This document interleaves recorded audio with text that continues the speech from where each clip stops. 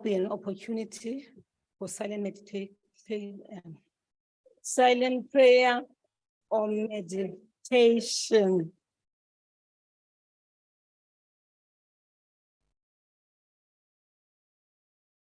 Thank you very much, honorable members. You may be seated.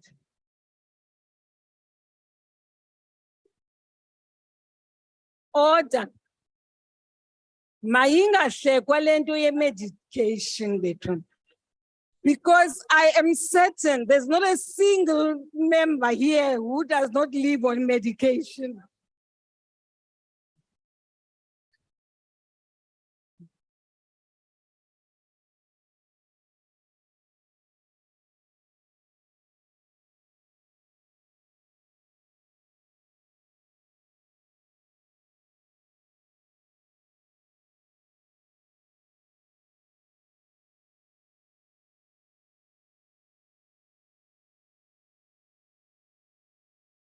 Recording in progress.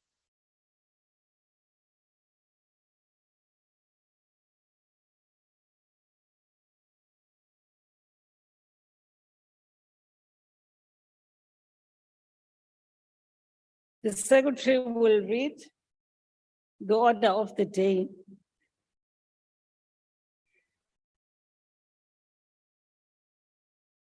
Debate on vote number 1, the Presidency Appropriation Bill. I now call upon the Honorable the President to open the debate.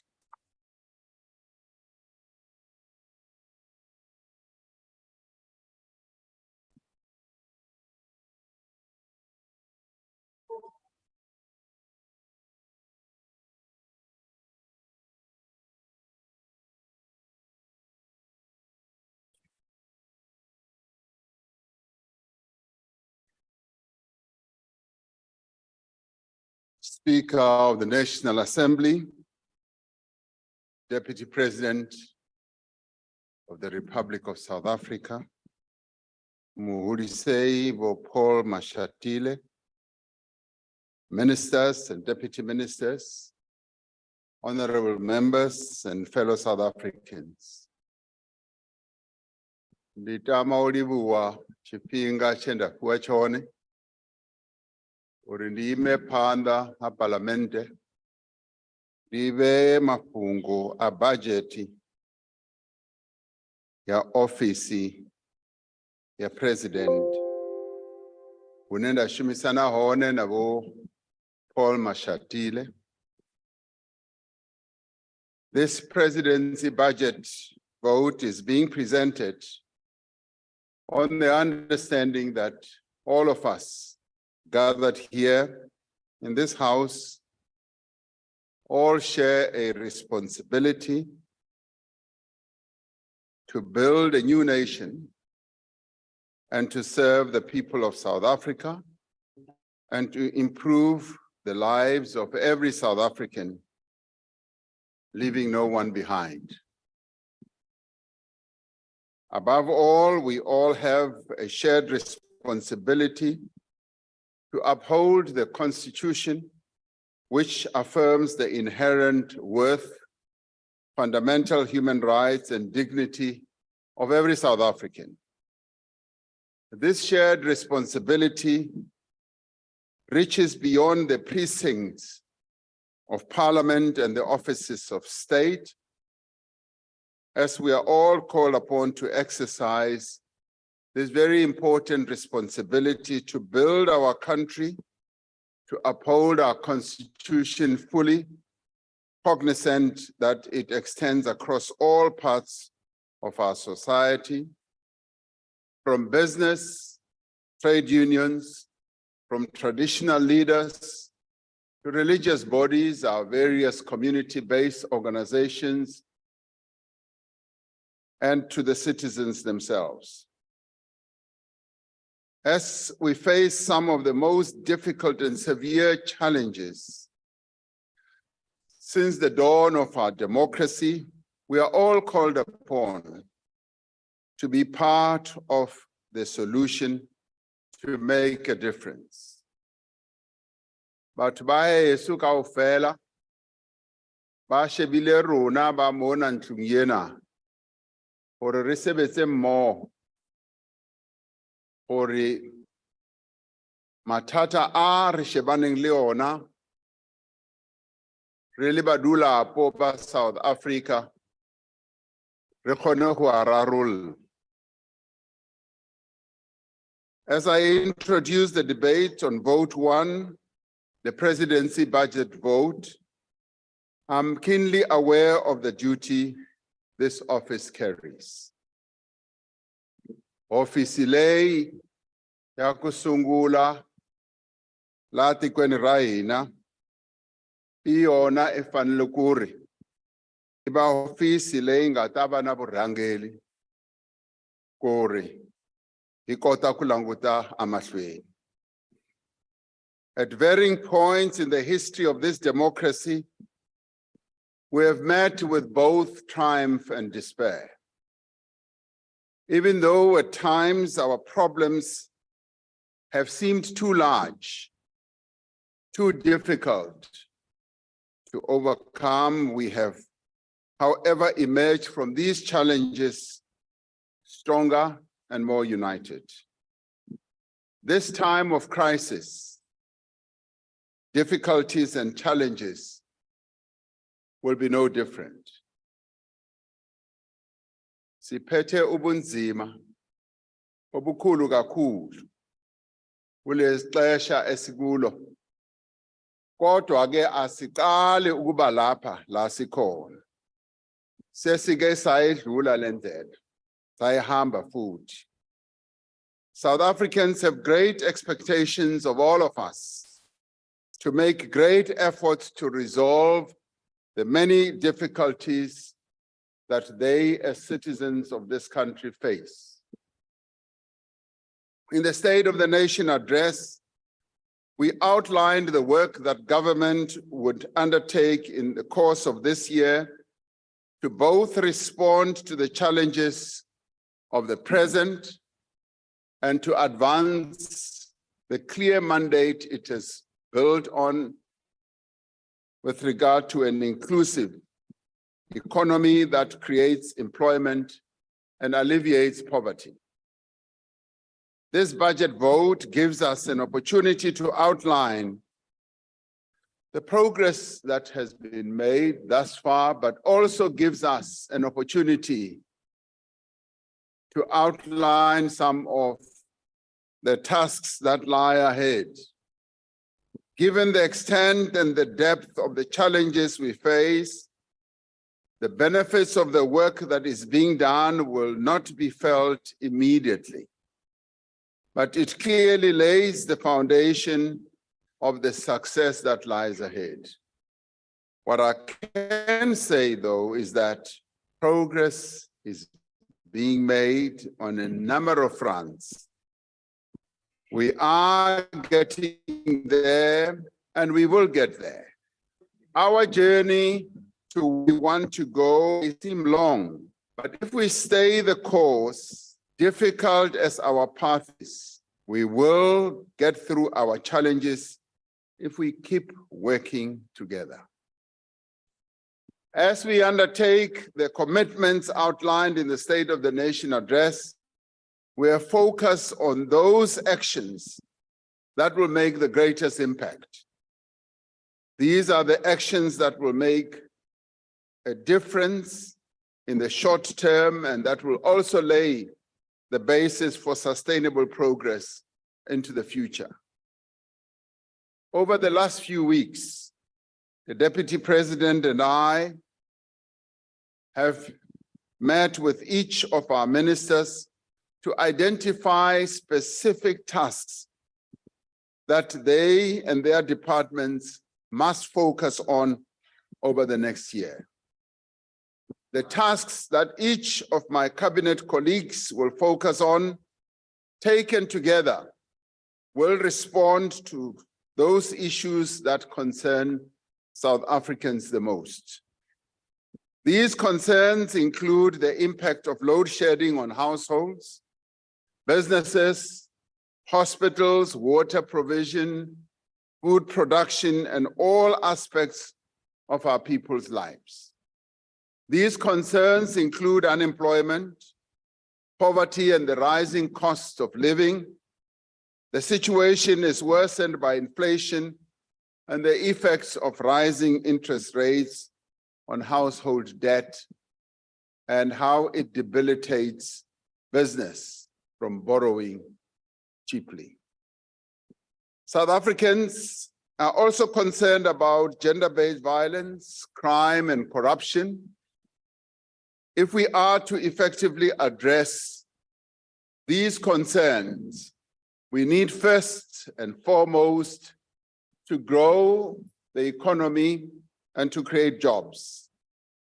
A vital part of this work is to mobilize the resources as well as capabilities of all social partners. Over the last few months, we have been having deep and meaningful engagements with representatives of business, labor, and other constituencies, where we've been dealing with the collective actions that need to be taken by all to address the various challenges that constrain our economic growth. This will enable us to focus on key issues which pose an immediate threat to our economy. We have established 3 work streams between government and business, focusing on energy, logistics, and crime and corruption. This will enable joint action alongside other social partners on these critical challenges. Our overriding priority now is to end load shedding and to achieve energy security. In July last year, I announced a detailed plan to address the energy crisis. I have since established the National Energy Crisis Committee to ensure that this plan is fully implemented and appointed a dedicated minister in the presidency to provide a single point of execution. Doru Keta, Minister Hononi, Anofi Ramokhopa. Dawano rebatu banji ba elishango, bazwitanganenza. Naho bo basazwipese sizwabudi, zwafalore zito aruchezwa zwabudi, kayene inovege yopirao, isihlamulekani, isibeka kabanu, basitwisisa, kwendela yini kuri akota ku endla ntiro. Kombela kuri imupfumela kuri awendla ntiro loyi. Afamba ndawo yin'wana na yin'wana aya ka ti-power stations leti. Aya ku vona kuri ti tirha njhani na kuri ti fambiswa njhani na. Over the past 9 months, we have made progress in implementing the measures that we did outline in the energy plan. First, in line with our economic reforms in network industries, we have allowed the private sector to invest in electricity generation projects of any size. This was a new development, and hitherto then, it had never even been contemplated. Following that, more than 100 projects are now at various stages of development, representing over 10,000 megawatts of new generation capacity and with an investment of over 200 billion rand. The exponential growth of private sector investment in electricity generation is proof that this reform is indeed having a major impact. These investments will significantly close the shortfall in electricity supply as we move on. What has been pleasing in this regard is that this reform process has attracted a variety of investors in the form of women-led businesses daar in die Noordelijkse Kaap. Het ek baie vroumense ontmoet wat in hierdie soort besigheid is. They are generating energy as women. I have also met a number of Black investors here in the Western Cape, in Mpumalanga, as well as in KZN, who are deeply steeped in energy generation. The local traditional investors have also thrown their weight behind this opportunity we have opened.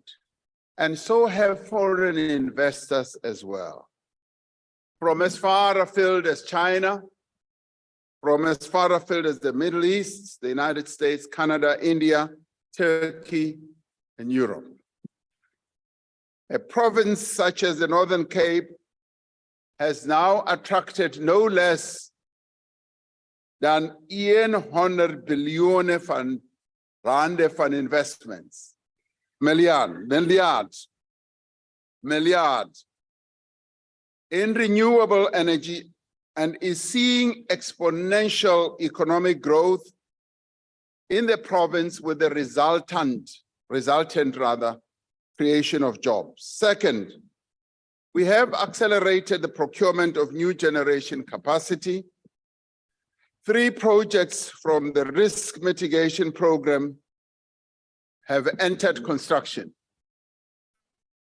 with a further 5 projects expected to reach financial close during this quarter. Project agreements have been signed for 25 preferred bidders from bid window 5 and bid window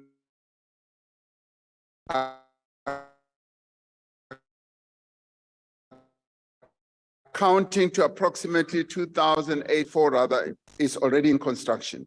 In the coming months, we will initiate the procurement of more than 10,000 megawatts of additional generation capacity from wind, solar, gas, and battery storage, which will further contribute to closing the shortfall in energy supply. Third, Madam Speaker, we have enabled municipalities to themselves procure power independently.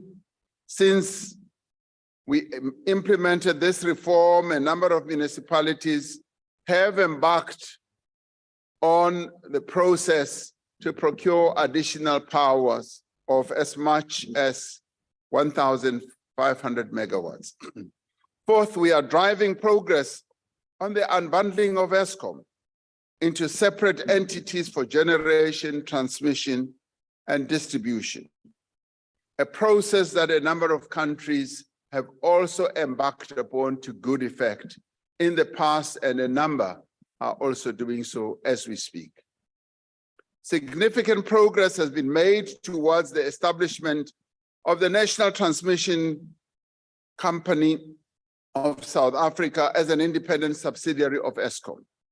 I've asked the Minister of Public Enterprises to ensure that an independent board is appointed for the new transmission company by the end of June, so that it can be fully operational as soon as possible. Order. Sorry, Honorable President. Honorable members, Kumbuzo. Honorable members, will you please mute your mics? Honorable members on the virtual platform, will you please mute your mics? Thank you. May proceed, Honorable President. Thank you, Madam Speaker. At the same time, we are making progress in decisively addressing Eskom's debt burden. The 2029 budget introduced 254 billion in debt relief to Eskom, subject to conditions. This will relieve pressure on the utilities balance sheet, enabling it to conduct necessary maintenance and supporting the restructuring of the electricity market. Finally, we are pursuing sweeping legislative reform to end the energy crisis once and for all with the help of this House. We have already introduced the Electricity Regulation Amendment Bill, which seeks to establish a competitive electricity market and support the unbundling of ESCOM. This will fundamentally transform the electricity sector as we know it and as we have known it in the past, and will create a level playing field for multiple generators to participate in producing the energy that we need. A country like China has perfected this, where a number of generators compete with each other, and that has also brought prices of energy down. We will soon introduce another key piece of legislation, the Energy Security Bill, to streamline the regulatory framework and accelerate the construction of renewable energy projects. I call on members of this House from all political parties to pass this critical legislation in record time while adhering, of course, to parliamentary processes. We need to do so in months and not in years. At the moment of grave crisis, as I have said, we must pull together and place the interests of our people above all else. Despite this progress, however, the performance of ESCOM's existing generation fleet continues to deteriorate as a result of its age and a legacy of poor maintenance and underinvestment, and yes, corruption as well. We face a difficult winter ahead as demand increases and several units at Medupi, Kusile, and Kubek power stations are currently under repair and remain offline. These 6 units alone, Minister Ramokgopa tells me, represent approximately 4,500 megawatts of capacity, or between 4 and 5 stages of load shedding. The situation will improve as we return these units to service towards the end of this year. Until then, our best hope of limiting the severity of load shedding is to reduce demand on the grid. As announced in the State of the Nation address, tax incentives have been introduced to support the rollout of rooftop solar for households. Just as we came together to stop the spread of COVID-19, we must all act now to bring down demand and over the winter months. We can all make a difference by switching off lights and appliances when not in use, reducing the temperatures of our geysers to 60 degrees, installing a geyser blanket or geyser timer to save energy and reduce your electricity bill, and to turn off unnecessary equipment like pool pumps and so on. By taking these simple actions and measures, we can reduce demand by up to 1,000 megawatts or 1 full stage of load shedding. We must reiterate that the risk of a national blackout remains extremely low.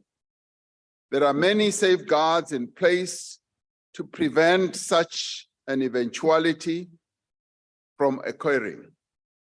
Load shedding allows ESCOM to keep the system in balance at all times. The work that we are doing, Madam Speaker, to urgently resolve the current electricity shortfall does not diminish our commitment to a just energy transition. We will stick to our commitment to reduce our carbon emissions by 2030 to within a target range which, at its upper level, is compatible with limiting global temperature increase to 1.5 degrees Celsius. We need to do this to prevent the worst effects of climate change, including illness, droughts, floods, and other disasters. We also need to protect jobs in sectors of our economy that have to decarbonize to remain globally competitive. Where it may be necessary to delay the decommissioning of coal-fired power stations temporarily to address our electricity supply shortfall, any decision will be informed by a detailed technical assessment of the feasibility of continuing to operate older power stations and the cost of doing so relative to alternative energy sources. It will also be informed by the time frame in which we can expect new generation capacity and the impact of our decarbonization trajectory. At the same time, we will further accelerate the pace of investment in new renewable electricity generation as an important part of the plan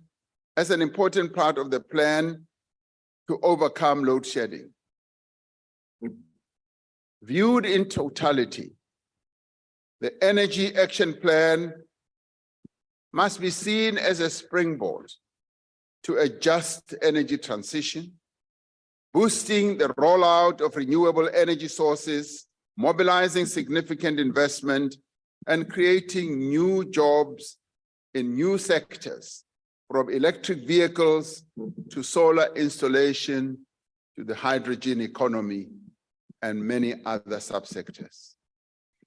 As we work to end the energy crisis, we are moving ahead with the economic reform agenda to revive economic growth and create jobs. Operation Vulindlela, the cooperation between Treasury and the Presidency, is working closely with the Department of Public Enterprises, the Department of Transport, and Transnet to finalize a roadmap for the freight logistics sector. This roadmap will shortly be completed and will outline the actions to improve the performance of our ports, which used to be high-performance ports in the past. It will also improve the performance of our rail, as well as measures to reform Transnet and create an efficient and competitive freight logistics system. To address the challenges in freight rail and port operations, we are forging cooperation at a very practical level with business, with unions in the sectors such as logistics, agriculture, the auto industry, mining, and forestry. Now, Transnet is working to establish a separate infrastructure manager within Transnet Freight Rail, which will enable third-party access to the core rail network. In addition, partnerships with private terminal operators at the Durban and Ngqura terminal will help to improve the performance of our ports and also lead to the crowding in of the private sector to invest. At the 5th South African Investment Conference last month, I announced that we will be implementing far-reaching reforms to our visa system to attract skills, much-needed skills that we may not have, but more importantly, investments. 2 weeks ago, the Minister of Home Affairs published a detailed implementation plan to take forward the recommendations of the work visa review. This plan outlines fundamental changes to our visa system. These include introducing a trusted employer scheme to provide a simplified process for qualifying companies and streamlining application requirements. We are establishing also a points-based system that will provide additional pathways for visa applicants based on their income and qualifications to introduce greater predictability, flexibility, as well as transparency into the visa system. We are also creating new visa categories for remote workers as well as startups in business. Government has also rolled out the e-visa system to an additional 20 countries for tourist visas. In this financial year, we plan to introduce the e-visa system to other areas such as business, study, general work, intra-company transfer visas. Attracting more tourists, growing the tourism economy, and creating more jobs in the sector is vital to our economic recovery efforts. The most recent data from Stats SA and South African tourism show the sector is firmly on the road to recovery. Last year, nearly 5.7 million visitors came to our country. And in the first quarter of 2023, we received over 2 million visitors, more than double the amount in the same period last year. As we work to shorten the time it takes to issue tourist visas, we're also unblocking funding for transformation in the sector.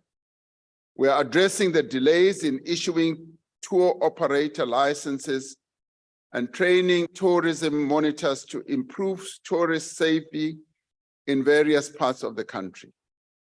We are making progress on a number of other priority reforms, Madam Speaker, including putting in place a modern and fully transparent mining rights system, creating an enabling regulatory framework for hemp and cannabis, and clearing the backlog of title deeds for subsidized housing.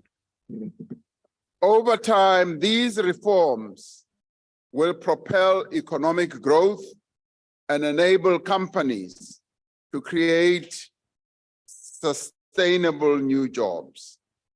5 years have now passed since we embarked on an ambitious investment drive to raise 1.2 trillion rand in new investment in our economy. As the 5th South African Investment Conference drew to a close on the 13th of April, we were able to announce that we had surpassed that target, having raised over 1.5 trillion rand in investment commitments.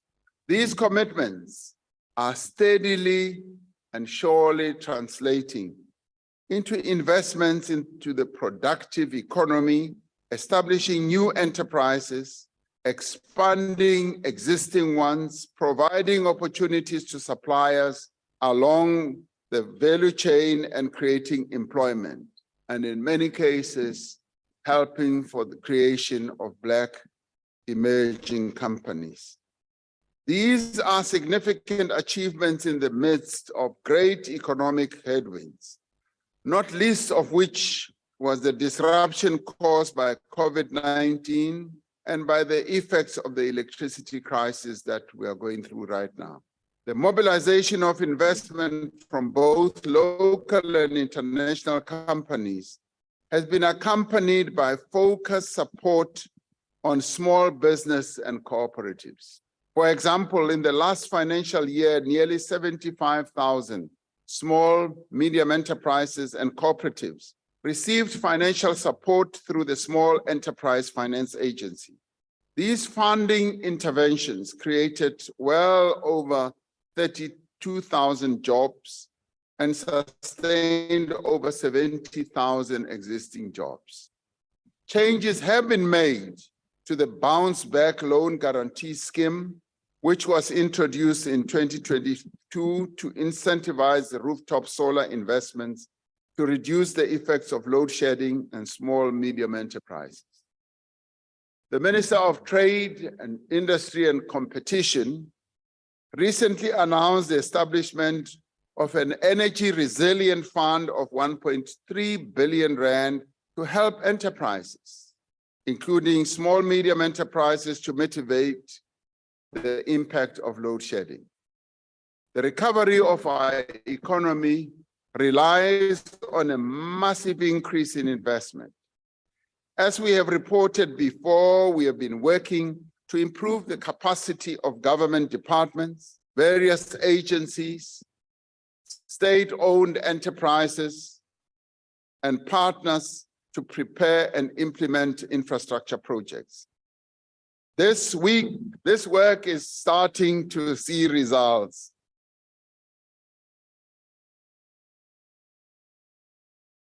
In its most recent work, the budget facility for infrastructure approved blended finance projects with a project value of 57 billion rand, and these are mainly for bulk water, port development, and housing projects. On the basis of a fiscal commitment of 21 billion rand, the infrastructure fund will engage with financial markets to enable investment in these projects by private sectors to ensure that these investments are indeed realized. Now, by gazetting a number of infrastructure projects, we are able to ensure that multiple authorizations, permit giving, and approvals are speeded up. And as a result, Madam Speaker, the total value of projects completed last year is some 21 billion rand. These include housing settlement projects like the Fochville Extension 2, Sondela, and Jeepistown Social Housing in Gauteng. Other completed projects include upgrades to the national roads, as well as a number of other small harbors. The value of projects currently in construction is over 300 billion rand, including energy, water, infrastructure, and rural roads projects. The development of a pipeline of green hydrogen projects with a value of over 300 billion rand is quite significant. Among these projects is the Bogobai green hydrogen in the Northern Cape, with the potential to create thousands of jobs. This will lay the basis for the development of a wholly new industry that will draw on South Africa's natural resources. And as you well know, we have the presidential employment stimulus, which remains a vital intervention by government to create work and livelihood opportunities, particularly at a time when the broader economy is not creating employment at the necessary pace. This builds on the achievements of over many years of public employment programs, EPWP, and community work programs. Stimulus created well over 600,000 job opportunities, and these opportunities created were in areas as diverse as basic education, small-scale farming, arts, and culture. This brings the total number of participants in this whole project to 1.2 million people. Implementing government's program of action rests on having a capable developmental state. To this end, our focus is on strengthening the capacity of the civil service to deliver on the mandate of serving the people of South Africa. We applaud the many public servants in our country who continue to serve the people of South Africa with diligence and commitment. And they do indeed deserve a round of applause from all of us.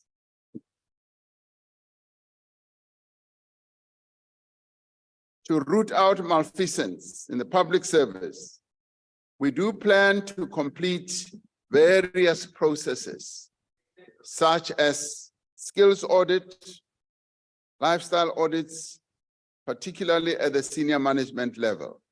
As part of our response to recommendations of state capture, We have prioritized the establishment of a single register for disciplinary cases and processes across spheres of government.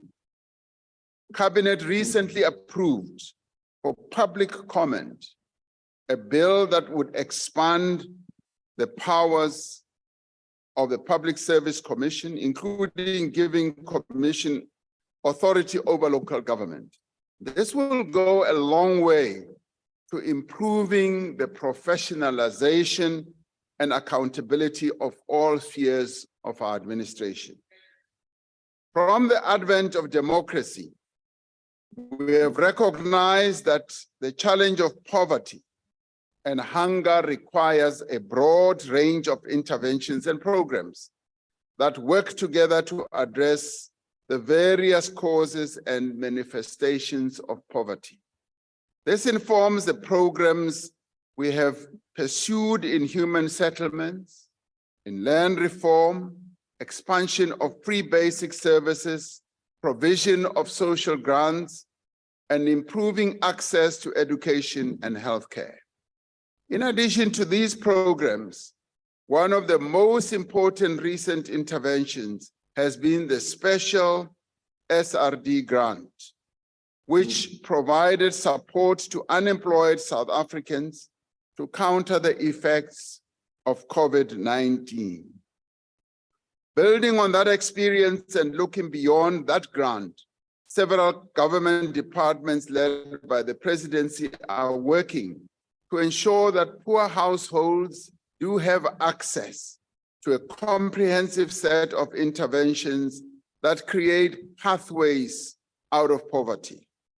This plan would harness the resources and capabilities of all government departments in an integrated and coordinated manner to enable productive livelihoods, maximize the impact of social security, and as well as social services, ensure household food security, and enable sustainable human settlements and land reform. As announced in the State of the Nation address, Rishabani Lehore grant ena eba to kabongata ba bitsang 350 hore ikai swapele jwang le hona hore re kai ba kanya ka tsela efeng re shebile tsela tsohle hore e kgone ho thusa batho ba heso ha re ntse re tswella pele. During the course of this financial year, the Minister of Social Development will lead the development of an integrated database to enhance delivery of social protection and enable poverty alleviation programs to be integrated. The achievement of affordable universal health care is vital for improving human health, reducing inequality, and enabling South Africans to live more productive lives. A major milestone towards this goal has been achieved with the adoption of the National Health Insurance Bill by the Portfolio Committee on Health, which will soon be debated in this National Assembly. We commend the members and staff of the Portfolio Committee who have worked so hard to process the legislation, and all those organizations and individuals who made submissions, and all those people who participated in public hearings. There are still a number of sectors in our country who still want to put their views forward, and I'm sure that as the National Assembly engages with this bill, they will open their ears to some of those. As the NHI bill is finalized through the legislative process, and as it is implemented, we are determined to ensure that it both fulfills the goal of universal access to quality health care and builds on the significant capabilities of the public and private healthcare sectors. Progress is being made in preparation for the implementation of the NHI, including interventions to improve the quality of public and private healthcare and the rollout of the electronic patient registration system across public health facilities. Madam Speaker, the implementation of the NHI will be a momentous step forward, achieving universal health coverage and creating a society built on justice, fairness, and social solidarity, as it was envisaged in the Freedom Charter. Let us embrace this opportunity to create a healthier, more equitable future for all South Africans. We are indeed determined that the implementation of the NHI effectively tackles inequality in healthcare in a sustainable manner. It is a matter of concern that, according to the latest Progress in International Reading Literacy study, as many as 81% of grade 4 pupils cannot read for meaning in our country. Unless we grasp this challenge with the necessary urgency and application, this reality will undermine the prospects of South African children and stunt our nation's development. The Minister of Basic Education will therefore prioritize interventions to ensure that all 10-year-old learners can read for meaning. By the end of this financial year. Order.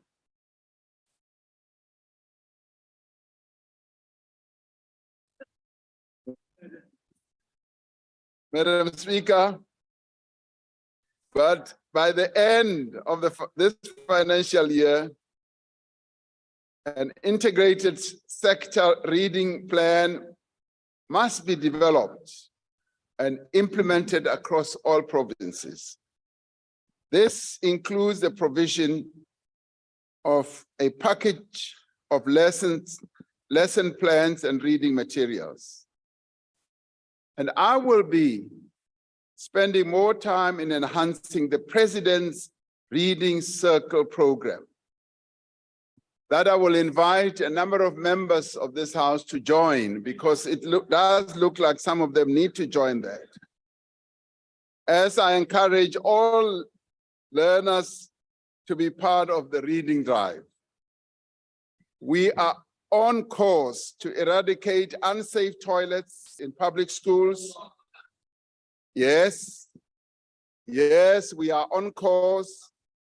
5 years ago, around 3,400 schools did not have adequate sanitation facilities.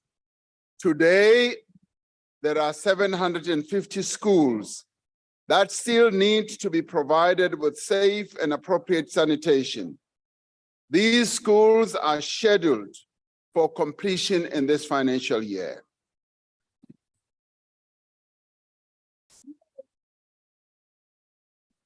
As part of the successful presidential employment stimulus, around 250,000 young people will be appointed and placed as school assistants by June 2023. Ministers across departments have been tasked to priorities and are meant to massify the training of young people in skills that are required by both implement government's programs and to make use of new opportunities in opening up our economy. For example, the Department of Transport will provide young people with skills-based training as train drivers, technicians, transport engineers, amongst others. The Department of Communications and Digital Technologies will establish partnerships to train young people in cell phone repairs, digital installation, and maintenance and aftercare. Ministers have been tasked to provide training to young people to enable them to make use of the surge in rooftop solar installation. The right to access to decent quality basic services is enshrined in our Constitution. When citizens are exposed to conditions that imperil their right to safe drinking water, it is the worst affront to human dignity. 2 weeks ago, there was an outbreak of cholera in Hammanskraal and in the Free State. Our thoughts and prayers are with those families who lost their loved ones, and we wish those who remain hospitalized a speedy recovery. Whilst an investigation is still underway into the source of the outbreak, we do know that cholera thrives in conditions where there is inadequate access to clean water and sanitation facilities. The people of Hammanskraal have had to put up with water supply challenges for quite a long time, and unfortunately, their plight is not an isolated one. 2 years ago, this administration reinstated the blue drop and green drop water quality monitoring systems to monitor the country's water quality. This will enable stronger intervention in municipalities that fail to meet the minimum norms. Last year's green drop reports points to serious challenges in our municipalities when it comes to managing water resources. That municipalities are underspending or not even utilizing critical grants to upgrade and maintain social infrastructure like water treatment facilities must be seen as being totally unacceptable. The Department of Water and Sanitation will continue its ongoing engagements with municipal managers, technical staff, mayors and councillors in districts to address this issue and provide support where it is necessary. The challenge in water provision highlights the broader challenge of dysfunctional municipalities in many areas. We need to strengthen local government by separating the administration from undue political influence. For example, the appointment process of officials such as municipal managers, as well as chief financial officers in municipalities, could and should involve competency verification by national departments like the Cooperative Governance and National Treasury as well. This would help to ensure people with the right skills and experience are appointed. Insecurity and acts of criminality and lawlessness deter investment, as we all know. Our focus is on improving the capacity of the police to prevent and investigate crime. In the State of the Nation address, we announced that we would embark on a massive recruitment and training process. In December last year, these new recruits graduated from various police academies. Will be recruited annually for the next 2 financial years, bringing the total number in the current 3-year period to 30,000. Of these, close to 3,000 will be allocated to the SAPS detective services. With support from the private sector, we are overhauling the 10111 call centers to ensure that people are able to access help when they need it. Additional financial resources have been allocated to supply and support community policing for us with much needed equipment. There are a number of SAPS operations that are underway to deal with the proliferation of illegal firearms, to tackle illegal mining, and to clamp down on theft and vandalism of economic infrastructure. Much of these intelligence-driven operations are being coordinated through the Directorate of Priority Crime Investigation. We will not allow criminal syndicates to operate in this country, and we are targeting those at the top to disrupt their networks. The newly established border management agency is in the process of recruiting additional border guards, and work is underway to establish one-stop border posts at the country's 6 busiest ports of entry. Reform of our intelligence services is gaining momentum with the recent approval by Cabinet of the General Intelligence Laws Amendment Bill. This is a major step in implementing the recommendations of the high-level panel on states security agency, the expert panel, and also the State Capture Commission. The bill provides framework for restructuring of our intelligence services. Despite progress in the implementation of the National Strategic Plan on Gender-Based Violence, we remain a long way from achieving a society where this scourge is eradicated. South Africans refuse to remain silent in the face of violent crime against women and children. One of the pillars that we have in the plan is legislative reform. Another advance is the substantial reduction of DNA backlog. In support of DNA-driven investigations, the forensic science laboratories in Gqeberha and KwaZulu-Natal will be revamped and refurbished. And I'm told that the DNA backlog has finally also been eliminated, as the Minister of Police said. To strengthen the response of criminal justice, additional resources have been allocated to SAP's Family Violence, Child Protection, and Sexual Offences units. To advance the economic empowerment of women, over 6,000 women entrepreneurs have been trained to participate in the public and procurement space. Over the last financial year, the IDC has provided massive loans. We are pursuing our struggle against gender-based violence at a continental level as well. In October last year, I submitted to Parliament a detailed plan for the implementation of state capture. As you all recall, the NPA's investigation directorate is taking the lead by processing cases that have been recommended, and they are being financially capacitated as well.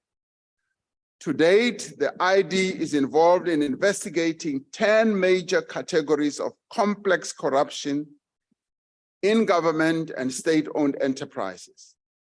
An integrated task force comprising the NPA and Hawks is prioritizing state capture cases and will continue to coordinate the response of law enforcement agencies. And the asset forfeiture unit is also working around the clock, as is the Special Investigation Unit.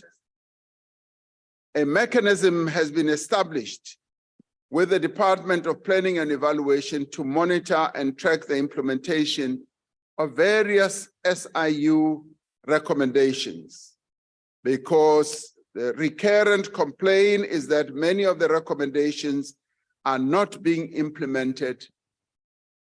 We see this as a critical tool that must be strengthened if we are to ensure that the SIU referrals are not disregarded. This is an issue I've raised sharply with the ministers in my engagements with them, dealing with their performance targets. The National Anti-Corruption Advisory Council that was set up to advise government on society-wide fight against corruption has been very active. The council has organized itself into work streams that include legislative reforms and transparency, monitoring and evaluation. And they have already come up with a number of really positive, forward-looking proposals, including on how we should give more and further protection to whistleblowers. The Department of Justice and Constitutional Development is finalizing a review of the anti-corruption architecture for consultation. The department has committed to ensuring that reviews of the Protected Disclosures Act and witness protection are completed as well. Another milestone in the fight against corruption will be the tabling in Parliament of the Public Procurement Bill that is aimed at putting stronger safeguards in place to prevent corruption in public procurement.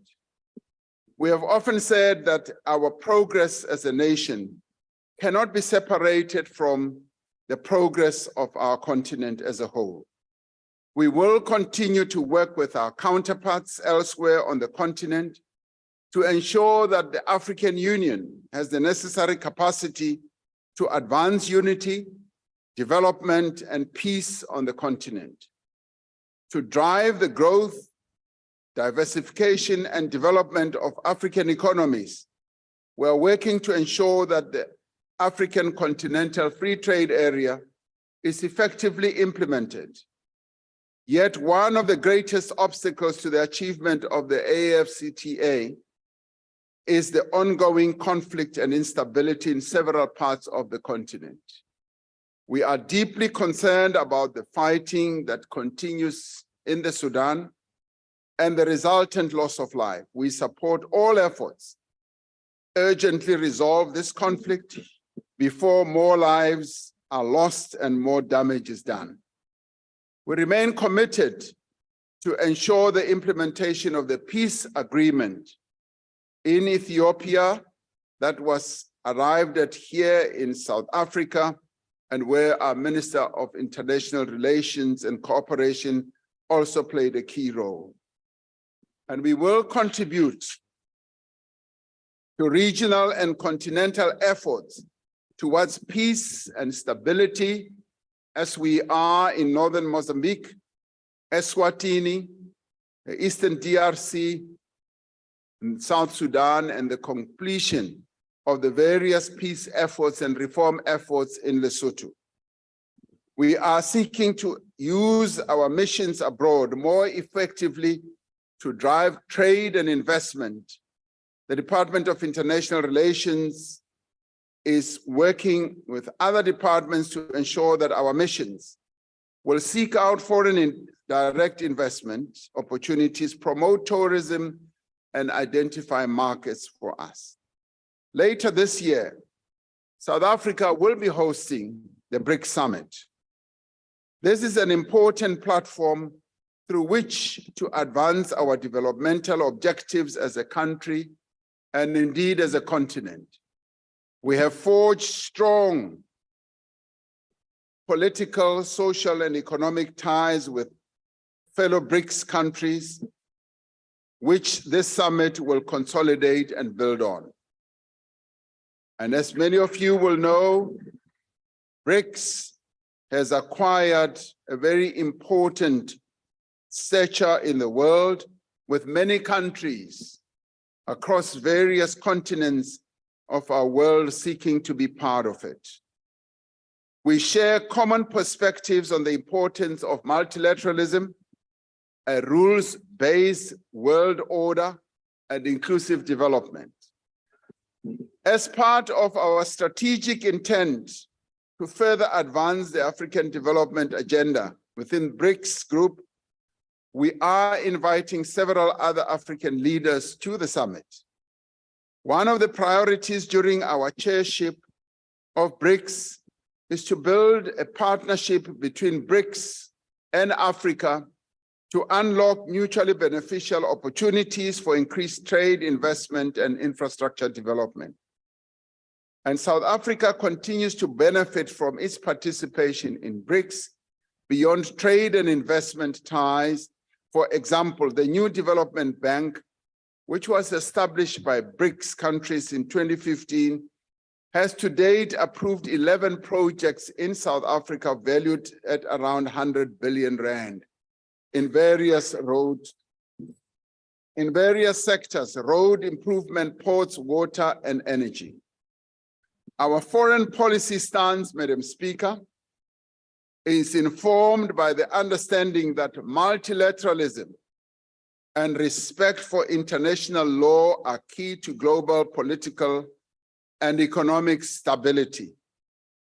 We continue to work for the deepening and strengthening of progressive multilateralism and reform of multilateral institutions. That the UN Security Council excludes Africa in its participation is something that is totally unacceptable to us. There have been concerted efforts to draw South Africa into the broader geopolitical context around Russia and Ukraine conflict. Yet we have consistently maintained our non-allied stance, our respect for the UN Charter and the peaceful resolution through dialogue. Our understanding of non-alignment, which is distinct from the concept of neutrality, is rooted in the Bandung principles, which continue to guide the non-aligned movement. From the beginning of the conflict between Russia and Ukraine, our position has been that this conflict needs to be resolved Order, honorable members. through negotiation. Order. Please do not drown the speaker, please. Madam Speaker,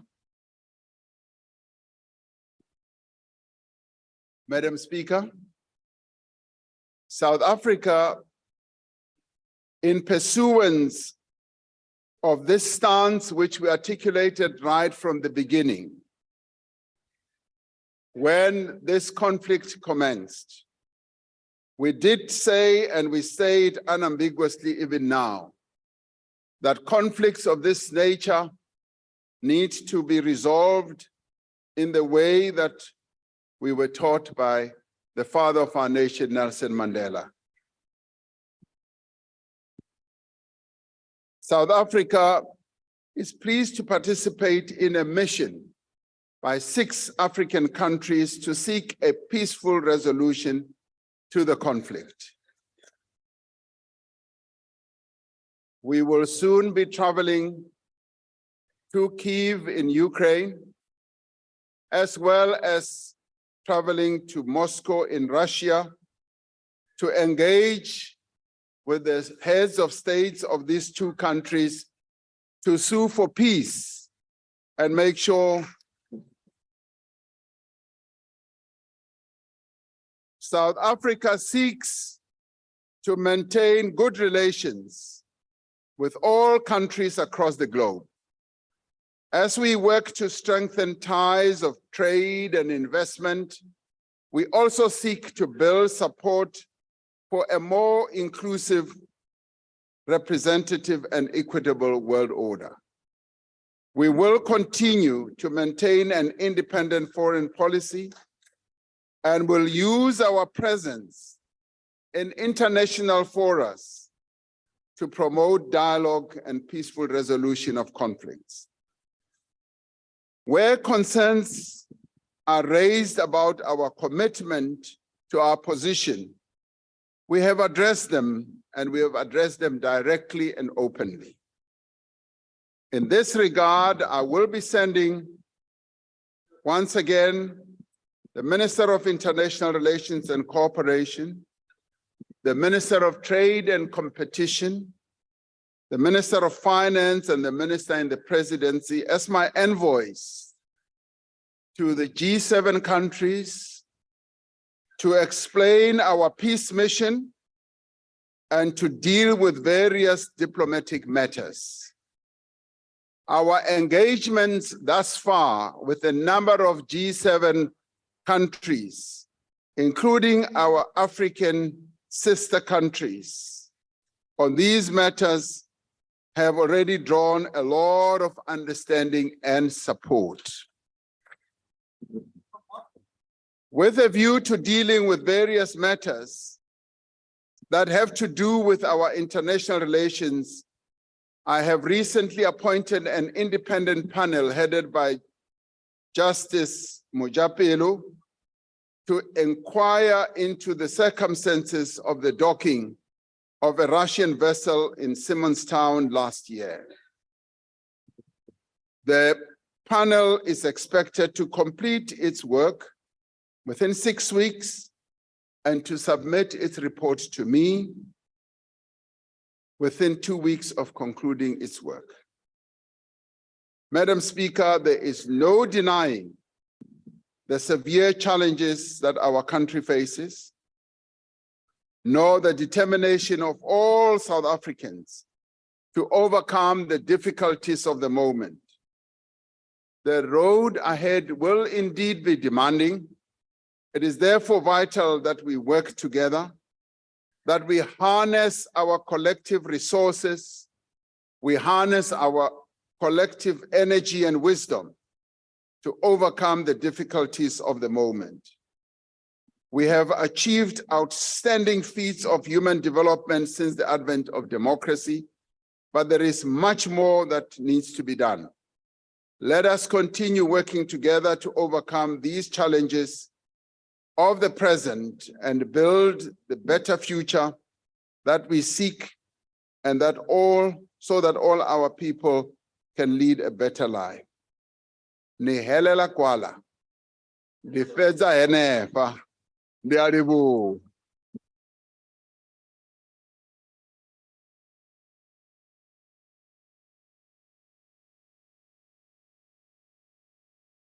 I thank you. I thank you, Honorable the President.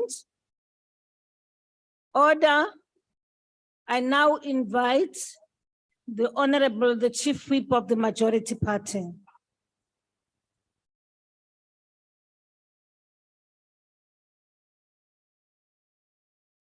Ha Kilebuwe, Memudula Situlo, ki dumedise Humu Presidenta, Deputy President, all honorable members of this August House, Bazwadi, Libayemi, ba South Africa, Kaufela Nita Sungula Kwalani. The African National Congress enters this debate filled with confidence that we are making progress and we are supported by a presidency that displays visible leadership, vision, and a deep sense of pragmatism in dealing with the challenges we face. We don't have a president who goes underground when the country is experiencing challenges. We have a president who is always visible amongst the people of South Africa. Owethu umongameli akeva ngobaliselwa, abanamehlo bayabona, abanendlebe bayeva, amangqina asingqongile ayaziyo into yoba lo rhulumente wenza ntoni na. Our confidence is informed by the evidence-based research, facts, and statistics. Kwinkalo zonke zophuhliso, Honorable Chirwa, through you, Honorable Speaker, abantu boMzantsi Afrika bayamazi urhulumente wabo, bambonile urhulumente ongoyikiyo ukuthi ingxaki zikhona. Siyavuma into yoba ukusuka ngo-94 silithathile ilizwe salibeka endaweni ephakamileyo, kodwa liyakhula ilizwe nabantu balo. Iimfuno zelizwe, uqoqosho lungakhuliyo ludala uxinzelelo kurhulumente. Ukuba ngaba awuhlala eMzantsi Afrika awungeshitibi mitabulabula leshi nalashiya. We are approaching 30 years of constitutional democracy, a democracy that was forged out of a bloody struggle and great sacrifice, and which has shaped our constitution and our Bill of Rights. As a nation, we should not be led, umamele, we should not be led by fallacies and falsehoods which are generated by fake news and spurious allegations that there is a failed state in South Africa. There is no failed state in South Africa. A failed state is when there are no three arms of state being independent. A failed state is a state that cannot even convene elections to sit in accordance with the constitution. A failed state is a state where parliament cannot sit, where municipalities cannot sit. Therefore, Order, man. whoever Order, honorable about members, please. for the Please failed don't do that. state, it means you are not living on this planet Earth. You are living in your own imagination of something else that we don't know. Sihlala apha eMzantsi Afrika. Ukhona urhulumente yilonto nizawuma kule ndawo nintshiloze nisithi urhulumente akenza ngale naleya ngoba niyamazi ukhona. Awungengcoli ngento engekhoyo kwaye ezawukhonkotha yilihambayo.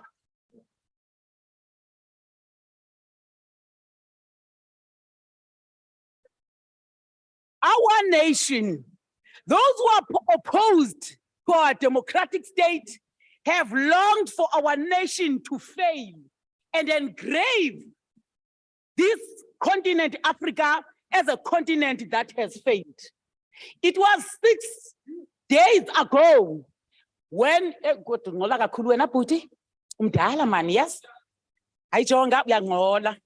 But order, honestly, Honorable Chief Whip, just go to again, Honorable Stebe. Honorable Stebe. Schreiber, I'm sorry. There's the Honorable Schreiber. Honestly, you've been having a running commentary throughout. It's not right, please. Just lower your volume. Thank you. Proceed, Honorable Member. Inkosi kakhulu Somlomo. Insuku ezintandathu ezidlulileyo, this beautiful Parliament of South Africa joined the entire continent in celebrating the 60th anniversary of the Organization of African Unity, now the AU. The principles, the founding principles of African Union are not yet realized in the entire continent. Hence, this government of South Africa go out and play its role on solidarity, because our liberation was informed of solidarity. By solidarity, we were supported when some of you were playing with cats and dogs. Lo rhulumente ukhokhelwe ngumongameli ngoba ubuzisile ubomi obungcono ebantwini. Kumele mongameli into yoba abantu bakhale ngombani ongekhoyo. Bamele kuba kaloku abantu bakowethu zange babe nambani ubomi babo bonke until 1994 kungene lo rhulumente awufake ezilalini. Thina sixhamla umbani oze nalo rhulumente.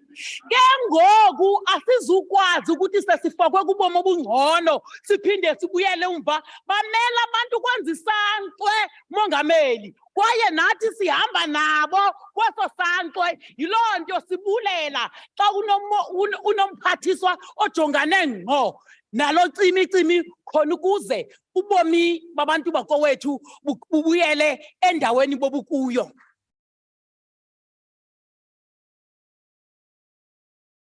Sinomongameli apha okhokhela eli lizwe. We have placed the president and the presidency as the custodians of the development of our national democratic society, advancing and affirming policy through overseeing implementation of the medium-term strategic framework and as well as cabinet. Abantu ke abafike bazongcola apha balindele into yoba urhulumente we-African National Congress implemente imanifesto zabo esingazaziyo. Sihamba ngomgca ngezize ngale yethu imanifesto. Abantu bakowethu basinika imandate beva imanifesto sihamba ngayo ke nizawuma apha nizowufuna uhanana nohenene ngoba asizukwenza le yenu. Iimbutho zabagxeki ke ingxaki yazo zicinga into yoba ukugxeka kufuneka umhlanazolo ungayiboni into entle. Through a people-centered approach,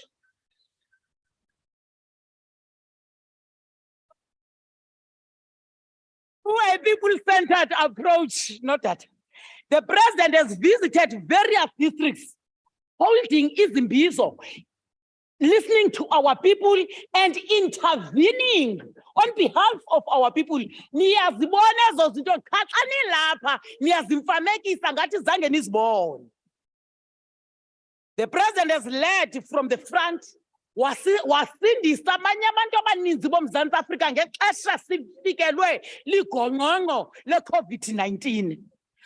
Sibone engenelela umongameli ho dikoduo tse etsahetseng ka hara setjhaba moo batho le matlo le infrastructure inkilwe imetsi ka pula tse kgolo ngoba i-climate change inyani iyenzeka kwaye i-social mobilization iyafuneka into yokuba sidibane. Kukho izinto ezingafuni into yoba kube kuphikiswa, kukho izinto ekufanele uba sihambe kunye sithi zi-affect ilizwe lonke nathi sonke masihambeni kunye ke.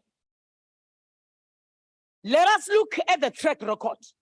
Nje ndinithi nje qapha ndinishiye ku-expiration yakho. Mandithi ke on employment and labor, the president has advanced workers' rights through amendments of a labor legislation protecting the most vulnerable workers, revised legislation for injury on duty and health and safety. Aniziqondi ngoba nizijonge nozijonge ezo zinto ezizinhle zithathu i-country ziyise phambili. On human settlements, abantu bafumene uzinziso lwabo saphuma kwi-department yezindlu saya kuzinziso loluntu khona ukuze abantu babe namakhaya. Sabona kuguqulwa informal settlement zisenziwa izindlu ezamkelekileyo zokuhlalisa abantu. Kubalulekile ke into yoba lento inedibene nezindlu ayizukhawuleza iphele kuba abantu basuka kwindawo ngendawo basondele kwindawo ezinedolophu kuba bejonga amahlulu alihlaza. Ayithi ke loo nto kwenziwa nto, but this is a moving target that you have to chase on daily basis. Siyayazi intswelami misebenzi, rate of unemployment, yiloo nto khona le presidential stimulus pack yokuncedisa kanye xa kungenele lapho. Kumelekile into yoba ndike ndigqithe kulo mcimbi we-13 kaDisemba sawuvala la mcimbi, asinamcimbi etafuleni. I-13 kaDisemba yafika yogqitha savota sathi le report ithetha ngephalaphala ayivakali nkwatshu. Kufuneka ke ngoko ngexesha elilungileyo xa kunawubuya mamela xa kunawubuya i-report engenye sizawuhamba siphinde sijonge into yoba masithini ukuya phambili. So asunungcama. Okay. Lo hanana kai mafating into yoba business iluze i-confidence kumongameli ayonyani. Umongameli ubizi investment conference kuyona business akuyinina. Anina uya nina pani ngoba no business. Kuyona business papa fike ba ncedisa umongameli ukwakhilizwe bebheka phambili. Umcimbi wokuphelelwa lithemba ebantwini. Umcimbi wokuphelelwa lithemba ebantwini ngenxa ye-gender based violence. Sithi ke nawona lowo ababantu bahlukunyezwa kusuka emakhaya. Honorable Chief Whip, your time is now expired. Thank you very much.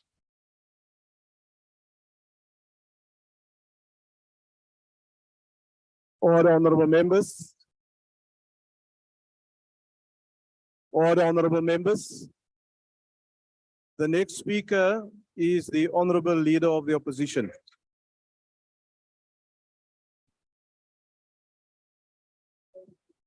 Mr. Chairman, I'd like to take this House back, if I may, to 2019. And looking back from the winter of 2023, it can be difficult to recall what things were like back then. But if we are to chart a course away from the dangerous trajectory that our country is on, then it is essential that we establish just how we got here. So let's go back to some excerpts from President Ramaphosa's first inaugural speech, delivered almost 4 years ago to the day. And I quote, "Let us declare our shared determination that we shall end poverty in South Africa within a generation, that there should be no child that goes hungry. Every school child will be able to read, and every person who wants to work will have a reasonable opportunity to find employment. Let us build a truly non-racial society, one that belongs to all South Africans and in which all South Africans belong. It is to this brighter day that we now turn our eyes, to a vista rich with the hues of hope and promise. A new era has dawned in our country," unquote. Now, this was soaring rhetoric, to be sure. But instead of inspiring hope, as they once did, hearing these words today leaves one with an altogether different set of emotions. Despair, anger, betrayal.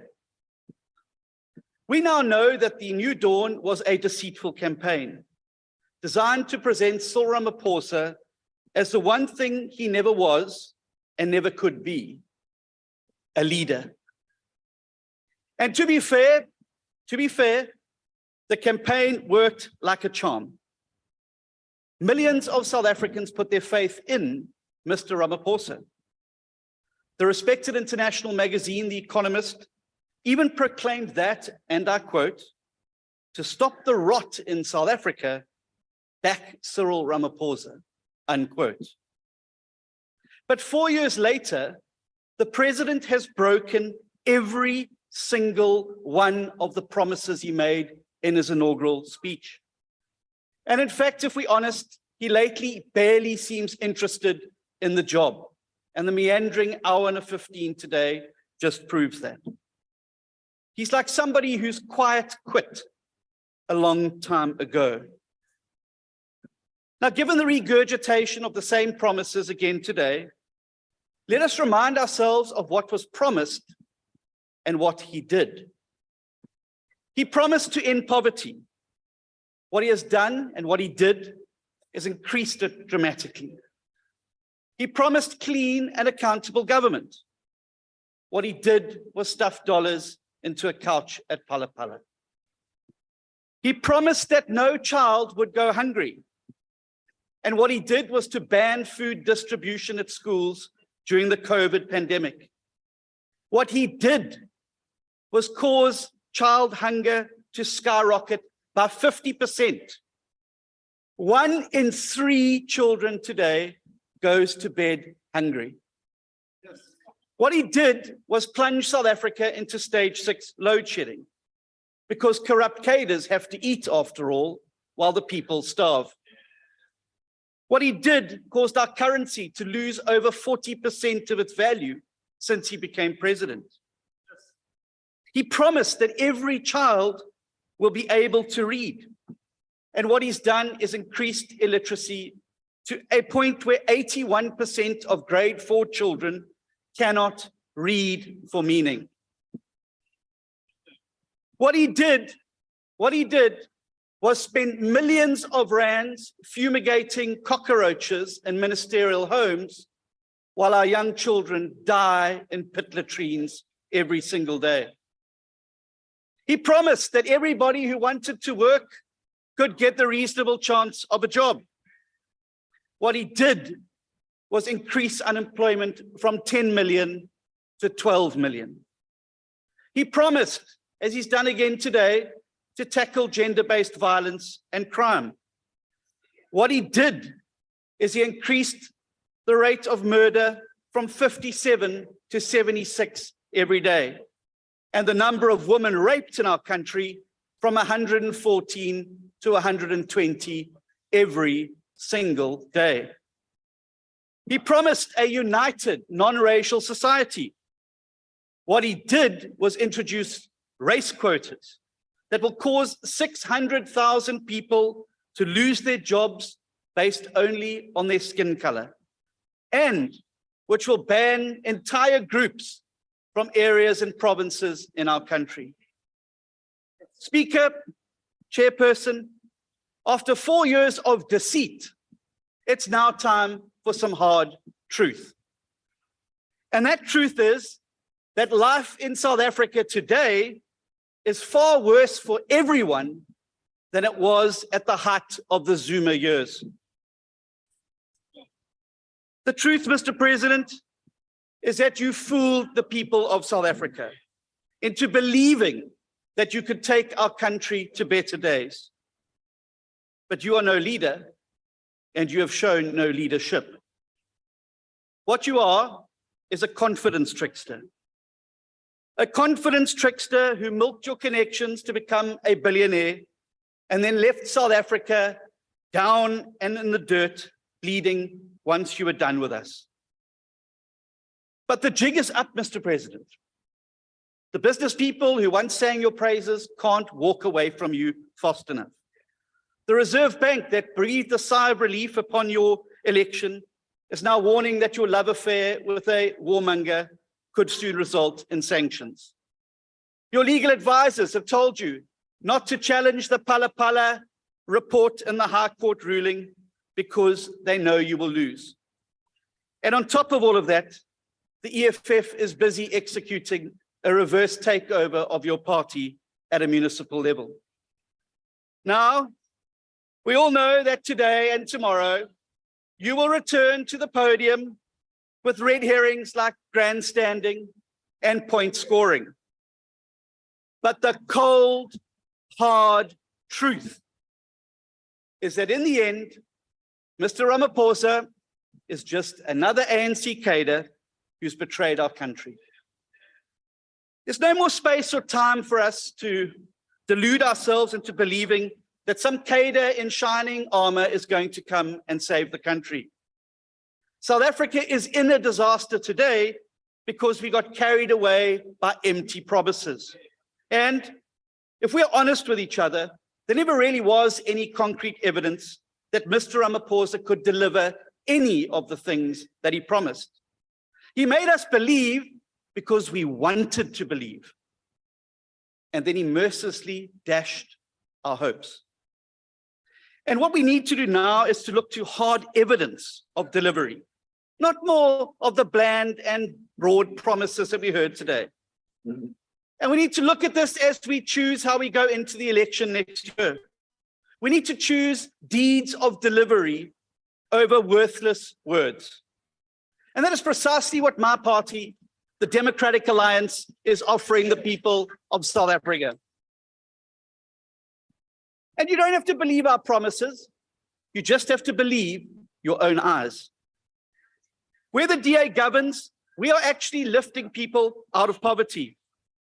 The DA-run Western Cape has the lowest unemployment and the lowest poverty rate in the entire country. Where the DA governs food distribution Order, honorable members, order. Where the DA governs food distribution for hungry children continued throughout lockdown, despite this government's best efforts to stop it. It's a DA that's fighting to address the cost of living crisis by calling for the cutting of fuel levies and an expansion of the basket of VAT-free basic foodstuffs. DA-run Cape Town is the first city to start meaningfully cutting load shedding. And in fact, Cape Town's infrastructure budget is now bigger than eThekwini and Johannesburg's infrastructure budget combined, with 73% of that going to be targeted at poorest residents. In the DA-run Western Cape, double as many children can read for meaning compared to the rest of the country. And we have already invested 1.2 billion rand in reversing learning losses from COVID. But you don't have to believe me. In the previous quarter, your own government's job statistics showed that 98% of all net new jobs were created in the DA-run Western Cape. The provinces run by your party accounted for just 2%. Ratings Africa confirmed that of the all top 5 municipalities in the country, including the best-run metro, are all DA-run municipalities. And just yesterday, we received the spectacular news that the DA-run Western Cape has reduced the murder rate by an unprecedented 14%, with sexual offences down 2%. Our investment is paying off. And none of these things came about by accident.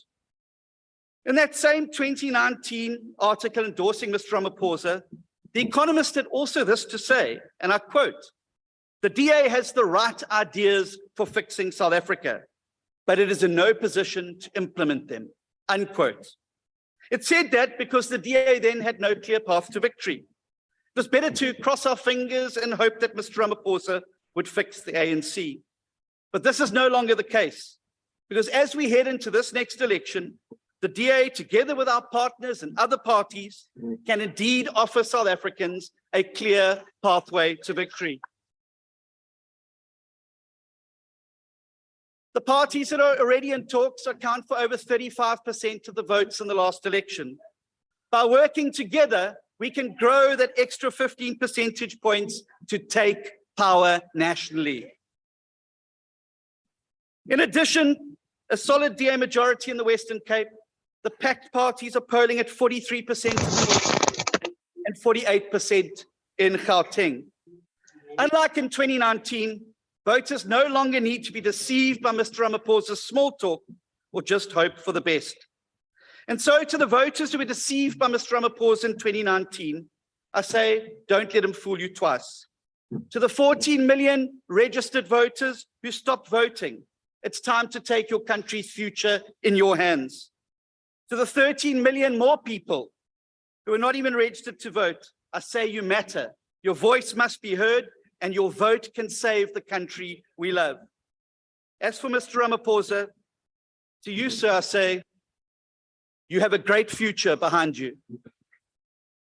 We all know that you quite quit on us a long time ago.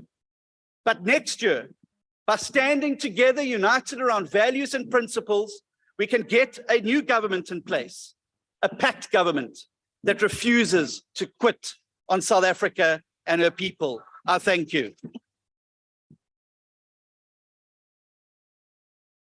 Order, honorable members. Order. The next speaker is the Honorable Shavambu.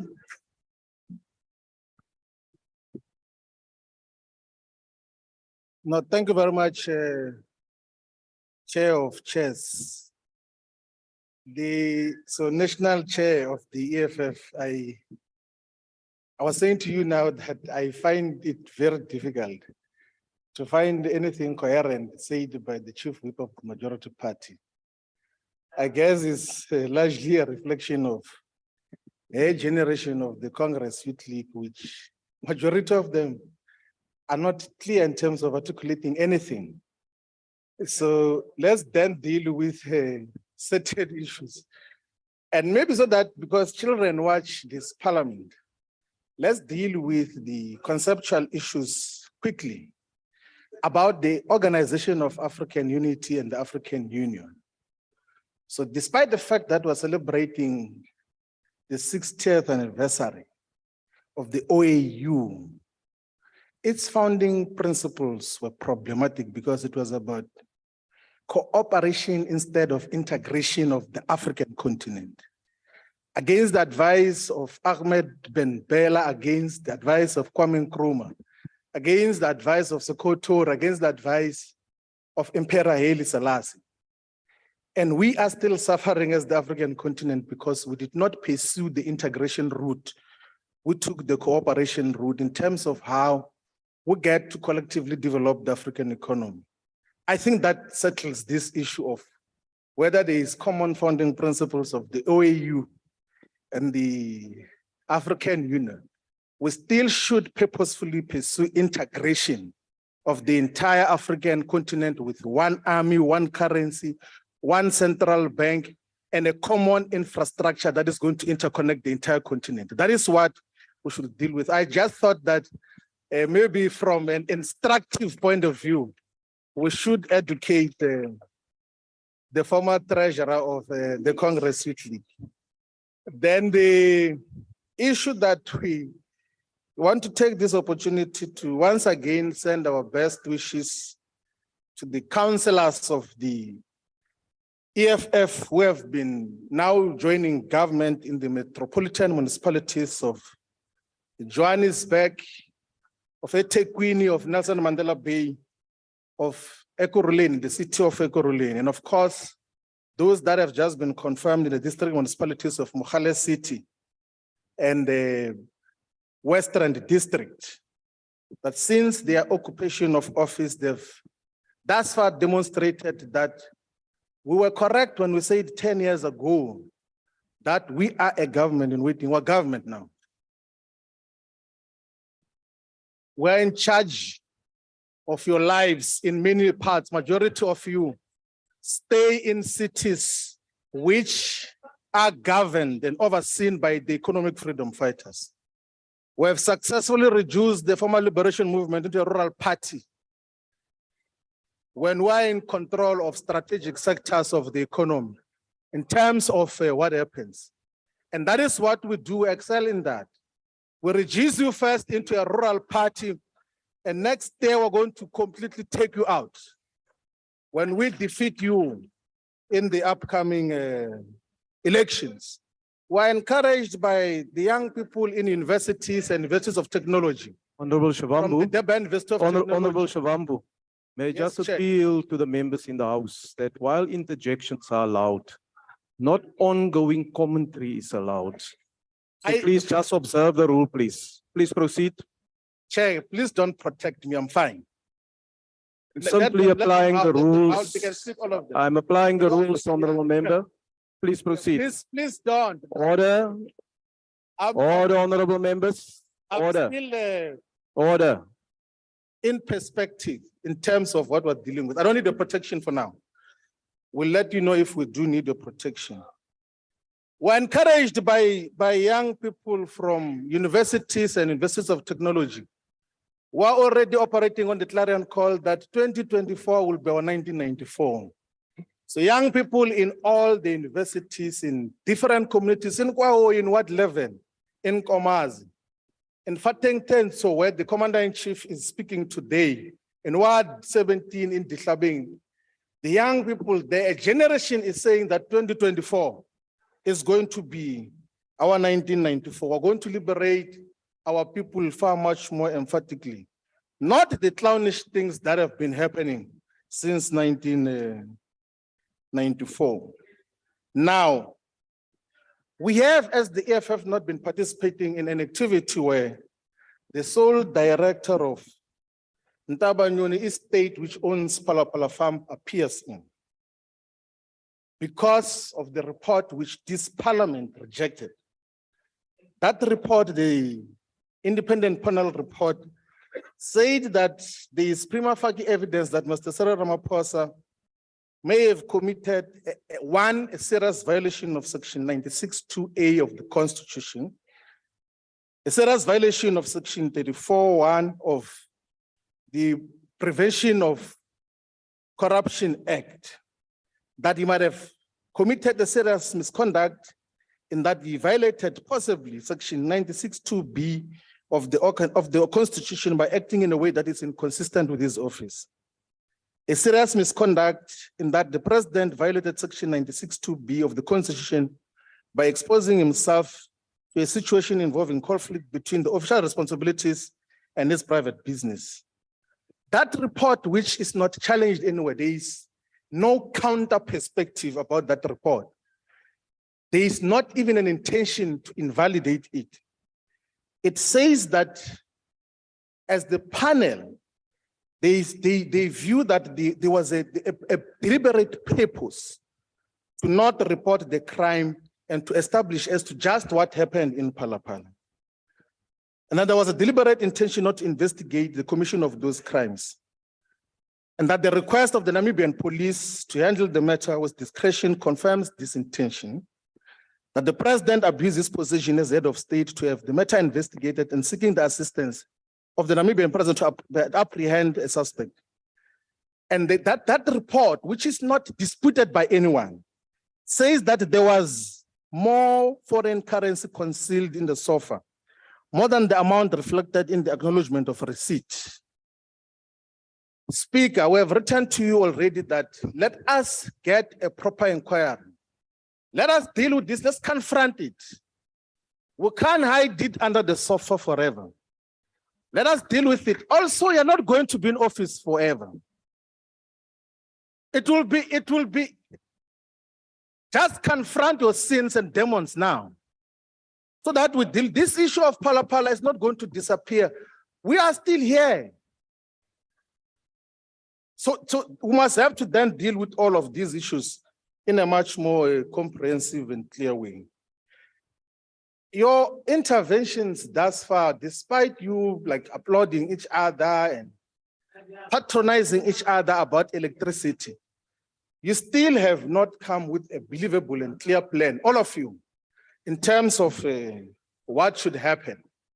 When we debated SONA, we said that the immediate solution, which you rejected then, was to plug in the floating storage regasification units and the power stations that, of course, are powered by that.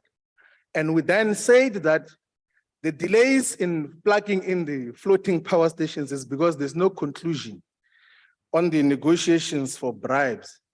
I hear now that you are going to plug that because the person who owns Tshwane House has got now exposure to the car power ship deal that is going to bring the 1,250 megawatts into South Africa. And we know who that is.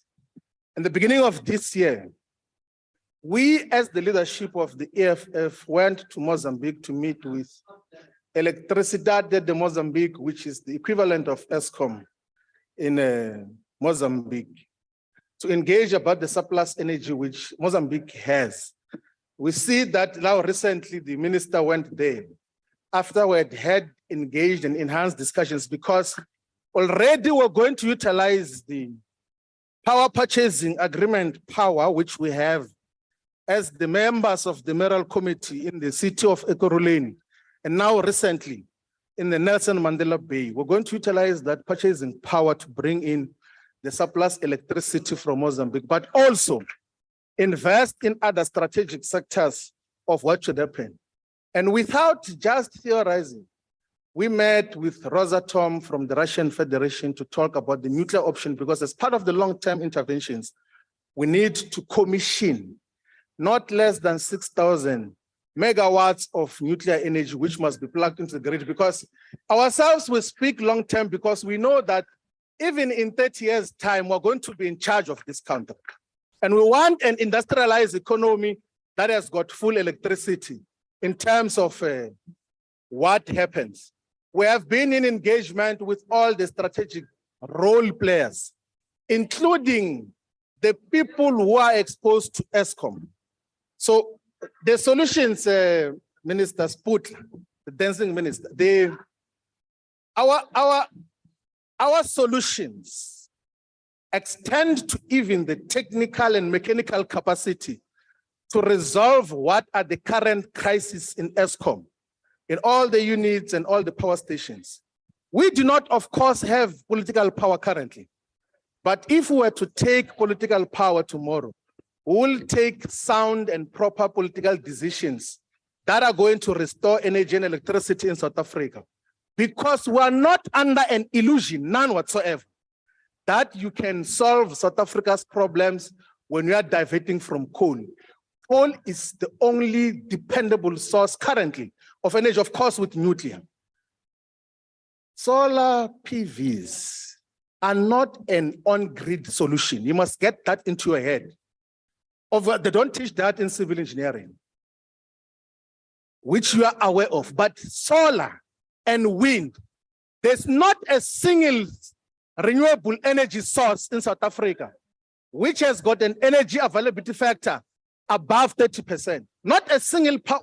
All these grids, all these bid windows that you have been signing of solar, they are not giving electricity. You are just distributing money of ESCOM to them. We have to purposefully revive all the units, the more than 50,000 megawatts that are going to be coming from ESCOM must be revived into full operation. Then we'll have electricity, not these games that you are doing of talking English every day when there's no clear perspective of what is going to happen.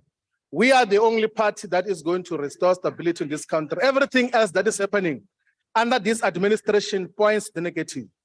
The levels of unemployment is the highest. For the first time in South Africa, the labor force, more than 50% of the labor force of people who are capable of working are not working. So they fall in the categories of unemployed, unemployable, discouraged work seekers, but also those who are not in education and training. So of the 30 or 30.1 million people in that labor force component, you have got more than 16 million that are not doing anything. But and you still have people who come and applaud a president. No, president, everything else is fine. And you have got a chief whip who just talks as if there's nothing wrong. And you guys give her the highest applause for praising absolute rubbish. What nonsense is this? What are we dealing with here? What are we dealing with? What are we dealing with in this counter? There are so many things like, how do you have more than 6,000 people killed in 3 months? We are competing with the conflict in the necessary intervention in the Ukraine and Russia situation because of the murder cases without a clear plan that is coming from this government. I was supposed to leave 6 minutes for you, National Chair. Now it's 2.3 minutes. Please come and respond to them because I know some of them are going to go via off. Thank you very much. Order, honorable members. Order. The next speaker is the Deputy President of the Republic. The Deputy President.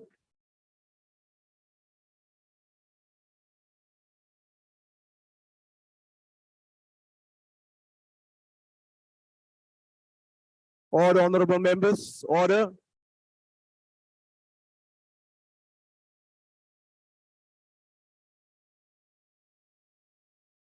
Thank you. Thank you very much, honorable members. Honorable Speaker, Your Excellency, President of the Republic of South Africa, Honorable Cyril Ramaphosa, Honorable Ministers and Deputy Ministers, Honorable Members of the National Assembly, I would like to reflect briefly on the social and political context in which we are delivering this budget vote today. Honorable House Chair, this year marks the formation of the Union of South Africa 113 years ago, exactly on this day. It also marks 110th anniversary of the 1913 Land Act, which displaced our people from their land and excluded them from the economy.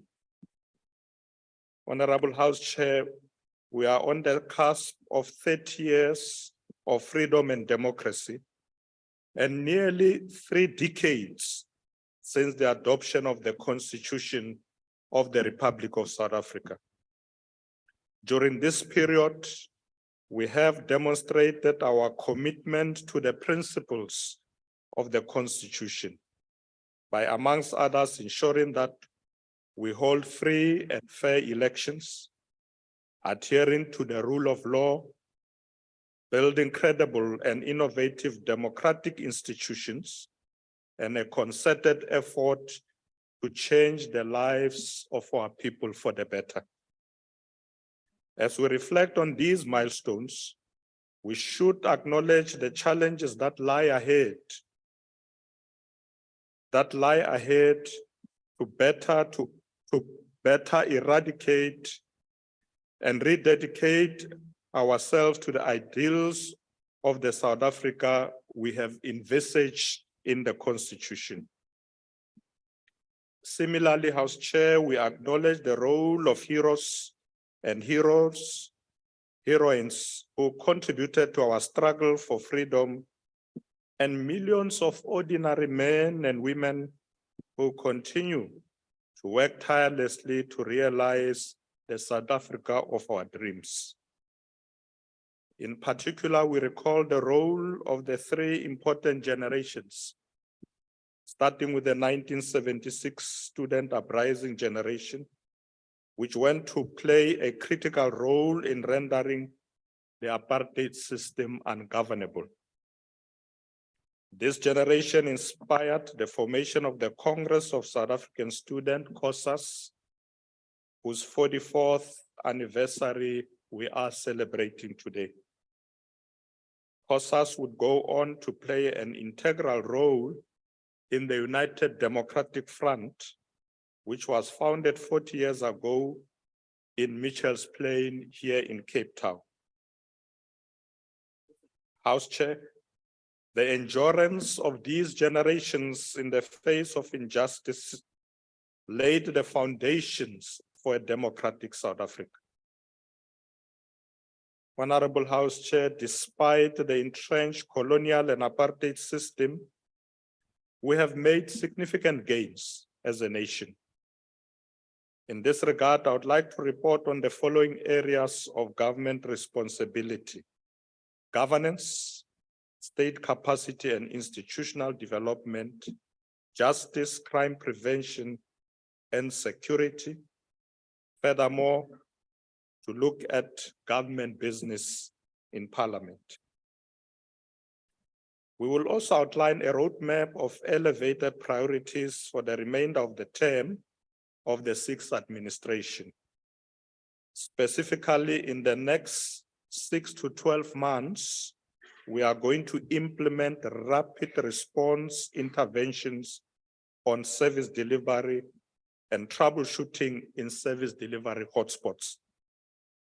As the President indicated in his address, we are here to outline what we have done in realizing our mandate as given by our people in 2019 to grow South Africa together in line with our long-standing commitment to building a better life for all.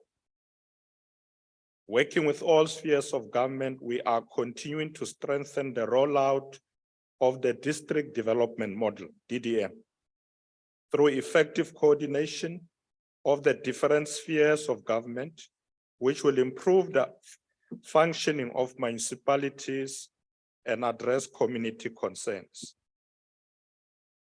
House Chair, we have been engaging with critical stakeholders to improve coordination and mobilization in support of service delivery measures in municipalities and districts. This includes consultation with traditional leaders on the implementation of government programs aimed at accelerating service delivery. We are also strengthening partnerships with business, labor, and government to source critical skills required by the economy and the state through what we call the Human Resource Development Council. We had a meeting recently, House Chair, in KZN of the Human Resource Development Council.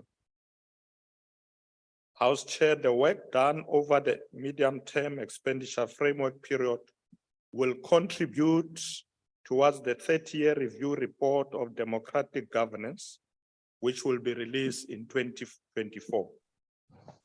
Our country has registered progress in areas of electricity delivery, healthcare, infrastructure development, cushioning the indigents, the provision of basic water, housing, and improvement in literacy.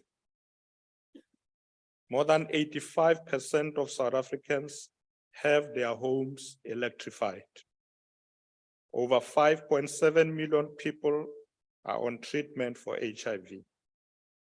2 trillion rands has been invested in national infrastructure project over 10 years. Over 18 million South Africans benefit from social grants. 90% of South Africans have access to clean drinkable water. Over 14 million people have benefited from the 3.2 million free houses that were built since 1994. Also, House Chair, 95% of South Africans can read and write.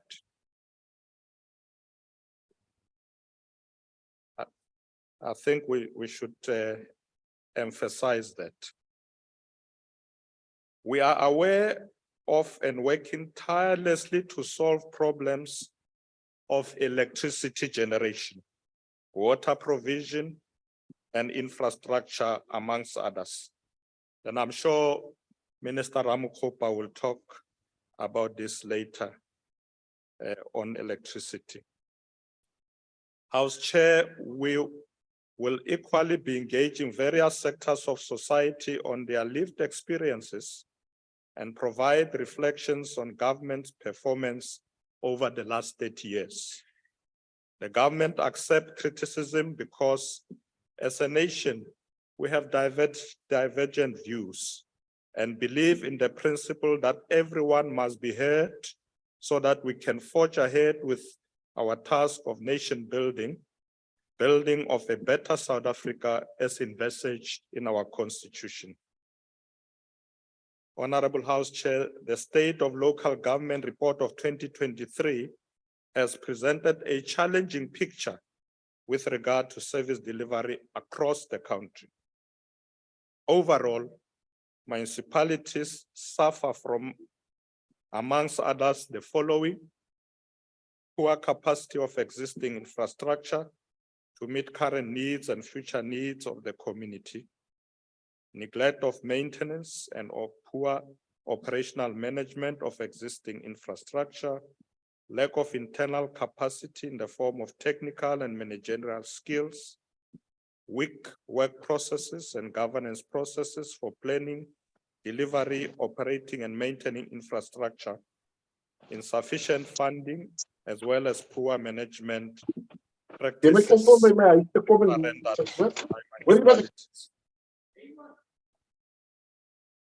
Honorable Deputy President, may I just remind the NA table and ICT that they must neutralize those members who switch on their microphones. It doesn't assist us in this debate. Honorable Deputy President. Seems to me the honorable member is persistent. Yeah.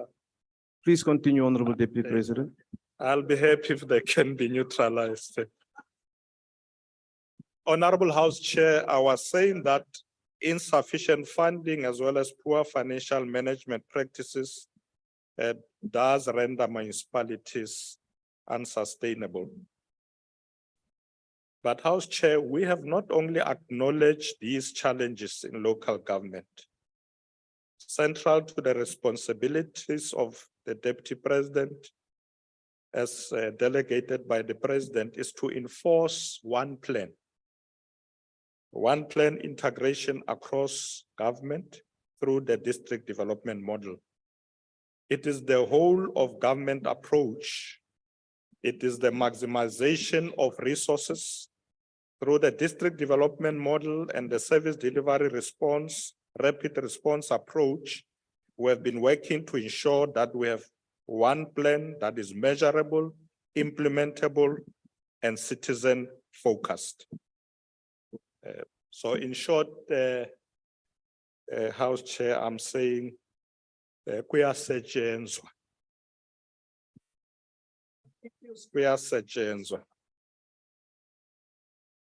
House Chair, over the last 2 months, I visited Gauteng, Free State, KwaZulu-Natal, and the Eastern Cape to help resolve service delivery problems.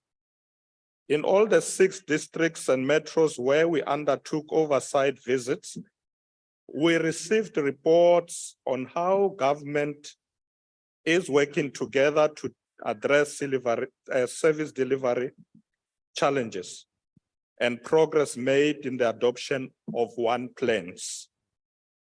We are pleased that good work is being done. However, there is a need to strengthen partnership to improve service delivery. So we have decided, House Chair, that we'll continue to monitor progress, but we will be returning to all those provinces. We are committed to building a stable democracy that works for all people. That is why, in response to unstable coalition governments, especially in municipalities, we have proposed to convene dialogue on the coalition governments. The intention is to reach consensus on the principles of coalition governments and to ensure that we continue to build strong, stable democracy for our country. As we said before, engaging the development of a coherent framework for coalition government is part of nation-building project. This will lay the basis for legislation that will pass later this year. Honorable House Chair, our work through the South African National AIDS Council, SANAC, is bearing fruit.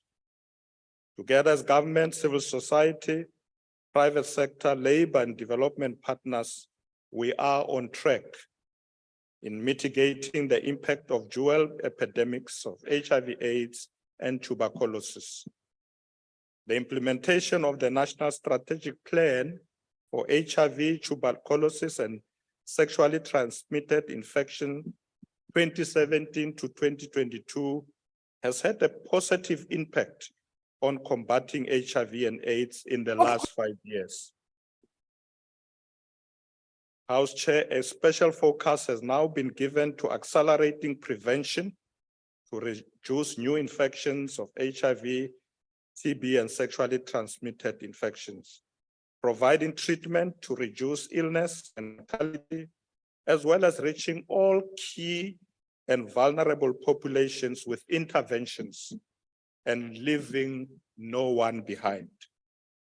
It is for this reason that SANAC has been holding a series of engagements with civil society, interfaith leaders, traditional leaders, traditional healthcare practitioners, and the private sector on the particular subject of addressing structural barriers and social determinants of the spread of HIV and AIDS.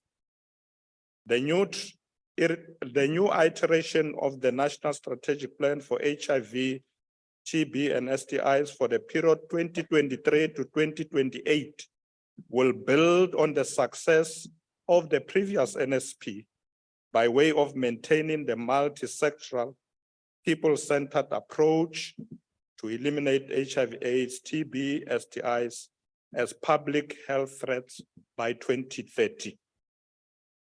Honorable House Chair, land reform remains a key programmatic response to effecting restorative justice and transforming the colonial and apartheid spatial planning. We will continue to fast-track the land reform agenda as it relates to the access and the beneficial use of land. The land reform program is also aimed at empowering beneficiaries, including rural communities.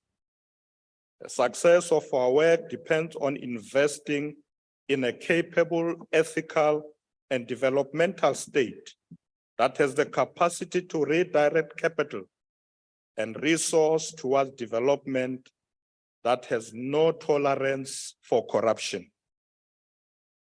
In realizing our commitment, we have embarked on a process to review career management of director generals, heads of department, with a view to place emphasis on outcomes.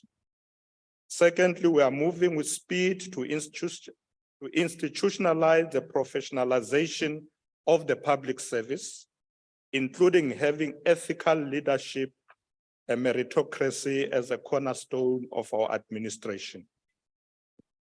Honorable House Chair, as leader of government business in Parliament, I will continue to monitor and strengthen executive accountability to Parliament. And central to this responsibility is ensuring that ministers of the executive attend to their parliamentary responsibilities by appearing before portfolio committees and responding to questions for both oral and written reply within stipulated timeframes. Linked to our role in monitoring executive accountability is a development of a realistic legislative program with priority bills. In April of this year, we submitted the 2023 legislative program as approved by Cabinet for introduction to Parliament. Cabinet ministers have also been requested to identify priority bills in line with government priorities to be introduced before Parliament, before the end of this administration.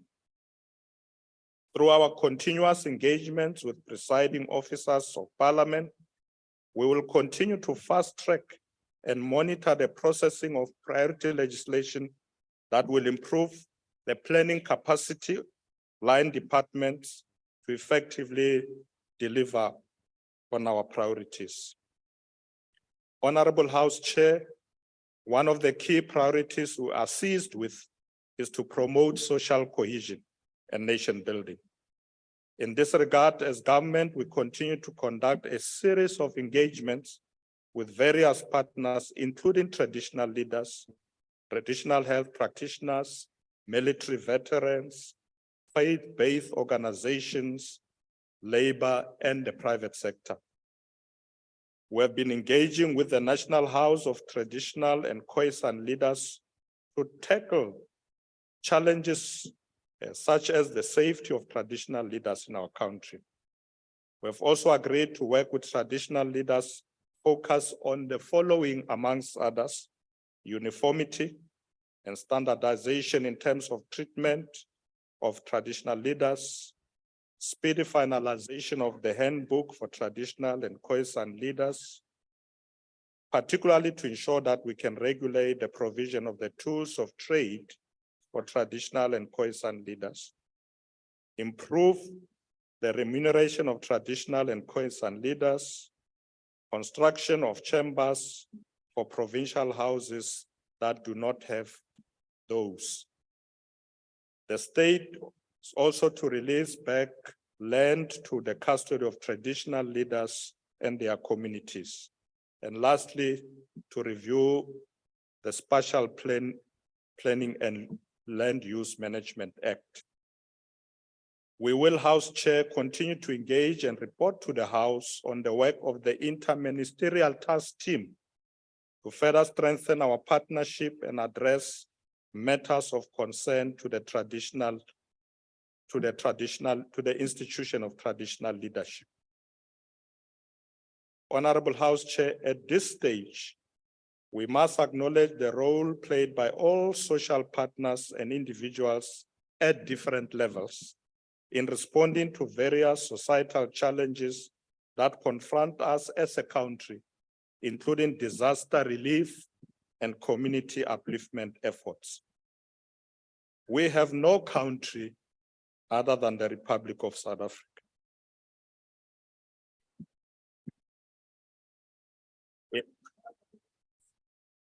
In our diversity, which in itself is our strength, we must continue to work towards a common goal of a non-racist, non-sexist, and prosperous nation.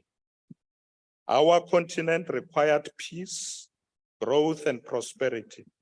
It is for this reason that we will accelerate peace efforts in South Sudan, the Great Lakes, Central Africa, the Horn of Africa, and the rest of the continent.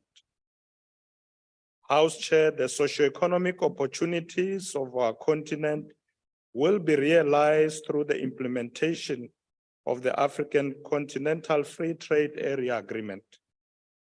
Equally, we will continue to advocate for a world and a global community based on the principles that all people are created equal and deserve equal opportunities, an instrument to realize their full potential.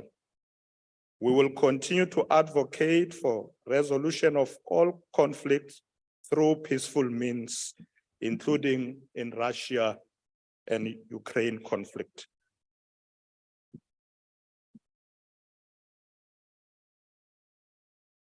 Honorable House Chair, we are addressing all these factors that impede implementation, including at local and departmental government capacity. We are dealing with problems of red tape, governance, poor contract management, long-term or long turnaround times to implement decisions, and also corruption. We are equally monitoring underspending, fiscal dumping, and the quality of expenditure.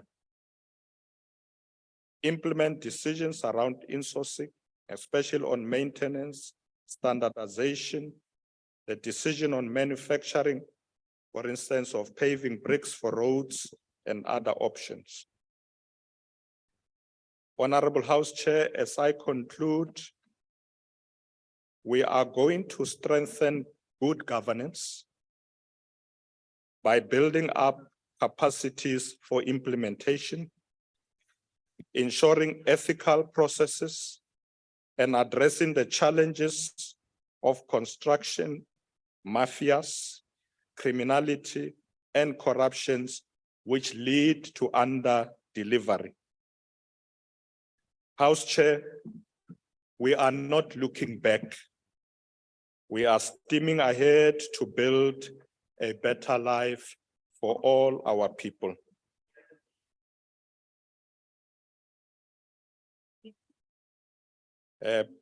House Chair, as I conclude, I want to once again thank you for giving me the opportunity to participate in this debate. Honorable President Neema Kwala.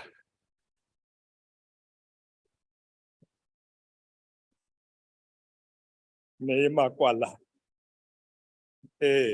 Okay, thank you. Thank you, Honorable Deputy President.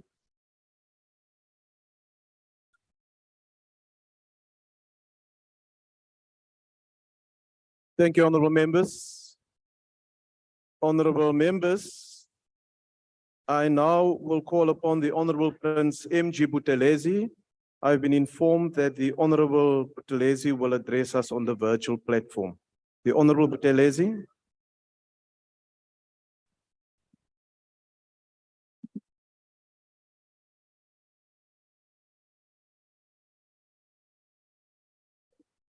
Ministers, honorable deputy ministers, honorable members.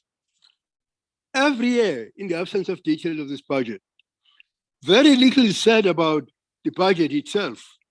Instead, this debate becomes a platform to denounce the president and his party for every failure, excess, and scandal that has destroyed the credibility of the ruling party and decimated public interest. I've tried over the years to speak to this actual budget, pointing out the absence of information on the president's audited performance history, the massive chunk consumed by salaries just to maintain this bloated machinery, the skyrocketing expenditure on travel and consultants, the duplication of reporting lines and the overlapping of roles. I've done this because that's our duty as representatives of the people. We are now faced with the biggest presidency of our country has ever seen. Unlike other departments over which the parliament is actually able to exercise oversight, the presidency has 4 ministers, 4 deputy ministers, a deputy president, and a president himself. And yet this burgeoning presidency has not translated into solutions. The problem persists and they are growing. We therefore thank the IFE's Chief Minister, the Honorable Mr. Naren Singh, for his intensive efforts in the Rules Committee. We have finally seen the acceptance that Parliament should strengthen its oversight over the presidency. It is the first step on a road we should have walked many years ago, and there may still be a long journey ahead. But hopefully, in the end, we will see a time when this budget goes through the same process that every budget is subjected to, where the accounting officer answers all questions in committee before we are asked to declare in this House that this budget is justified. When that happens, the IFE will revert to speaking to the budget in this debate. For now, we must consider the perspective of ordinary South Africans who, like us, have not had the opportunity to ask questions and answers. For our people, House Chair, the figures that cause the greatest anxiety are not the figures in this budget, but the figures that translate into immediate crisis for households, for families, and across the country. Figures like inflation, like the cost of electricity, like the cost of food, the cost of transport, of healthcare and education, the cost of doing business, and the terrible cost of pervasive corruption. We all shook our heads in disbelief when the former president insisted that there was a good story to tell. The fact of crisis on every country was blatantly obvious. It was a welcome relief when his successor spoke so candidly of the problems that we're facing. But we needed more than an admission of crisis. South Africa needs solutions. Without solutions, our economy continues to plummet. The rand has depreciated more in 5 years of this presidency than it did during the so-called 9 wasted years. Since the ANC took power, South Africa's currency has become 5 times weaker. And sadly, the decline is accelerating. In 5 years of this presidency, unemployment has increased by 6%. We have almost 2 million people unemployed in South Africa, more than did at the start of the presidency. Youth unemployment has increased by over 8%.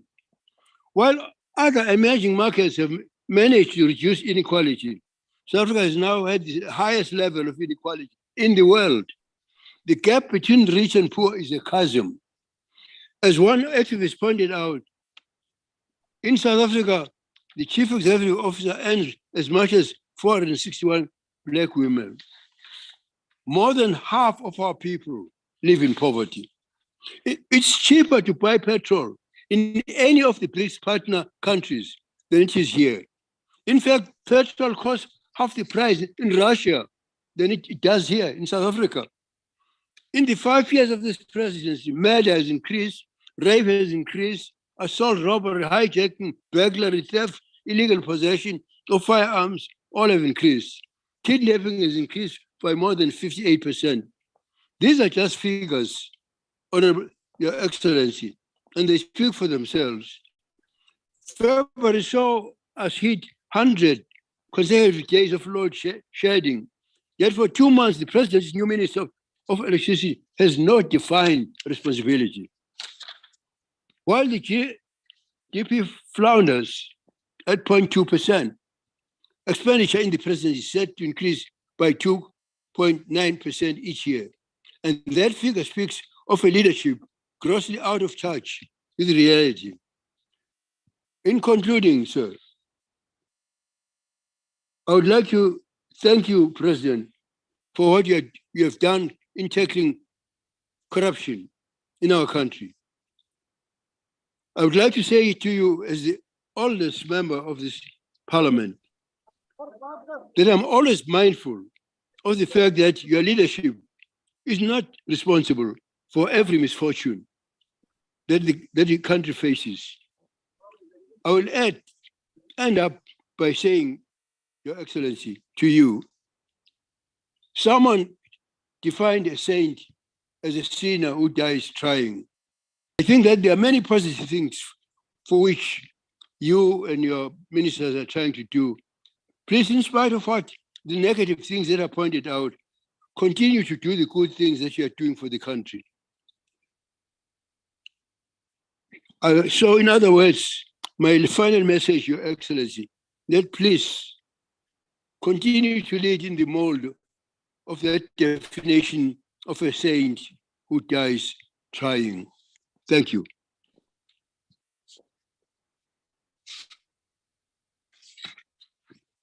Thank you, Honorable Member. The next speaker is the Honorable Groenewald. Geachte Voorzitter, through you to the Honorable President, 62 years from today, actually exactly this day ago, South Africa became the Republic of South Africa on the 31st of May, 1961. On that day, South Africa got rid of British rule and of colonialism in South Africa. The preamble of our Constitution says quite clearly, let's honor those who built South Africa. So let's honor those people who had the wisdom to get rid of British colonialism and British rule. Honorable President, you referred to the crime situation in South Africa. Yesterday, we received the latest crime statistics for the last quarter of the previous financial year. And the statistics is quite clear. It was the third consecutive quarter where violent crime in South Africa increased. If you look annually, total crime overall increased 7.24%. Contact crimes increased 8.5%. Murder increased 9.6%. We have 76 murders every day. When it comes to women and children, the murder on women increased to a staggering 20.25%. Now, Honorable President, if you look at the statistics and you look at jungle justice, 2,324 people were murdered by means of communities and jungle justice. That is proof that the community and the people of South Africa don't have trust in the police. They have to take the law in their own hands to protect them. But Honorable President, I want to appeal to you today that you appointed the National Commissioner of Police, General Masimola, on the 31st of March last year.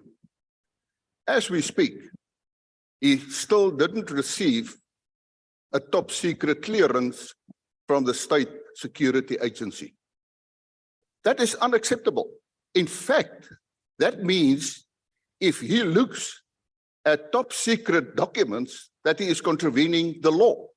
Now, I can't understand why it takes so long to get a clearance. I appeal to you. If you want to strengthen his hand to fight crime effectively, ensure that they do the right thing. Honorable President, I want to come to water. En ek wil vir die agbare president sê, wat ek hoor van u is dat u die benadering het wat u van Eskom het ook met die waterkrisis in Suid-Afrika. Dis 'n fout. U skud die kop. Wat ek wil vandag vir u sê, mense kan sonder elektrisiteit klaarkom. Ek het groot geword sonder elektrisiteit.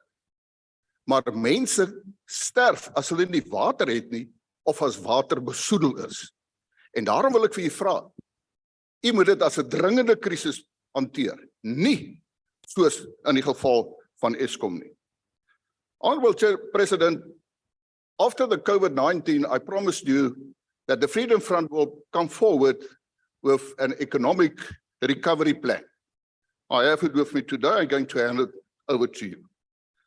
Because, Honorable President, under your presidency, firstly, we see that the value of the rand weakened 40%.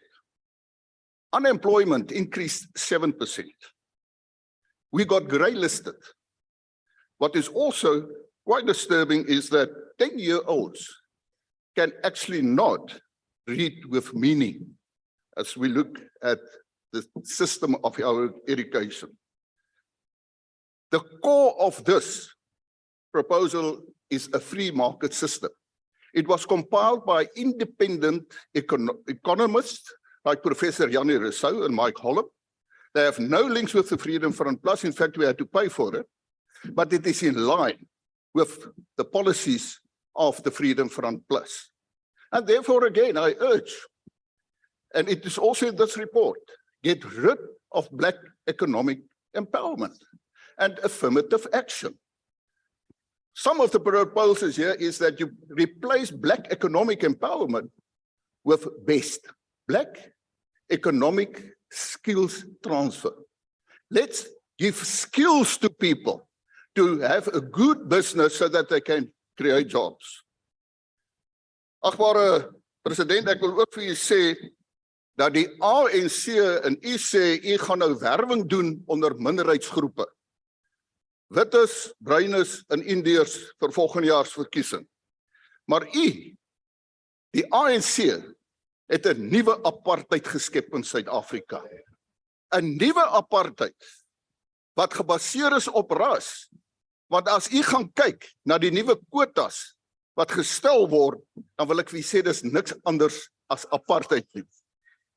It took 33 years to get rid of apartheid till 1994. It took the ANC 29 years to get apartheid back.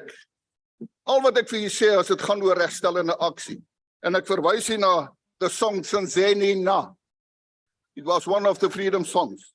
En al wat Sinzeni Na sê, wat het ons gedoen? Wat het ons gedoen? Ons enigste sonde is die kleur van ons vel. Stop die nuwe apartheid. Ek dank u. Thank you, honorable member. Order, honorable members. Order. Honorable Groenewald. Honorable Groenewald. Order, honorable members. Order.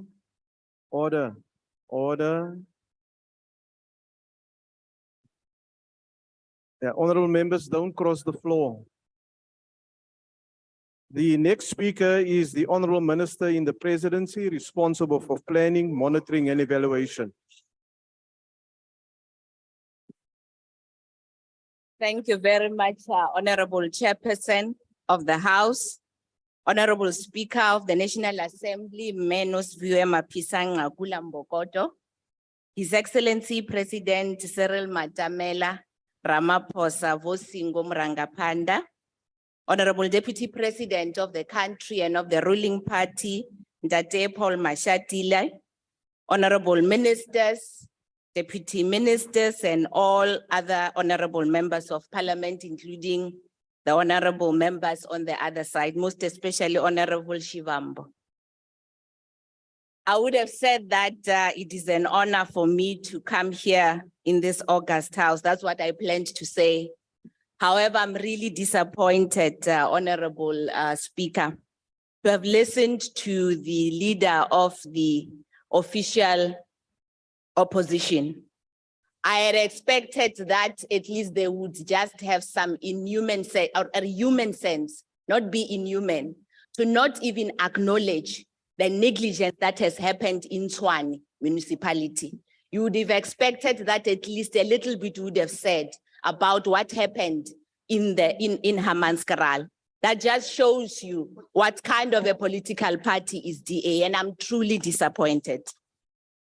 However, having said that, let me take this opportunity to actually congratulate the Minister of Electricity, Minister Ramogo Pakey, for having done so well and attracted the Honorable invitation. Minister, I just want to find out why the honorable member want to be recognized. Our chairperson, I just want confirmation whether this is the minister's. No, honorable member, please take your seat. Take your seat. It's a maiden speech. Take your seat, please. Thank you No, very- thank honorable you very members, much. order. Honorable members, don't rise on spurious points of order. It's not very clever to do that. Thank you. Please very much. continue, honorable minister. Thank you very much, Honorable Chairperson.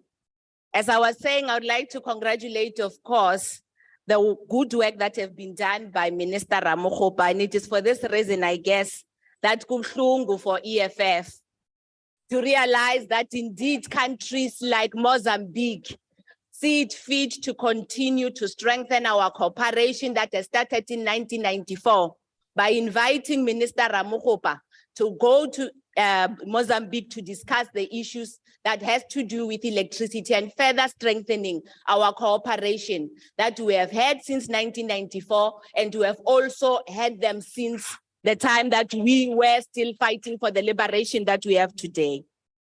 Madam Speaker, the presidency remains at the apex of our government in South Africa, and it remains an important institution in the building of a capable and developmental state.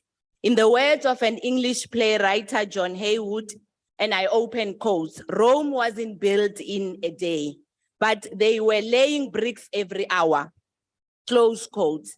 The rise of the Roman state remains one of history's most defining periods in building of governance institutions. The rise to power occurred on the backdrop of a period of unrest and instability, similar to what South Africa and the world are experiencing today. The key lessons on the establishment of the Roman state lie in resilient and adaptable political institutions that facilitated a combination of military power, political agility, and an economic evolution. Likewise, the exponential rise of China as the world's largest economy is facilitated through the state and its political leadership, which focuses on economic expansion through the investment in education, healthcare, and infrastructure. Both these cases of Rome and China teaches us that a strong, capable developmental state lies at the center of political, economic, and social development impact. As we approach the end of this administration and prepare to commemorate 30 years of our country's democratic dispensation, we too find ourselves in the position of taking urgent, critical, and decisive action to build a developmental state. The start of the sixth administration was guided by a clear plan informed by the President's first State of the Nation address, also known as SONA in 2019, the imperatives of the National Development Plan, the Sustainable Development Goals, the African Union's Agenda 2063, and definitely the resolutions, of course, of the ruling party's 54th National Conference. This prescript informed the development of the current medium-term strategic framework as the 5-year blueprint of government. We have a plan. We are implementing the plan currently, and we will continue to reprioritize our plans where necessary. Honorable Chair, the NDP cautions us all on the detrimental impact of capacity inequality as one of the main challenges in building a capable and developmental state. To build a capable and developmental state, we must build a strong political institution that are coordinated across the arms of the state to ensure the maximum performance and impact of government's intervention, especially in areas of service delivery and performance of state-owned enterprises. Honorable members, the president have already alluded to this. In line with his commitment to hold the executive accountable, we as DPME have facilitated and supported the president and deputy president in assessment of ministers, in review of their key priorities, to make sure that at least when the end of this MTSF come to being, we should then now be able to register a lot of progress as it relates to service delivery. We will continue as DPME, of course, to monitor and evaluate the implementation of all these priorities that the president and the deputy president has agreed with ministers, and we will definitely report in due time at the end of this cycle. Over the medium term, the government has dedicated 59.2% of the consolidated non-interest spending to health, education and housing, social protection, transport, employment, and local amenities. In this regard, in March, 8.3 million people benefited from the social relief of distress, which is also known as SRD grant. Extensive research by the Department of Social Development shows that 93% of beneficiaries use the grant to buy staple food. In addition to that, further studies by the University of Cape Town indicate that the grant is an enabler in people seeking employment. According to studies done also in this field by a French development agency, they are saying that SRD grant contributes to local economies and development by stimulating customer demand and establishes and stabilizes smaller businesses and informal trader businesses. In this regard, we are actually thanking the government of the ANC for introducing the SRD, because it doesn't only deal with poverty, but it also deals with the issues of growing small businesses and making sure that circulation of money in different areas does take place. In terms of developing longer term intervention to the SRD grant, complementary interventions to address poverty are being developed by the Presidency, Department of Social Development, SASSA, and other stakeholders, including design, option, and funding mechanisms. This work will be completed in July 2023 in time for the medium-term expenditure committee processes. The National Health Insurance Bill remains an important component to ensuring universal quality healthcare for our citizens, as the President has already alluded to. The NHI bill has undergone public hearings and received its clarification or classification as a desirable bill by the Parliamentary Portfolio Committee on Health, and is receiving attention, of course, by this National Assembly. In this regard, we know that our overall healthcare system has seen marginal improvements in the country's health outcomes. This includes the improvement in the total life expectancy at birth, which reflects the sum total of all work done by government, social partners, and society at large in improving the social determinants of health. The life expectancy has steadily improved over the past 3 years, between 64.38 years in 2021 to 64.88 years in 2023. It's a marginal increase, but we celebrate that because it is an improvement. We have made great strides in the fight against COVID-19 pandemic, led by the President Ramaphosa, of course. We must continue to invest and maintain mechanisms in pandemic prevention, preparedness, and response. In relation to visible policing, the President have already alluded to the fact that we are celebrating today the fact that SAPS have new recruits that are amounting to more than 10,000. I think it is about 10,358, and the target, of course, was 10,000. These new recruits improve capacity in key specialized areas, including inter alia, the detective services, crime intelligence, and public order policing. The plans to recruit, as the President have already said, new police personnel per year for the next 2 financial years will definitely increase capacity of SAPS. In addition, we welcome the additional funding allocation to increase patrolling vehicles electronic gadgets and reflective clothing to support community policing forum in all our provinces, because government cannot do it alone. It is for this reason that civilian policing becomes important. The increase in police visibility and capacity is key in responding and preventing crime in our country. We aim to work together with other stakeholders to capacitate crime prevention with government, law enforcement agencies, and communities. Honorable Chair, our higher education and training sector has seen significant improvement, including more young people having access to the National Student Financial Aid Scheme, also known as NSFAS, which has improved access to institutions of higher learning, including TVET colleges and public universities. In this context, the number of students who have seen assistance by NSFAS has risen from more than 740,000 in 740,000 years, 100,000 in 2019, and now it is gone to 800,000 in 2022. The scheme is making further reforms to ensure it covers the growing missing middle in an effective and sustainable way moving forward. We are pleased with the increase in learners from disadvantaged communities passing at bachelor level passes, which is an improvement from when it used to only be seen in schools that are of paying nature. In 2023, learners from low-income communities contributed to 60% of the overall bachelor passes, and that is a very good achievement.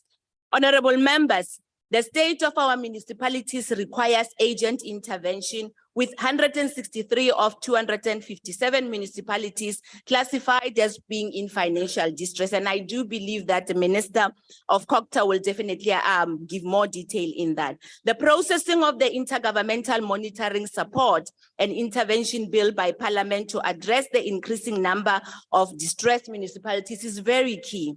It provides a coherent framework to strengthen coordination and collaboration with sector departments in supporting the Department of COGTA, National Treasury, and provincial treasuries in the development and monitoring of financial recovery and turnaround strategies for municipalities in distress or under administration in terms of 139 of or Section 139 of the Constitution. Accordingly, sustained and practical support is required from the Municipal Debt Relief Program to ensure municipal debt is addressed. The growing instability of coalition government can be managed through a policy framework, that's what we believe, that advocates for a more hands-on approach by provincial government with regards to unstable municipalities. This is key to addressing challenges that exist on a political and administrative interface that threatens the stability of our municipalities. In conclusion, Madam Speaker and the chairperson of the session, the National Planning Commission continues to be an anchor for the coordination of a stronger planning system that will ensure the realization of the Vision 2030 for the South Africa we all want to live in, as enshrined in the National Development Plan. One of the major work streams that guide the coordination is the enhancing of an enabling environment for the participation of civil society and business in a capable state. In my capacity as the chairperson of the National Planning Commission and a government representative in the Public-Private Growth Initiative, I am taking this opportunity to making a clarion call to private sector to make sustainable contribution in accelerating economic and social development. Economic growth and development requires coordinated approaches by all sectors of society to ensure that basic needs of our people are met. Funding the development of public goods, including infrastructure, provision of services, and expansion of social protection system is expensive and time-consuming and definitely technical. And as I said before, government cannot do it alone. We need to partner with everyone who has got a will to actually see South Africa being a better South Africa, to play a role and come and partner with us. We therefore would like to build sustainable partnership with the private sector to ensure that our developmental goals are achieved. We each bring unique contributions, including the private sector's capital, of course, and definitely us as the public sector to oversee the implementation of economic and social policy to guide development. A strengthened relationship between private sector and public sector is beyond transactions. It must encompass the active citizenry by all sectors to increase the effectiveness and responsiveness of service delivery for the greater good of our public. I close in the words of a businessman and former president of the Republic of Chile, President Sebastián Pinera, and I open quote. We have got to move beyond the idea that the public and private sector are at odds. Government has to lay the groundwork for private equity to productively invest in things like education. It's a partnership and definitely not a battle. I take this moment to thank you, Honorable Chairperson, and I am hoping that definitely the things that will be discussing here today and this debate will yield the fruits that we have planned that they should, and definitely we are going to work together to ensure that we support the president, to ensure that we build a capable government, and definitely to ensure that we serve our people with service delivery that is clean, with no corruption, and definitely with the might that we have. Thank you very much. Thank you, Honorable Minister. The next speaker is the Honorable Reverend Kayar J. Meshu.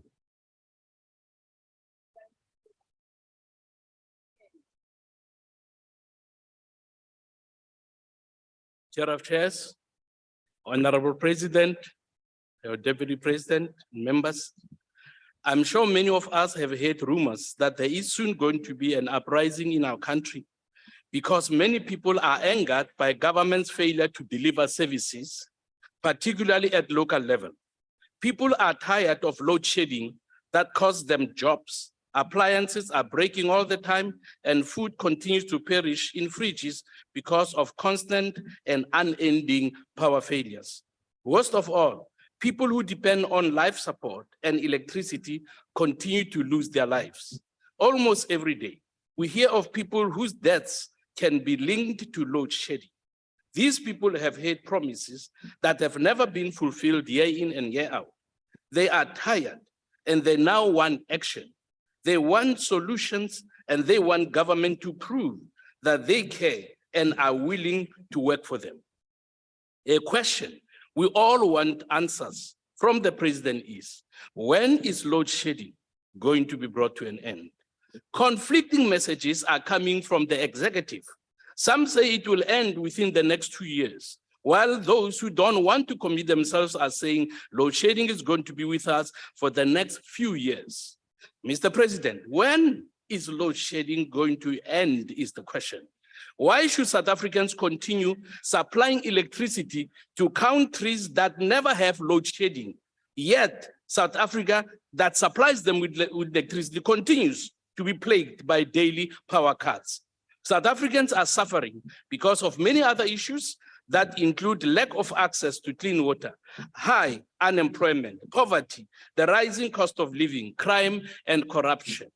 Yesterday, we received the latest crime statistics that indicate that the police are losing the fight against crime in this country. The 2022/2023 fourth quarter crime statistics show an overall increase of 3.7% in crime compared to the fourth quarter of the previous financial year. Most categories of conduct crimes have increased over this period. Murder of women and children continue to increase on a daily basis. According to SAPS, most murders, attempted murders, and assaults GBH are caused by arguments and misunderstandings. They have concluded that these statistics clearly show that South Africans struggle with peaceful conflict resolution. Does this mean that South Africans are becoming more and more intolerant of different opinions, that their only way of dealing with their differences and misunderstandings is through violence? This is very sad indeed and must be dealt with soon. We have to start engaging each other and debating issues while acknowledging that because we are different, we will have different opinions. One of the discussions and debates that I wish South Africans should start engaging in is the challenge of food security that we are told is facing the world. We need to start talking to each other before people start fighting for food. We need to support our farmers. Mr. President, there are people who are Honorable taking land member, in your other time is countries. now South expired. Africans need land, farmers need land. Thank you. Thank you. All honorable members, I now invite to the podium the Honorable Minister in the Presidency for Electricity. Order, order. The Honorable Minister is delivering his maiden speech. Yes. Okay, look at that. Okay. No, I am nothing. Order, honorable members, order. No, thank you very much, Honorable House Chair, President of the Republic, His Excellency Cyril Ramaphosa, the Speaker of the National Assembly, Ms. Nosiviwe Mapisa-Nqakula, Deputy President Paul Mashatile, members of Parliament, fellow South Africans. House Chair, it is under trying circumstances that we address this People's Parliament. Yet, despite the immense challenges we have faced recently, we remain emboldened by the leadership of President Ramaphosa and the common goodwill of corporate South Africa and ordinary South Africans in our spirit and resolve to get our country back on her feet. South Africa is undoubtedly at the throes of a profound existential crisis, which, if left unattended, will continue to send alarming shockwaves through our economy and further displace the most vulnerable members of our society. Historical and contemporary political science teaches us that a good crisis should never be left to go to waste, because times of inherent national strife present unique opportunities for radical change and overtures to cultivate new paradigms of innovation and adaptation. House Chair, despite our unjust and inhumane history, the people of South Africa have always demonstrated an innate ability to triumph against any material impediment or common vice confronting them. This energy crisis demands no less. When confronted by apartheid, our people led the longest human rights campaign, which ultimately led to the dismantling of the federal system in 1994. More recently, our people demonstrated immense resilience when they undertook systemic behavioral changes and adaptations to combat the COVID-19 pandemic, to mention a few. Winston Churchill laments in his 1940 address to the House of Commons about the war. He says the following, I quote, "Let me say that I'm not advocating for controversy. On the contrary, I say, let pre-war feuds die. Let personal quarrels be forgotten, and let us keep our hatred for the common enemy. Let party interests be ignored. Let all our energies be harnessed. Let the whole ability and forces of the nation be held into the struggle, and let all the strong horses be pulled by the collar." House Chair, a little under 3 months since the President's announcement of the creation of the Ministry in the Presidency for Electricity, we have, borrowing from Churchill's words, harnessed all energies, pun intended, and sought the absolute whole ability and forces of the nation in a common struggle to reclaim every megawatt, for every megawatt does count. I must say, House Speaker, that we have consulted the wide spectrum of stakeholders behind our efforts to reduce the intensity and regularity of load shedding, including the unions, industrial and energy intensive users, automotive original equipment manufacturers, industry bodies, the Retail Industry Association, organized property owners and developers, original equipment manufacturers in the power generation sector, the provincial governments, and also the diplomatic community and the Multilateral Development Bank. Without exception, these stakeholders have pledged their support to our strategic interventions to reduce the intensity and frequency of load shedding. The winter outlook indicates an increased risk of supply shortfall against expected demands. Our worst case scenario indicating that load shedding could intensify to higher stages if our interventions are unsuccessful. I should hasten to stress that an increase in load shedding levels does not mean a greater risk on a national blackout. Instead, load shedding is a tool to prevent such an occurrence by managing the demand for electricity at any given time. A national blackout or grid collapse remains a highly improbable as multitude safeguards are in place to ensure that it does not occur. House Speaker, let me address you on the concrete interventions in addition to what the President had elucidated earlier on in his address.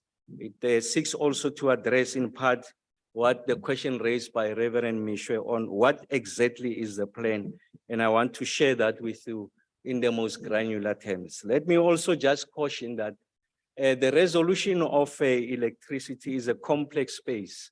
The provision of electricity presents the intersection of the multiple disciplines of engineering. Civil engineers are responsible for the construction of the superstructure, the cooling towers, and all the units that house these machines, including the chimneys. Mechanical engineers are responsible for the moving parts, such as turbines and also conveyor belts. Electrical engineers are responsible for the evacuation of the electrons, including transmission, distribution, infrastructure, and also the chemical engineers are responsible for addressing issues such as the chemical process in the flue gas desulfurization so that we reduce the emission levels. And also the control and instrumentation engineers, they responsible for the measurements and monitoring of all the moving parts. Why is this? Because some members in the House rely on Google search. I want to say to the Deputy President of the EFF, this is a complex space. It doesn't require a social scientist. It's engineers who are meant to resolve this question. So Google search is not sufficient. And let me say, what are we doing about the winter outlook? Our aggregation is that we should be able to realize about 4,800 megawatts. 6 interventions are going to be initiated. The first one is a continuous improvement of the energy availability factor. We project, Madam House Chair, that we should be able to improve the EAF in this period of the next 90 days by 3 percentage points.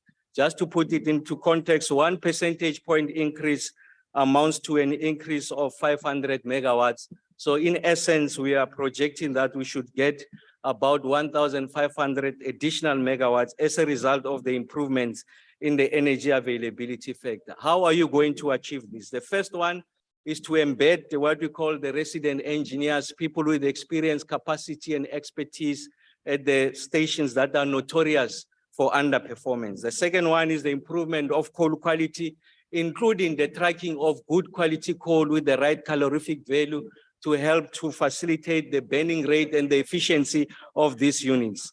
The strategic path planning to ensure that we address the issues of outage slips, including direct procurement from the original equipment manufacturers, and the fixing of the cooling towers. The second intervention is about the exploitation of the peaking plants. And in this instance, we project that if we run them on load 21% of the time, we should be able to achieve the extraction of about that 2,000 megawatts. The third intervention is around additional generation capacity. We are contracting about 400 megawatts of additional capacity through the standard offer program, and this has been concluded, which will be online in the coming days. And this includes the extra capacity that will be coming from Calvin Power Station and large-scale industrial producers. This should give us, like I said, an additional 400 megawatts. We are procuring indeed from Mozambique in the immediate term, additional 80 megawatts from the Nacala Power ship in Mozambique through a power purchase agreement. And just to a message to the Deputy President of the EFF, we have done the same. We have visited accompanying the President to the Lesotho for ability for us to be able to get an additional 1,500 megawatts of additional capacity from hydropower projects, 4 of them that have been identified. We are also working with Namibia on the potential of green hydrogen going into the future. So there's no obsession about Mozambique, but it really is about a regional approach to ensure that the region has got sovereign energy sovereignty. City Power has identified a generator that can give us 100 megawatts in the short term. We are working with them to exploit that generating ability. We are also working with the Nelson Mandela Bay to get 44 megawatts of additional power in the turbine that has been decommissioned in 2010. So the aggregate of these interventions in the short term, the 90 days from today until August, is about 4,200 megawatts. On the demand side, we are working to ensure that we install devices to reduce consumption from households. Households consume anything up to 16% of installed capacity, and 35% of that is during peak. 30 to 50% of that 35 peak capacity is from geysers. Our projection is that we should be able to claw back 3,200 megawatts. Madam Speaker, I must say that the ministry will be issuing a request for information before the end of July 2023 for technology and funding partners to roll out the demand side management intervention. In this regard, I really want to express our gratitude to the Chinese people through their ambassador here in China, working with us to ensure that we are able to get both the equipment and the expertise that was required for us to do demand side management. The 5th intervention is around the ability for microgrid islands, especially for hospitals and critical infrastructure. Quite apart from the legal process and the issues around the appeal, the state still can abrogate its responsibility to ensure that there's an uninterrupted supply of quality electricity to hospitals and critical and strategic installations. In this regard, the Department of Health has identified 213 hospitals from exclusion from load shedding. As I speak to you, 76 of these are excluded with further work to exclude another 46. We have done modeling. We think that we have the capability to address the 137 that are remaining. What are we doing about those? Through our modeling and through a set of interventions on renewable energy sources, which includes PV, batteries, inverters, battery storage and inverters. For small hospitals, if you aggregate them, you'll need about 10.1 billion rands of investments.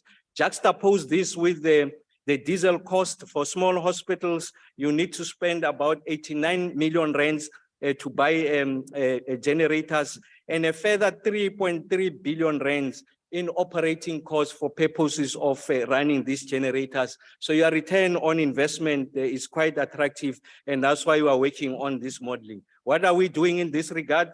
We'll be going out for request for proposal before the end of July 2023 and outline a fast-track procurement process to secure the IPP for microgrid in the country. We're also working as a last intervention on the wheeling arrangement. We can get an additional 1,500 megawatts by introducing a wheeling framework that will enable the producers to use the infrastructure of ESCOM and municipalities to transport the electrons to those who have signed the power purchase agreements. Working with the South African property owners associations, we have done a modeling. Over there, we can claw back about 9.5 gigawatts of additional generating capacity using the 100 square meters, 100 million square meters of rooftop space. So we're working with SAPUA to ensure that we exploit this opportunity. What are we going to do between September and February of 2024? The president made mention that the 3 units in Kusile are coming back. Each unit is giving us 800 megawatts. So from those 3 units, we are going to get 3,200 megawatts. Unit 5 is coming back from in Kusile in October of this year, is an additional 800 megawatts. So in total from Kusile, by December of this year, we are going to get 3,200 megawatts, which is essentially 3 stages of load shedding. We are, as the ministry now, going to commence with the emergency procurement program, this on PowerShip solutions to give us an additional 2,000 megawatts, and this amounts to 2 stages of load shedding. We are going to exploit the opportunities with regards to rooftop solutions and working on our modeling. We need about 2,000 houses, 200,000 houses to give us a 1,000 megawatts of additional capacity. We'll be rolling this one out, and we are confident of reducing load shedding by an additional one stage of load shedding. And then in the long term, what are we doing? We are working with Mozambique. They'll give us 420 megawatts from the Temane gas power facility. They are going to give us an additional 2,000 megawatts of gas to power, which is potentially available in 2026. And we'll also get an additional 1,000 megawatts over a period of 5 years. And the aggregate of this is that in the long term, to secure energy sovereignty, we should be in a position to get an additional 19,000 megawatts. House Speaker, I must say that besides the technical interventions, the government continues to support the most vulnerable against the impact and support business, industry, protecting jobs and our economic prospects. We are also conscious of our obligations to use the interventions proposed to drive localization and also job creation. We are working with the Government Employee Pension Fund to create a facility that will make it possible for poorer, less affluent households to access financing facilities to be able to roll out rooftop solar so that we are able to democratize the solution of energy in the country. As I conclude, I must indicate that we are doing everything possible to fight crime and corruption. A total of 1,952 ESCOM-related cases were reported to the SABS between the period of 1st April 2022 and 29 May 2023. As I speak to you, 1,405 cases are still under investigation and 126 arrests have been made in this regard. In conclusion, I want to say the following, that in the midst of the current energy challenges we face, it is easy to become numb to the massive gains that the democratic government has made in ensuring universal access to energy, and that this gets to meet our sustainable development goals. As I speak to you, the amount of penetration in the country, energy penetration, is sitting at 89.3% as of 2021. House Speaker, it is often said that we don't even know how strong we are until we are forced to bring that hidden strength forward. Our strength as a people is not tested during the best of time. In these times of necessity, people do amazing things and expose the human capacity for survival and renewal. Our nation, in so many ways, stands at a challenging crossroads, yet our people, despite the immense hardships, continue to demonstrate resilience that is marked of Madiba's rainbow nation. We dare not take their patience and courage for granted. We dare not fail our people. Let us indeed make every megawatt count. Thanks, House Speaker. Thank you, Honorable Minister.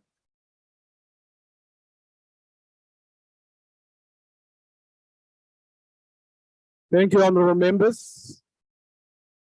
Thank you, honorable members. You may be seated. Order, honorable members. Order. Order, honorable members. Please take your seats. Honorable members, business will now be suspended for 15 minutes for a comfort break. Bells will be rung. Order. Order, honorable members. But bells will be rung 5 minutes before the resumption of business. Business is now suspended. It's not parliamentary for Uma Taivana to address the House.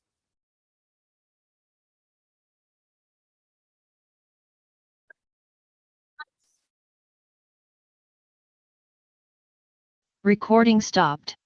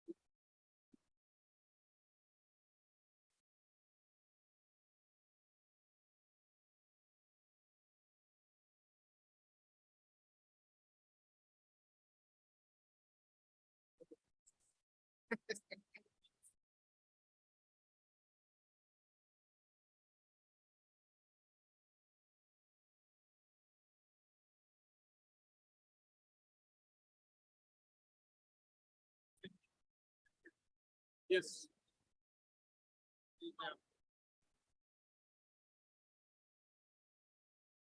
Come back now.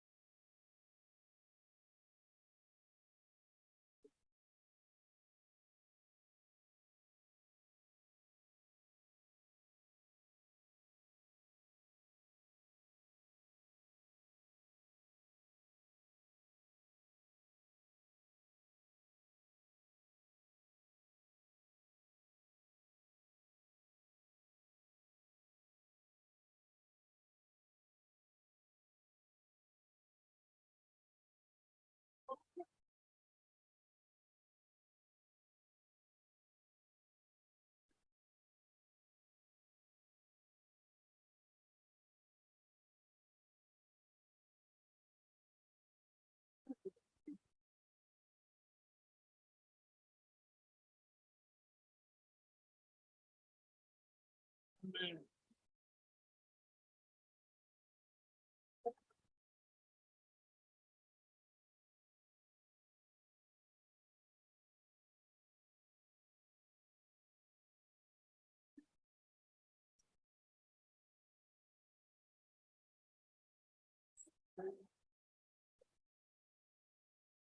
Are you okay?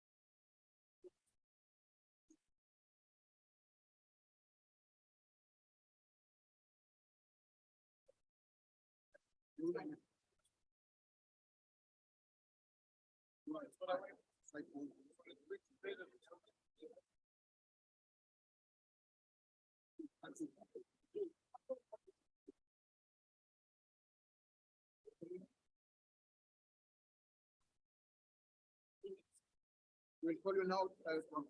56 technical problem. We'll call you. Once the class starts, we will.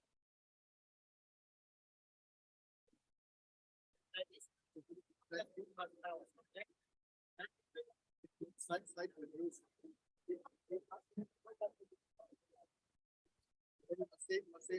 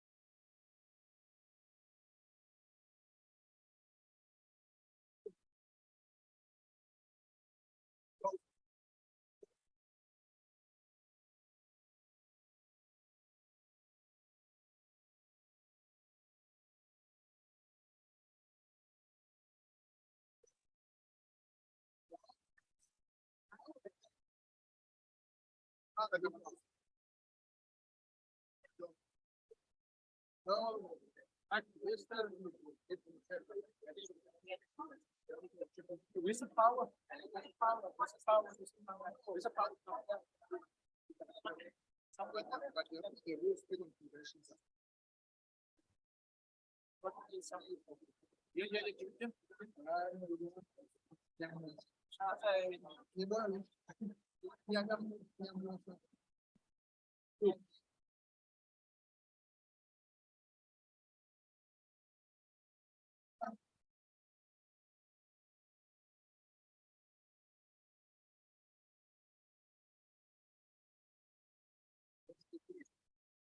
Okay, this is. Okay,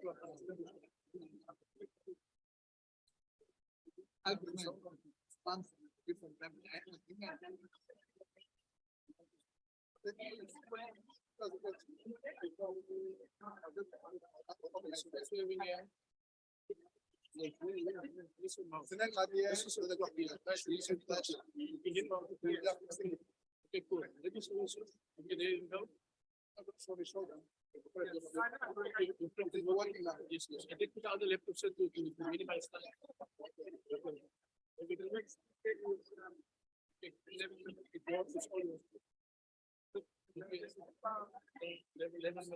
Are you next? Can you discuss something with me?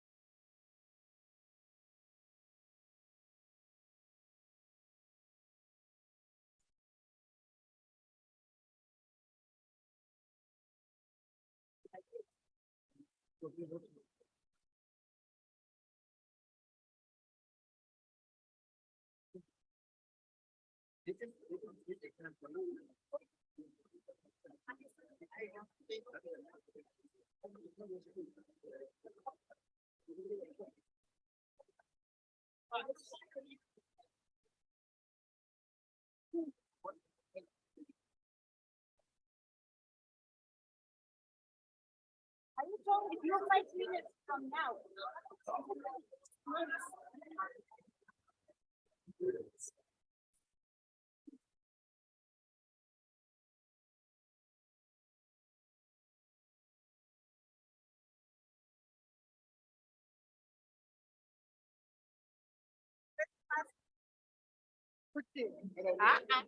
Recording in progress.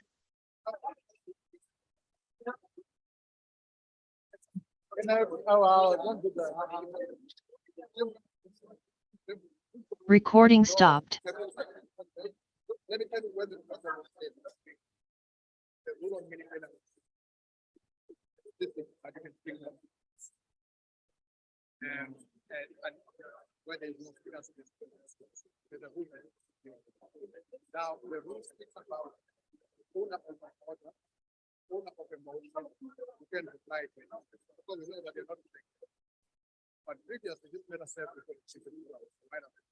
And there was an agreement before the issue that needed to pay a number of things. No. So all I'm saying is that the chair will have to rule on it. Yeah, we agree. Yes. Let's do it. If you are different chairperson. That looks suspicious. No.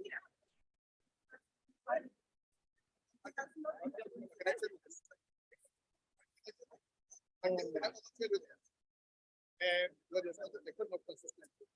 One is the same thing, another point. And we put the same position there. I'm not saying do what it means, but I'm just saying that for consistency. It's a minute. You started by saying that you can't respond to it.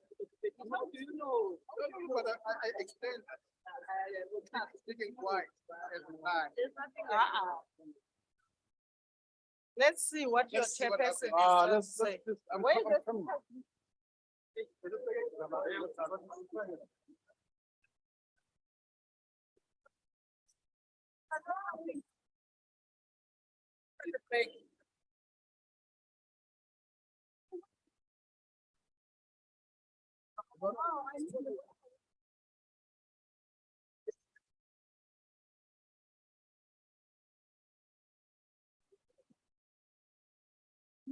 This is another minister.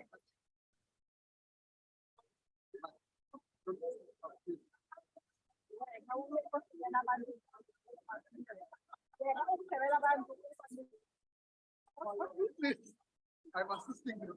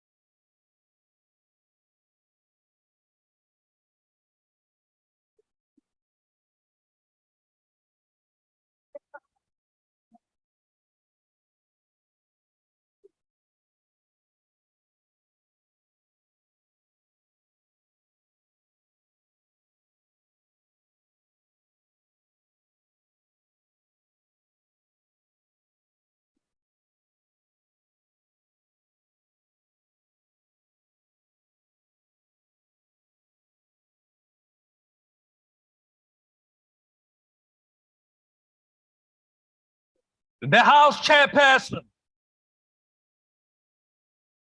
Recording in progress.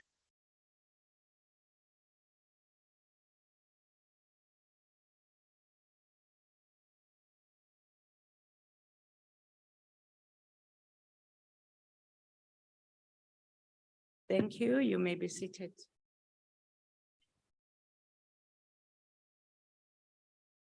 Ufuna ukumeditate. There's no pen on the table.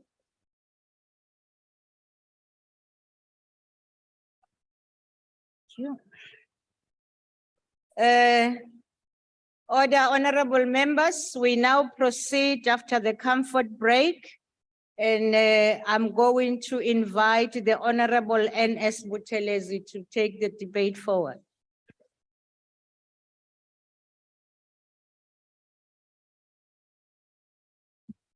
Honorable House Chair, Honorable Speaker, Honorable President, Your Excellency Ramaphosa, Honorable Deputy President, Your Excellency Mashatile, Honorable Chief Whip Pema Jodina, Honorable Deputy Chief Whip, Honorable Ministers and Deputy Ministers, Honorable Members, ladies and gentlemen. The African National Congress supports vote 1, presidency vote. President Nelson Mandela once commented, I quote, "After climbing a great hill, one only finds that there are many more hills to climb," unquote. Honorable members, the importance of this observation is very relevant as we continue to encounter obstacles in our endeavor to deliver a better life for all. Encountering other hills to climb does not mean that we have not defeated other hills and hillocks. One of the major critical responsibilities of the presidency is to lead South Africa's economic recovery, reconstruction plan, aimed at promoting inclusive growth, facilitating investment, trade and job creation. This is critical for the presidency because for us to deal with the impact of Bantu Education, Job Preservation Act, Land Acts, and many other abominable laws visited to indigenous people of this country, the economy should grow.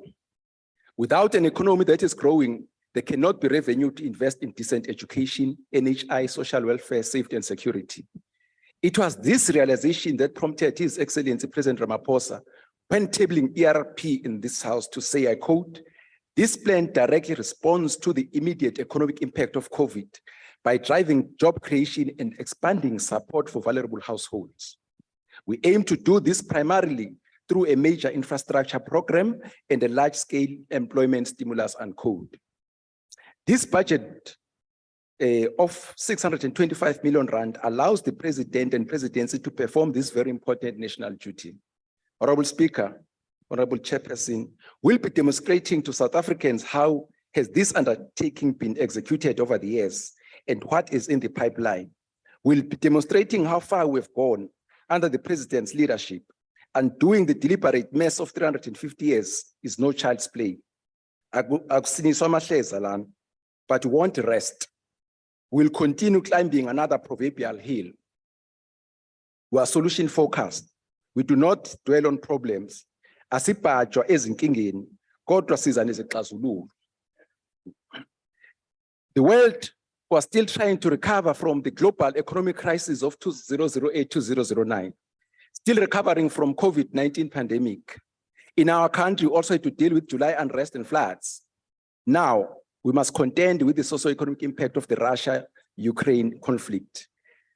Jill, the World Bank's chief economist, commented about the impact of these developments and said, I quote, "The ongoing decline in potential growth has serious implications for the world's ability to tackle the expanding array of challenges unique to our times, stubborn poverty, diverging incomes, and climate change," unquote.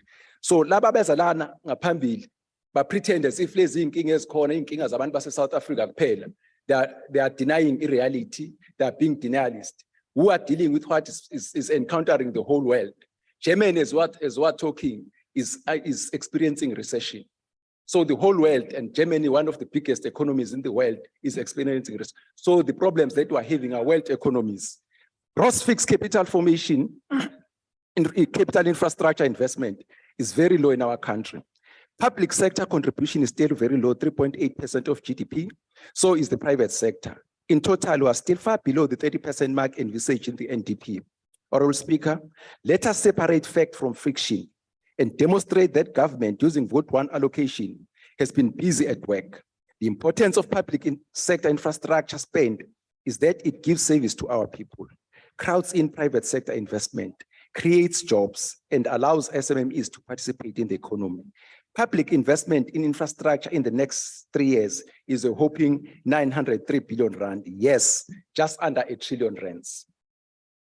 Let me respectfully share with you some of the capital infrastructure projects. Makonde and Magwenza clinics projects in Vembe districts were completed for 66 and 68 million rand respectively in the last financial year. Zitulele Hospital in King Sabata Tarinjebo is in construction for 1.067 billion rand. The Tlabeng Hospital Phase 2 in Tamofutsanyana is in construction for 838 million rand. Limpopo Central Academic Hospital, state-of-the-art hospital, has just started.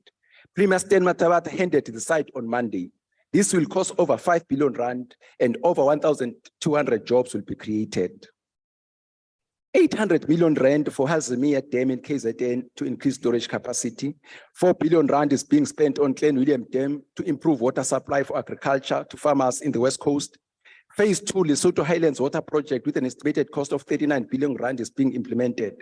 This will increase water supply and security to the people of Gauteng, Northern Cape, Free State, and Northwest. Oral members, there are many other water projects and interventions, including Mzimvubu, Mkomazi, and many others which are under construction.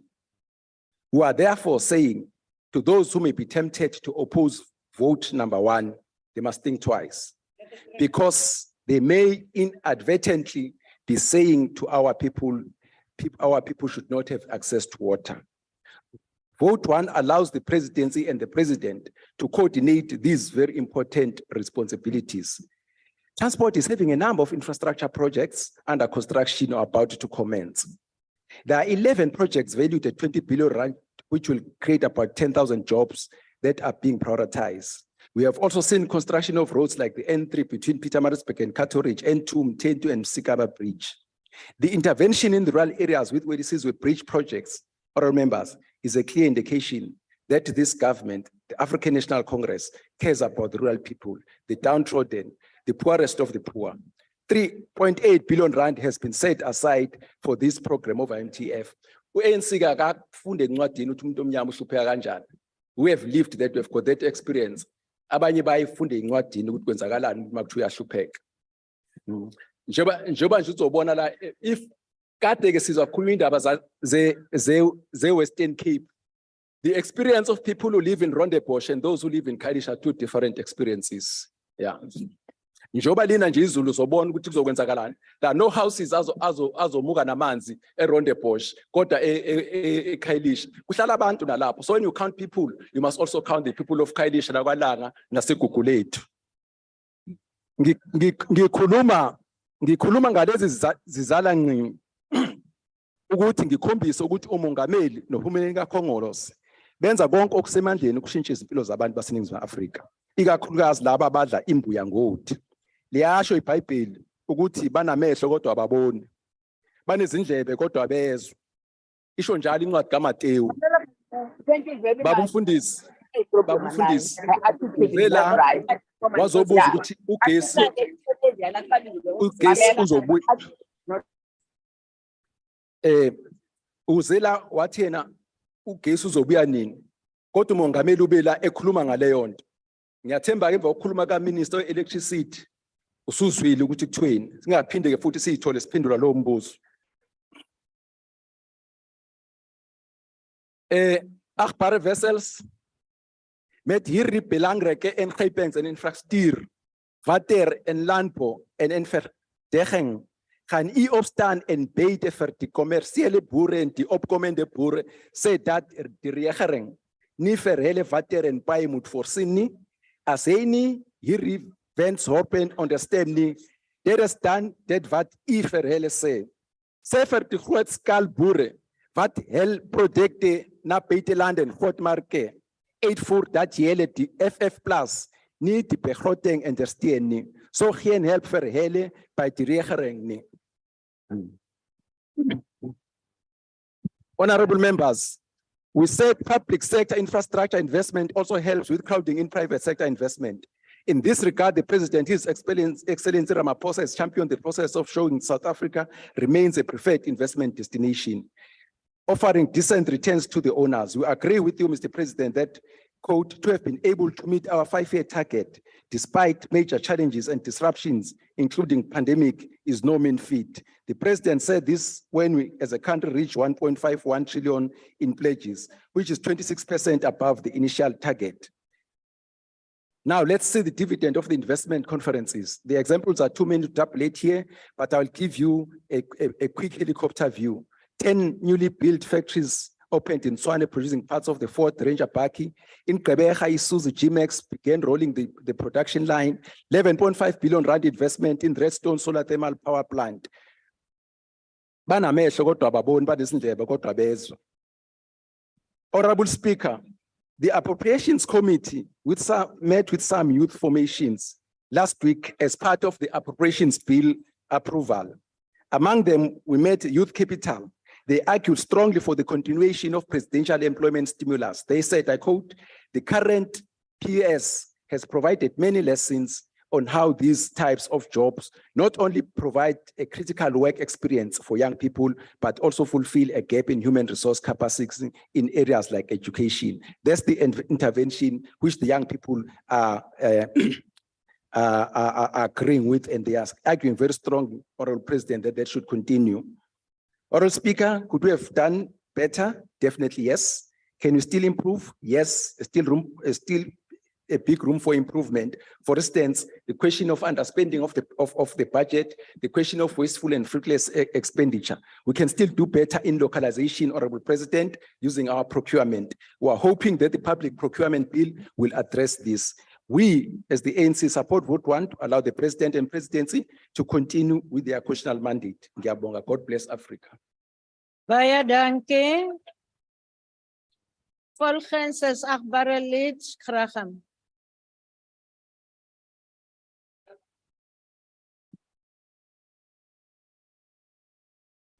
House Chairperson, vote 1, the Presidency has a budget of 625.1 million rand, an extraordinarily large amount of money. What value are we getting for this money? The annual report on the Presidency for the 2021-22 financial year states, progress has been made and Eskom is gradually being repositioned onto a path of optimal performance backed up by good governance and long-term financial sustainability, working towards the full implementation of institutional reforms aimed at improving its performance, transparency, and accountability. Well, aside from this statement being completely out of touch with reality, we heard yesterday that Eskom has posted a loss of 21.2 billion rand for the last year. Cue the energy crisis that reached a critical point in mid-2022. In response, President Ramaphosa established the National Energy Crisis Committee. NECOM, and with it, the Energy Action Plan. The objectives were to immediately reduce the severity of load shedding with a view to ending it completely and at the same time achieve energy security through 5 specific interventions. One job, deal with the electricity crisis. Almost a year later, we are experiencing outages of up to 12 hours a day, every day. Under growing pressure, the president declared a state of disaster in February and announced the appointment of a new minister in the presidency. It took another month for the president to actually name the new minister and a further 6 weeks for him to define the powers of this minister. His initial role, defined by the state of disaster, gave Dr. Ramaphosa specific powers to address load shedding, along with heading up NECOM and implementing the Energy Action Plan. However, the abrupt end of the state of disaster a month after his appointment left the minister with no real powers. Last week, President Ramaphosa finally gazetted powers for Minister Ramaphosa. If anything, this has done nothing more than entrench the idea that the electricity minister is purely a project manager. Section 34(1) of the Energy Regulation Act of 2006, which has been transferred to the minister, allows him to identify the energy mix required to ensure ongoing supply of electricity. It further allows him to determine what percentage can be generated and from which sources, as well as to whom it may be sold. Section 34(2) has also been transferred to Minister Ramaphosa. This section has 5 subsections numbered A to E, which includes the activities that may be undertaken to give effect to Section 34(1). Astonishingly, all 5 subsections are excluded and remain with Minister Mantashe in Mineral Resources and Energy. It is a complete mystery as to why the president would explicitly stipulate the transfer of powers contained in a clause and then expressly exclude the entire clause. In effect, this means that Minister Ramaphosa does not have the executive authority to implement any of the 5 interventions identified in the Energy Action Plan. He's not authorized to fix Eskom. That remains within the powers and purview of Minister Godin. Procurement in terms of independent power producers remains under Minister Mantashe in respect of the Integrated Resource Plan. Minister Mantashe further remains firmly in control of regulatory reform as well as the acceleration of rooftop solar under NERSA. The reform of the energy sector as a whole continues to be the joint responsibility of both Ministers Mantashe and Godin. So if Minister Ramaphosa has no real powers, he should at the very least have a measure of accountability. During the debate on the establishment of an ad hoc committee to oversee the Minister of Electricity, the ANC argued that there was no need for Dr. Ramaphosa to report to such a committee because his ministry has no staff members, no department, no annual plan, and no budget. No committee also means no accountability, despite this being a constitutional imperative. Since his appointment, today was the minister's first address to the National Assembly. Until now, he has only reported weekly to the media on his progress. So with limited powers and no real accountability mechanisms, has he at least been properly resourced to achieve his objective? It seems that Minister Ramaphosa has resources, just not from the presidency. According to the minister, the private sector will capacitate his office to the tune of 100 million rand. This money, ostensibly already raised by the Resource Mobilization Fund, which the minister helped to launch 2 days after his appointment, will be used to recruit highly skilled staff for technical and administrative support. This will be undertaken by the National Business Initiative, which has been appointed to assist with providing resources to the presidency. So it appears that the ministry is being funded and capacitated by the private sector. And if business is funding the program of the minister in the presidency, then the minister will be accountable to business. This does not augur well for a country reeling from the effects of state capture, which contributed in great measure to the catastrophic state of our electricity sector. Chairperson, there is absolutely nothing discernible in this budget that will result in an immediate easing of load shedding. If Minister Ramaphosa is going to have any impact on the electricity crisis, he needs real powers, he needs to be held accountable in Parliament by a designated committee, he needs a budget, and he needs the backing of the entire cabinet. Mr. President, you have pinned this country's hopes on Dr. Ramaphosa. Your time is running out. 2024 and the Moonshot Pact are around the corner, and the Democratic Alliance stands ready to lead a new national government that will roll out best practice measures for mitigating load shedding that is already being implemented by DA-run governments in the Western Cape. While the ANC government fails to provide power to the residents, I have no doubt that the residents are gearing up to give a DA-led government power in 2024. I thank you. Thank you. Order, honorable members. As I now recognize the Deputy Minister in the Presidency for Planning, Monitoring and Evaluation. Maketan.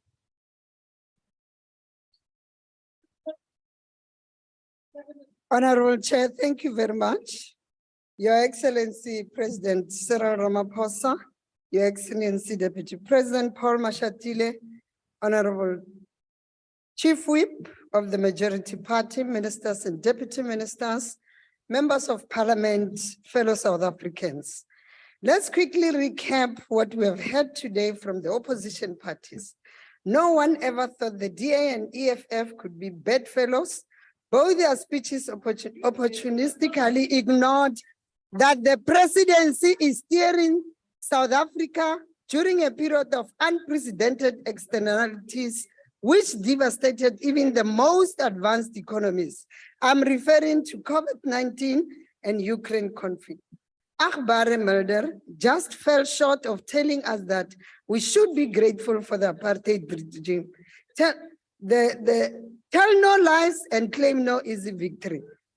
Tell the people of South Africa what type of nation was built after the 31st of May, 1961, who benefited and what occasioned the constitution you so heavily cling to today. Honorable Meshwa came here and said, we need solutions which Honorable Minister Kosientsu outlined, typical of an ACDP pontificator's par excellence. Honorable Chair, massive poverty and obscene inequality are such terrible scourges of our times, times in which the world boasts breathtaking advances in science, technology, industry, and wealth accumulation, that they have to rank alongside slavery and apartheid as social evils, close quote. Uttered almost 20 years ago by Tata Mandela, these words sting with truth today. Poverty is a scourge on our society, our government. Evil cannot be allowed to thrive, especially social evils. Our government drives an all and everything approach to eradicate these poverty scourges through M&E for all of government. You will recall government's achievements and plans were presented in our budget vote speeches. Today, I'm presenting two focus areas of urgent and critical status. The implementation of the National Strategic Plan on Gender-Based Violence and Femicide, and empowerment of women, youth, and persons with disabilities. In accelerating the implementation of the NSP on GBV, let's recall Kenya's Minister of Foreign Affairs, Her Excellency Rachel Omamo, saying at the Munich Security Council a few days before Russia invaded Ukraine, and I quote, "War has changed, war is moving into cities. You are just as likely to be gang raped in an informal settlement in an African city as you are out on the war front," close quote. Our crime statistics paint a gruesome picture of her words today. South Africa is statistically a war zone, weaponizing women and children's bodies through abuse, sexual violence, and femicide is a characteristic of war in the traditional sense and the changing context of warfare. Indeed, as per the words of our President, Cyril Ramaphosa, GBVF remains a societal challenge. We are all called upon to play our part. The monitoring and evaluation framework within the NSP and GBVS has 6 pillars. We will allocate and align these pillars to relevant APPs across departments. Honorable Chair, economic empowerment or lack thereof is a catalyst of GBVF, which segues to my second urgent and critical focus, which is empowerment of women, youth, and persons with disabilities. We have heard the plans of the Department of Women, Youth, and Persons with Disabilities, and this year's National Women's Month theme, harnessing opportunities in the ocean's economy for women's socio-economic empowerment, close quote, is exciting. The farming cooperative projects are intriguing, but the most thrilling is the cooperative banking institution, a collaboration within the Cooperative Banks Development Agency, supporting women, youth, and persons with disability.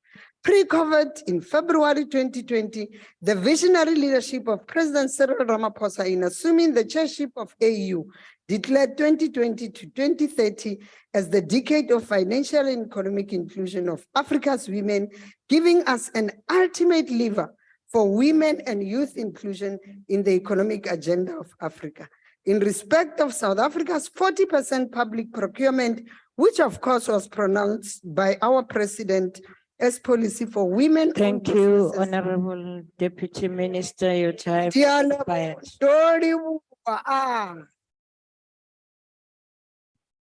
Sonisha Nkwankwa. Thank you very much, House Chair. Well, the previous speaker spoke about the debate between the Casablanca and the Monrovia groups going to the OAU in 1963, the formation of the OAU in 1963. My concern is one, and perhaps more fundamental, that aba bantu balapha bale ANC abayihoyanga le Africa. Into abayithandayo zizisusa namatheko nemibhiyozo. Ingathi ngula zezapikoko zaseBritani zabe kumkani. President, it is a damning indictment of the leadership of your government that ever since you took over in 2018, our country has been ravaged by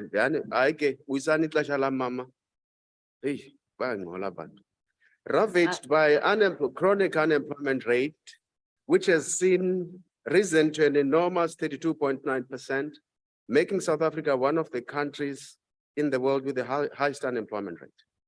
Under your new dawn, Mr. President, the economy is stagnant. The currency has lost 41% of its value. We've been grey listed. Those regime change agents called rating agencies have forgotten about us.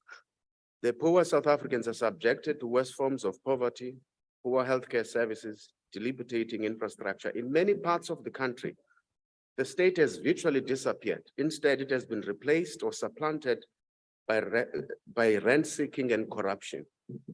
President, if the issue for you on the Phala scandal or saga is that you disagree with the report, perhaps we should agree to a process which allows Parliament to conduct its own independent investigation using an ad hoc committee where politicians themselves can be able to evaluate the evidence before them. This proposal has been made in the past, but it has fallen on deaf ears. The second issue is that if things continue as they are, there's a perception that is being firmly entrenched that you are living according to a mantra of former president of Venezuela, Hugo Chavez, which is, to my friends, everything, to my enemies, the law. There also needs, President, to be a better alignment between fiscal and monetary policy. You can't, when you're trying to reignite the economy or growth using fiscal policy and the Reserve Bank moves in the opposite direction, even when the causes of inflation are due to supply side disruptions and not domestic demand. The other issue is when it comes to capital expenditure at Eskom in particular, our biggest gripe is that it seems to be restricted only to transmission and distribution. And the problem with that is that even with the sale of non-core assets, Eskom is not allowed to use a portion of that revenue to be able to invest it in renewable energy. It means we're building an Eskom for the past rather than for the future. The other issue is if we continue to do that, it's almost like the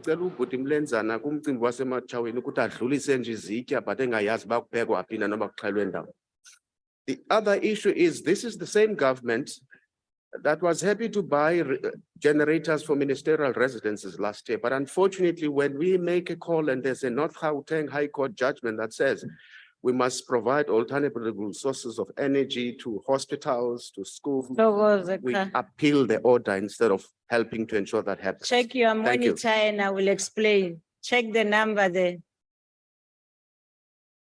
I gave you the minutes that there were seconds that you were crying for. The Honorable Heron. Thank you, House Chair. In July 2022, the President addressed the nation and acknowledged that South Africans are justifiably frustrated and angry and fed up. 11 months later, the electricity supply is much less reliable. We used to think that stage 2 was bad, but now we cling for dear life to stage 6. What stage, Mr. President, comes after frustration, anger, and fed up?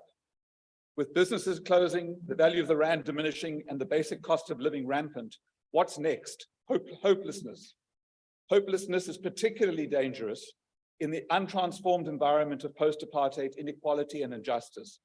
Hopelessness that detaches us from the worthy goal of nation building, that creates an environment where people feel they have nothing left to lose. Program 1 of the presidency vote includes critical objectives dealing with our electricity crisis, including implementing an action plan to end load shedding and achieve energy security. It has not been easy to take these words seriously because the electricity crisis oppresses every single South African. And for 16 years since load shedding began, we've been waiting for the implementation of an action plan. 11 months ago, the president said the crisis that we're facing requires that we should take bold, courageous, and decisive action. And despite these commitments to improve the performance of Eskom's fleet of power stations, 6 months later, Eskom briefed Scopa on continuing criminality, sabotage, and poor performance. The president also said bid window 6 will be doubled from 2,600 megawatts to 5,200 megawatts. However, we could only procure a total of 1,000 megawatts because of transmission grid constraints.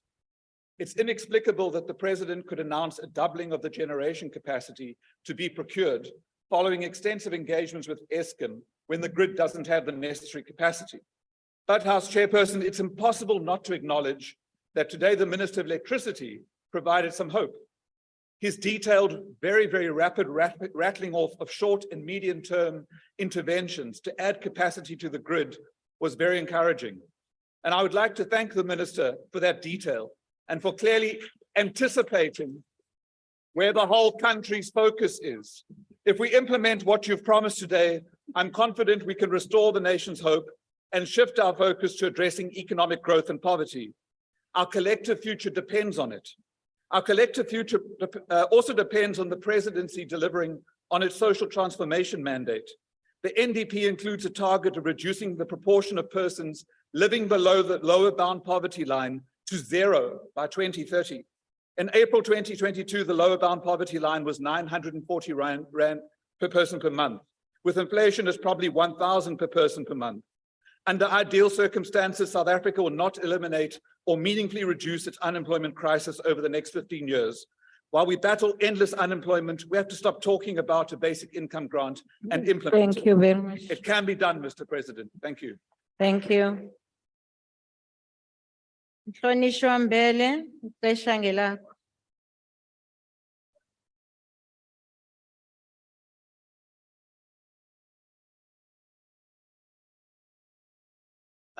Ngiyabonga sala ngaphambili.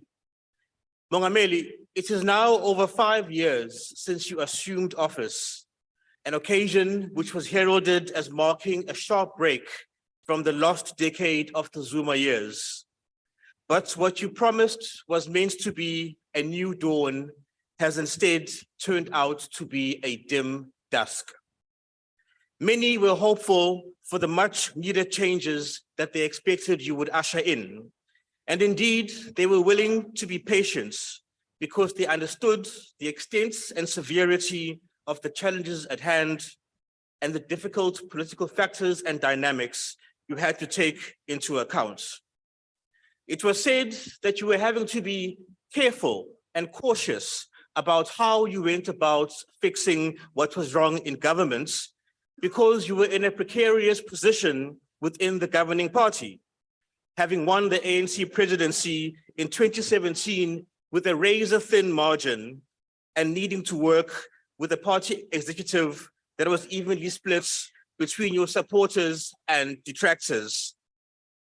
And yet, after having been re-elected in a more secure position as ANC president in December last year, we are yet to see this bold, confident, and decisive leadership that such a change was meant to supposedly enable.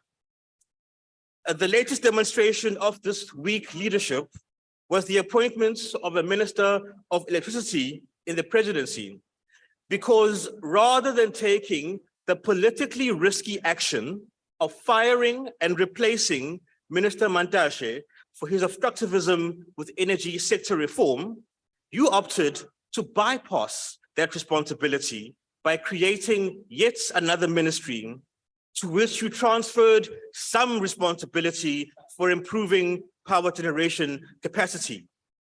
In fact, by looking at several other examples, one could easily define Mhlonishwa Mbele, akuhlale kancane.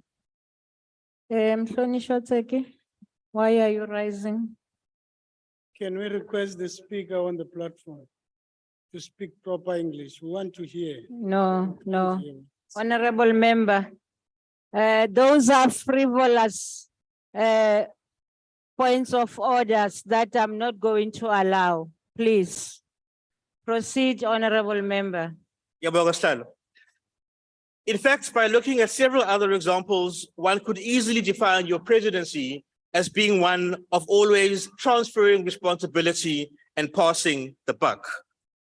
The recent cabinet reshuffle and additional ministerial appointments have continued the established trend of an ever-growing super presidency, whose inflation seems set to rival that of food and fuel inflation that is driving the cost of living crisis for households across the country, and whose ballooning reflects the bloated bureaucracy of millionaire managers in public administration, as well as the VIP protection resourcing that is apparently exempt from the cost containment measures that the rest of governments is experiencing through budget baseline reductions, and which, to borrow a well-known phrase, keeps you and your close compatriots secure in comfort.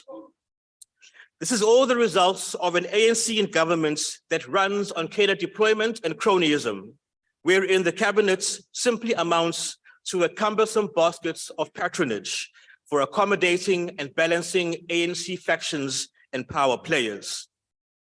The new dawn of 2018 was supposed to start a crackdown on corruption and crime, yet the dim dusk of 2023 shows stagnation on the part of investigative and prosecution authorities in relation to state capture and COVID corruption.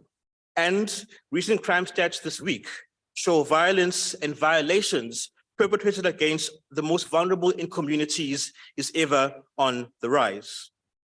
The new dawn of 2018 was seen to be the first glimmer of hope for a turnaround in our public education system so that vulnerable children in the most disadvantaged communities could have a better chance at future livelihoods.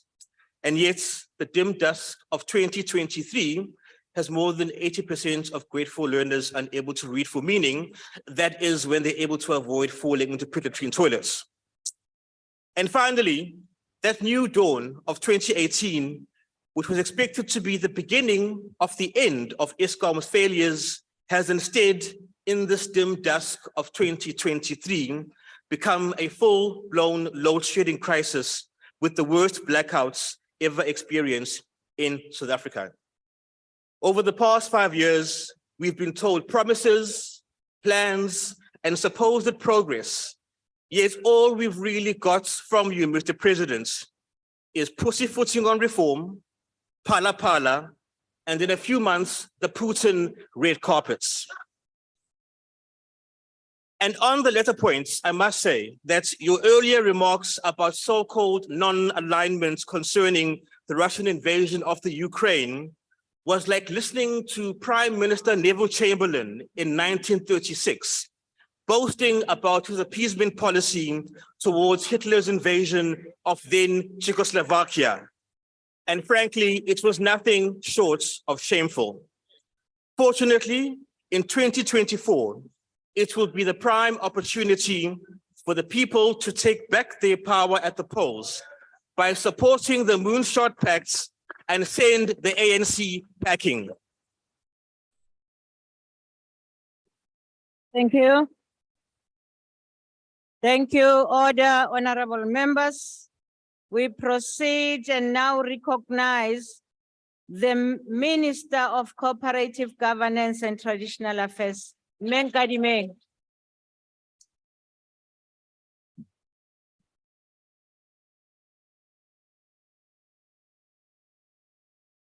Order. Thank you very much, Honorable House Chair, Your Excellency President Cyril Ramaphosa, Your Excellency Deputy President Paul Mashatile, honorable members, fellow cabinet members, South Africans. Let me appreciate this opportunity to participate in today's debate on the budget of the president. Allow me to recognize that on this day, it marks the end of our Africa Month and ushering our Youth Month. At the heart of our approach, which is championed by the president, is to find systematic solutions to address challenges which are facing our communities through the citizens' instrument, such as the district development model. We must together live by the ethos, local government is everybody's business. Our inputs as COGTA is premised on building, joining the government, a capable, ethical, and a developmental state, which is anchored on the capabilities and the implementation of local government that is underpinned by cooperative governance, a functional and an integrated government. Building municipalities that are resilient, sustainable, durable infrastructure cannot go without the recognition of the current crisis that is unfolding in a municipal sphere in Hammanskraal. To others, DDM is something that needs to be kicked outside the window, except in the time of a crisis. Please, let's cooperate one another. Where is the Minister of Department of Water and Sanitation? We've got a crisis that the city can't manage.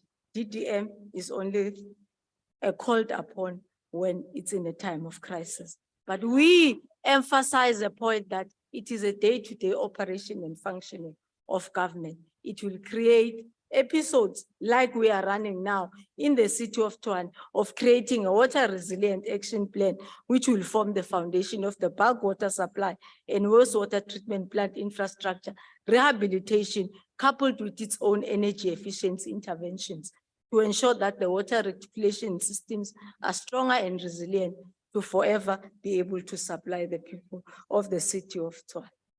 I knew. So working with social partners, MISA is rolling out a training program for water and wastewater process controllers, which is aimed at capacitating municipal officials in low and middle capacity municipalities. Where the DA leads, we are the best. Where the DA leads, we are blonde. We took the DDM into Cape Winelands, and the people of the townships explained to us their living conditions in the Western Cape. They told us in Kayamandi how difficult it is for them to be able to live. They reminded us exactly in the Cape Winelands what it is to live under a DA-led government. But today, we also want to demonstrate to you, no, don't worry. We also want to demonstrate to you today that we will also take you for peer review to Sengu Municipality, Winnie Mandela, Hantam in the Northern Cape, to ensure that you also learn on how to run a wastewater treatment plant. The approach towards the local building capacity will evolve creation. And as a COGTA, we are able to place young graduates now in municipalities to even work for the exposure and introduction to local government. In stabilizing our coalitions, Honorable Chairperson, COGTA National Treasury will also work with SALGA, and evident to our 2021 local government elections is the fact that democracy is giving practical expressions of multi-party governance. But there's no worry about next year. They are busy unpacking your moonshot at the municipalities. You quickly stood up and signed that Nelson Mandela Bay out. Signed that Guruleni out. Who's next? But what we are trying to assist you now is to ensure that we will be putting legislative framework to deal with the coalitions, institutionalize the IGR framework, ensure that the adopted Honorable Nkajimeng, are done. Minister, I'm sorry, can you please take your seat? Leader of the opposition, you are so close and you are busy with your recurring commentary. We don't expect that from you. That's not heckling, that's a commentary. Please. And you are just disturbing the member that is speaking here. No, don't talk back to me. I have rule 69C that says you mustn't do that. Proceed, honorable member. Thank you very much, Honorable House Chair. We will further introduce a 1% threshold for representation in municipal council to ensure, no, we can even make it 5. It's not even an issue. The issue here is about correct representation of what makes councils and the bodies that will need to be able to sit in council. To those who think 2024 is anything, it is an election. Hola mola hos. We are going to meet you toe to toe and we are going to come out winners. Fiscal infrastructure and development. The department is implementing fiscal reforms that have previously been introduced through our Division of Revenue Act by leveraging conditional grants allocation, for example, in the municipal infrastructure grants, to scale up financing of infrastructure development. Issues related to procurement have already been identified and acted upon to ensure that there's an increase in the prioritization and the implementation of all projects which are under MIC and are able to be said. And to meet the demand by the country, the department will continue to ensure the sufficient, efficient management of key grants. Municipal infrastructure grant, 217 municipalities implement such, and an underperforming will have only been recorded, and a utilization of 5% set aside for the enhancement of projects to ensure the management skills, which will include scoping, expenditure tackling. And we take this opportunity to commend an increase from the past financial year of 116 municipalities who have currently spent 90% of their cumulative allocations. Divisions of Revenue Act also in line with Schedule 6B. This essentially means that we no longer wait for perennial underspending of municipalities, which results in the monies taken back to the national treasury. We'll instead proactively develop a plan implemented by MISA to ensure that our working partners and we also deliver the services. Linked to this, we are now establishing a new strategy in the department in the form of the Result Management Office with the aim to bring project and program implementation capabilities to ensure that DDM is even strengthening more further. Integrated Urban Development Grant, which is our IDG, is also implemented to provide public infrastructure in all poor and secondary cities in our country. And this includes Steve Tshwete, Morales City, Reinkonyeni, Umhlatuze, Stellenbosch, Drakenstein, and with the 2023-24 financial year, we'll be adding George into the IUG area. Our collective oversight and accountability, our call spheres, can then be able to bear the desired outcome of DDM. Honorable President, the department heeded the call of the Presidential Employment Stimulus Package with 2 key projects of labor-intensive construction methods by municipalities. And we would want, through one of our programs now, to roll out labor-intensive road management systems in all the programs. The department has identified 23 municipalities, and I will list them later on as a pilot for this program with an intention to ensure that in the outer years, we roll out to all the municipalities. Again, we utilize this process to introduce our innovative waste management programs, and currently 45 municipalities across the country are at the pilot stage. We're doing this to ensure that we do waste generation, waste collection, sorting, segregation, and disposal in trying to clear our areas and clean our areas. 154 SMMEs currently are benefiting, and we will be rolling out into all the other areas.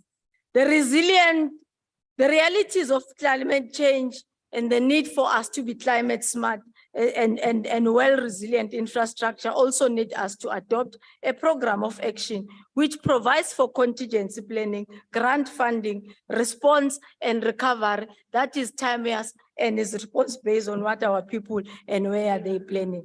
Currently, in Khoisan and the traditional leadership house who have compiled an invest master rural plan as a development niche into the traditional leadership. And we have also rolled out to ensure that traditional leaders through the National School of Government are also capacitated to be able to roll out infrastructure in their areas. And we are piloting this in the Eastern Cape, KwaZulu-Natal, and all the members of the House have benefited from this training. And the department will ensure that it gets to be rolled out in the other provinces. We will equally assist the Western Cape as it must get itself to roll out the Kaisan leadership in the Western Cape province. Hakuna machance. Furthermore, we are working closely with MISA and municipalities and the Department of Traditional Affairs, which will implement the infrastructural development projects to benefit traditional leaders and thus improving service delivery. Notwithstanding the challenges we have in municipalities, there are significant strides that have been made to ensure service delivery to our people. So going forward, we need municipalities that function in the interest of our communities and leave no one behind. All we need to join in is to say local government is everybody's business. Honorable On stays and I stay at 82 General Fairview Street in Polokwane Municipality. If you would want the Auditor General, if he's looking for me, there's my address. Forward it to her. She will find me so fast. Thank you very much. Thank you. We now proceed and invite the Honorable Sheikh Imam.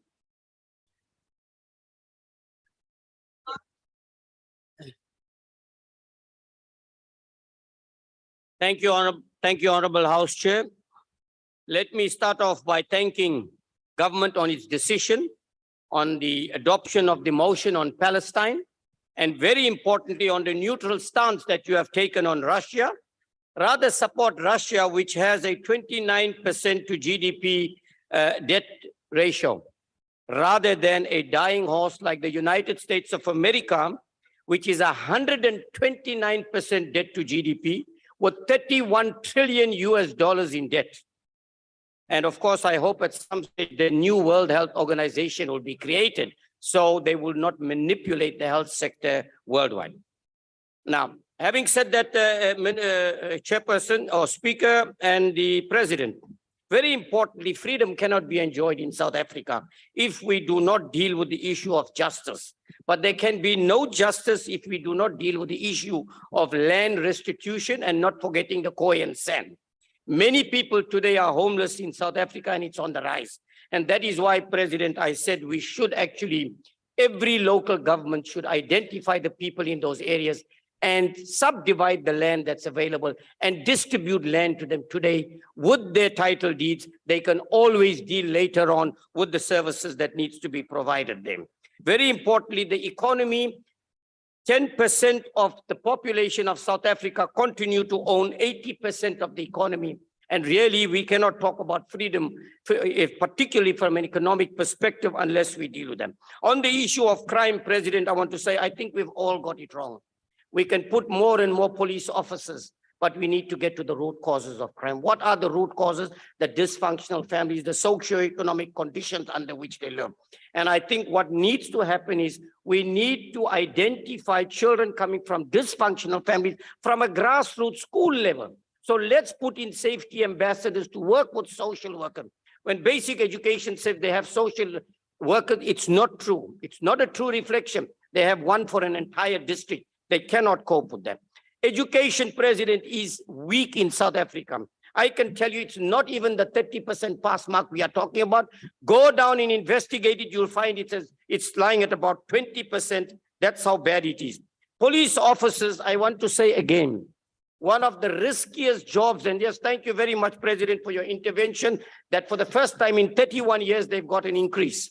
And from 13 Rand a day, they now get 23 Rand a day danger allowance. It needs to increase. You need to provide housing. They cannot be living in shacks and informal settlement. In fact, maybe we should, like the previous government did, maybe what we should do is make sure that they are tax-free.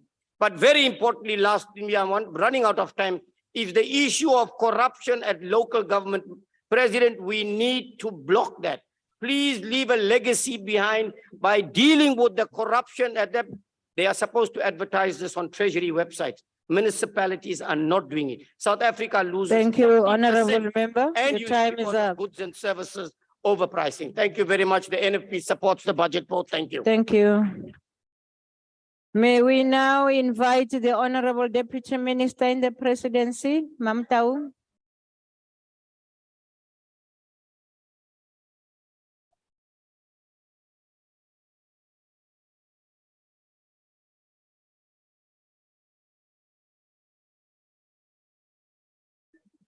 Honorable House Chair, His Excellency President Cyril Ramaphosa, the Deputy President, Honorable Paul Mashatile, Honorable Ministers and Deputy Ministers, the Deputy Chief Whip of the Majority Party, Honorable Members, fellow South Africans.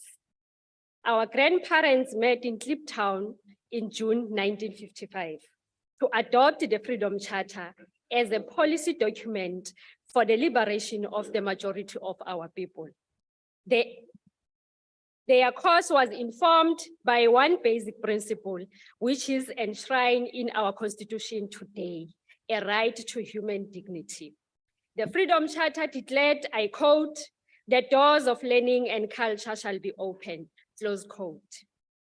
To ensure free education, access to higher education, ending adult illiteracy, promoting culture, and ending cultural color bans is addressed. Equally, the uprising of the youth of 1976 in protest to Bantu education was one of the initiatives to ensure that the commitment made in Kliptown in relation to education and skills is realized. June 2023 will be marking 68 years of the adoption of the Freedom Charter and 47 years of the student uprising. The ANC is proud to have implemented programs that addresses the evil system of apartheid for attainment of human dignity. Our commitment was further demonstrated by our 2019 election manifesto, where we committed ourselves to undertake the skills revolution. To deliver on our manifesto, we undertook one on skills and education. The ECD function was migrated to the Department of Education to ensure an appropriate legislative alignment and mandate.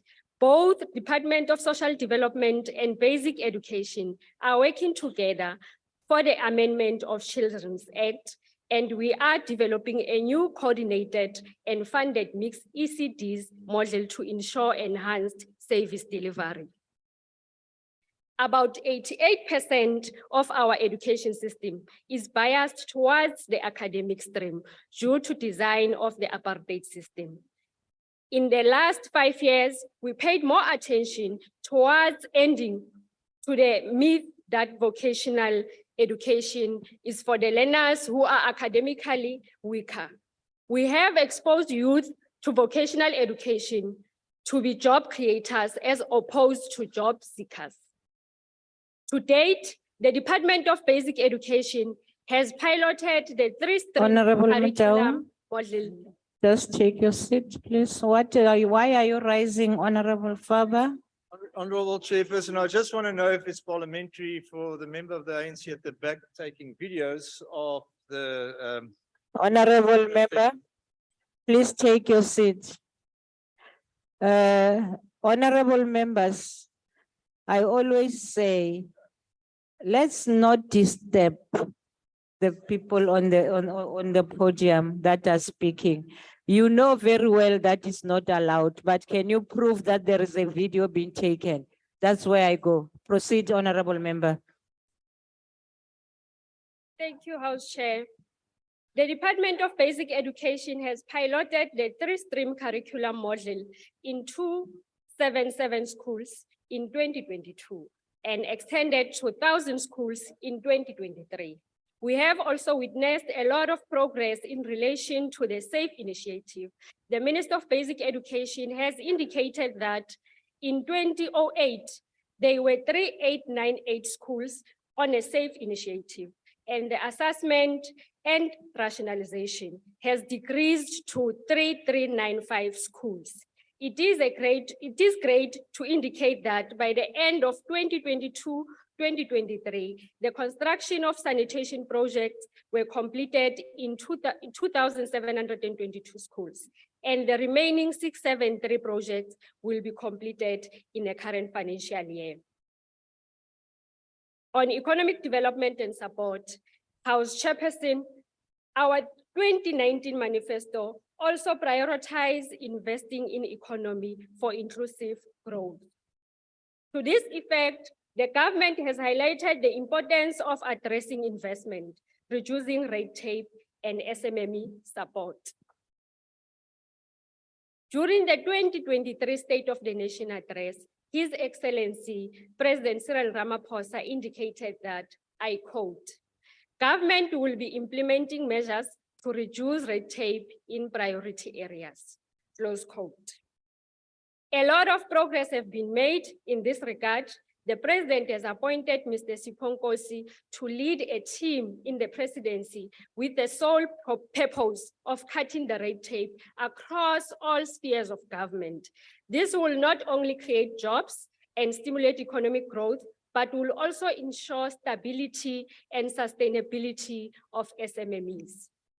At that point, I want to thank you, Honorable Deputy Minister. House Chair, I therefore support the budget vote number 1 of the President.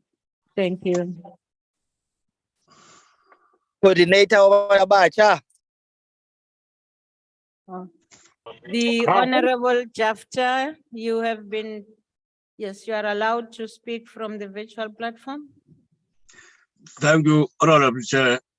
This budget vote must traverse the President's obligation to provide sound and innovative leadership in the electricity sector, so as to live to the government's constitutional obligation of providing reliable electricity to our people. Honorable Chair, this is the most immediate challenge confronting our nation. The effects of poor leadership at the top level in managing and devising solutions to our electricity crisis has resulted in many unacceptable events like unavoidable deaths, as has happened in Cape Town, lack of investor confidence in our economy, capital flight, increased criminal activities, and reduced small and medium-sized enterprises' production output. The office of the Presidency is partly to blame for the state of our electricity crisis. While the President talks about a just transition and climate change, the devastating impact of load shedding will likely be a force driver in leading our people to resort to other traditional methods of producing power. The cost to the environment and its ecology will be massive.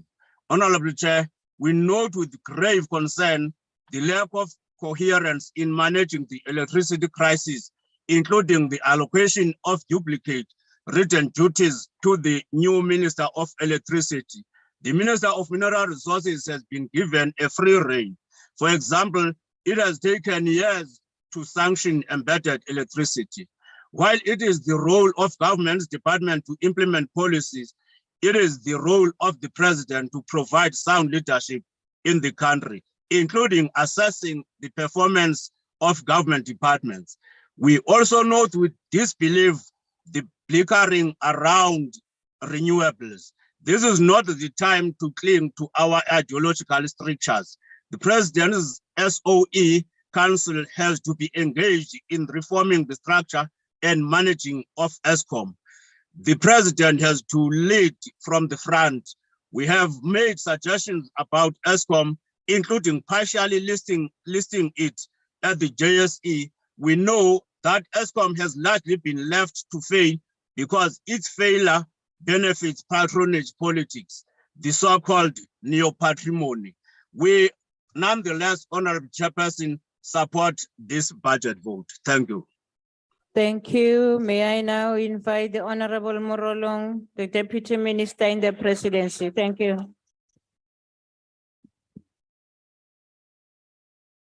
A ke go leboge modulasetulo wa ntlo e kgethegileng.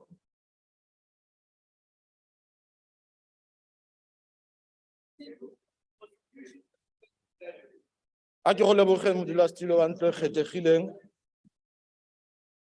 President of the people of South Africa, His Excellency Cyril Ramaphosa.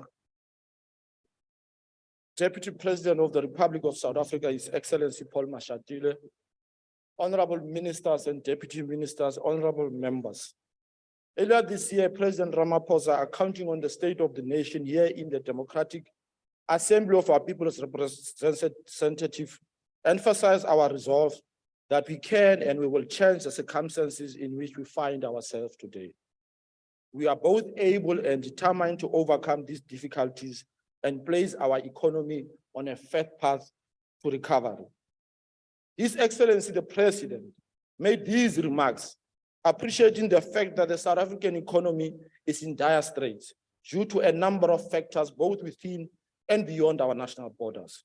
Our slow pace of pre-pandemic growth was exacerbated by the spread of COVID-19, propelling our government to find a balance between saving lives and saving livelihoods.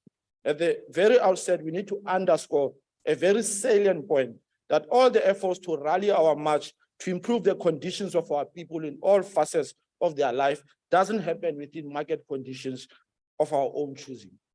For a long period of time, our economic growth has lagged behind our forecast. Our fiscal space contracted, militating against our ability to respond to the stubborn triple challenges of unemployment, poverty, and inequality. Even against these unfavorable conditions, our president is involved in a concerted effort to rally the whole of society to appreciate the urgent task to resolve our common socio-economic challenges of our day.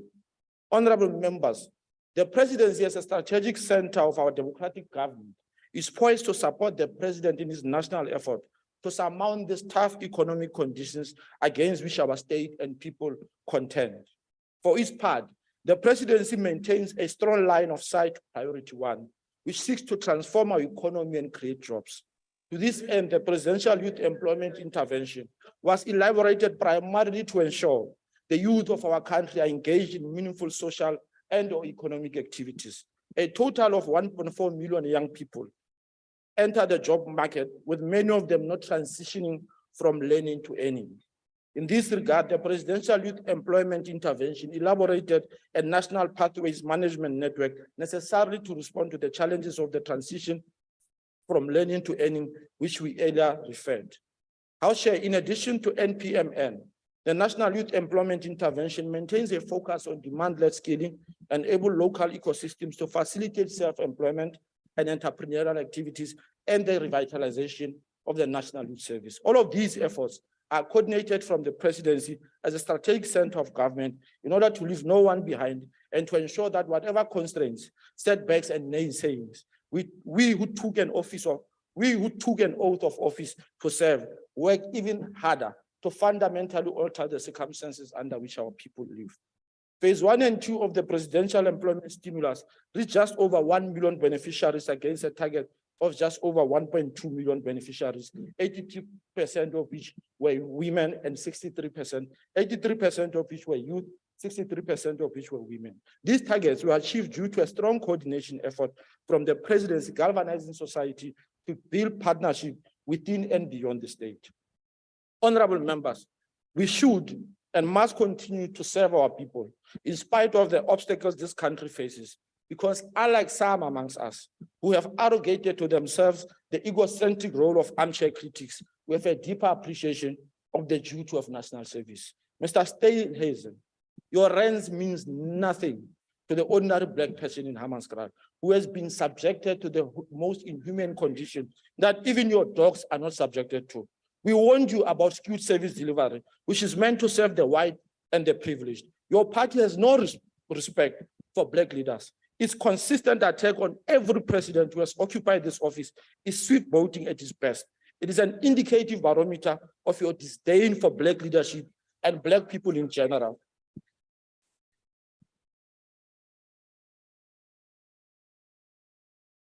President, we draw strength from our predecessors who never gave up when the road to freedom was characterized by setbacks and sometimes failure. They taught us that building national cohesion is a burdensome task of every quintessential patriot, a task which must be attained at all costs. We carry this valuable lesson each time we walk in and out of this. Thank you very much, Honorable Deputy Minister.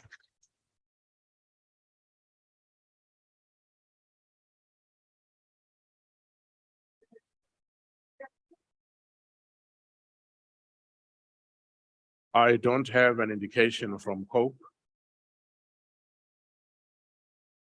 The next speaker is the Honorable Gaba.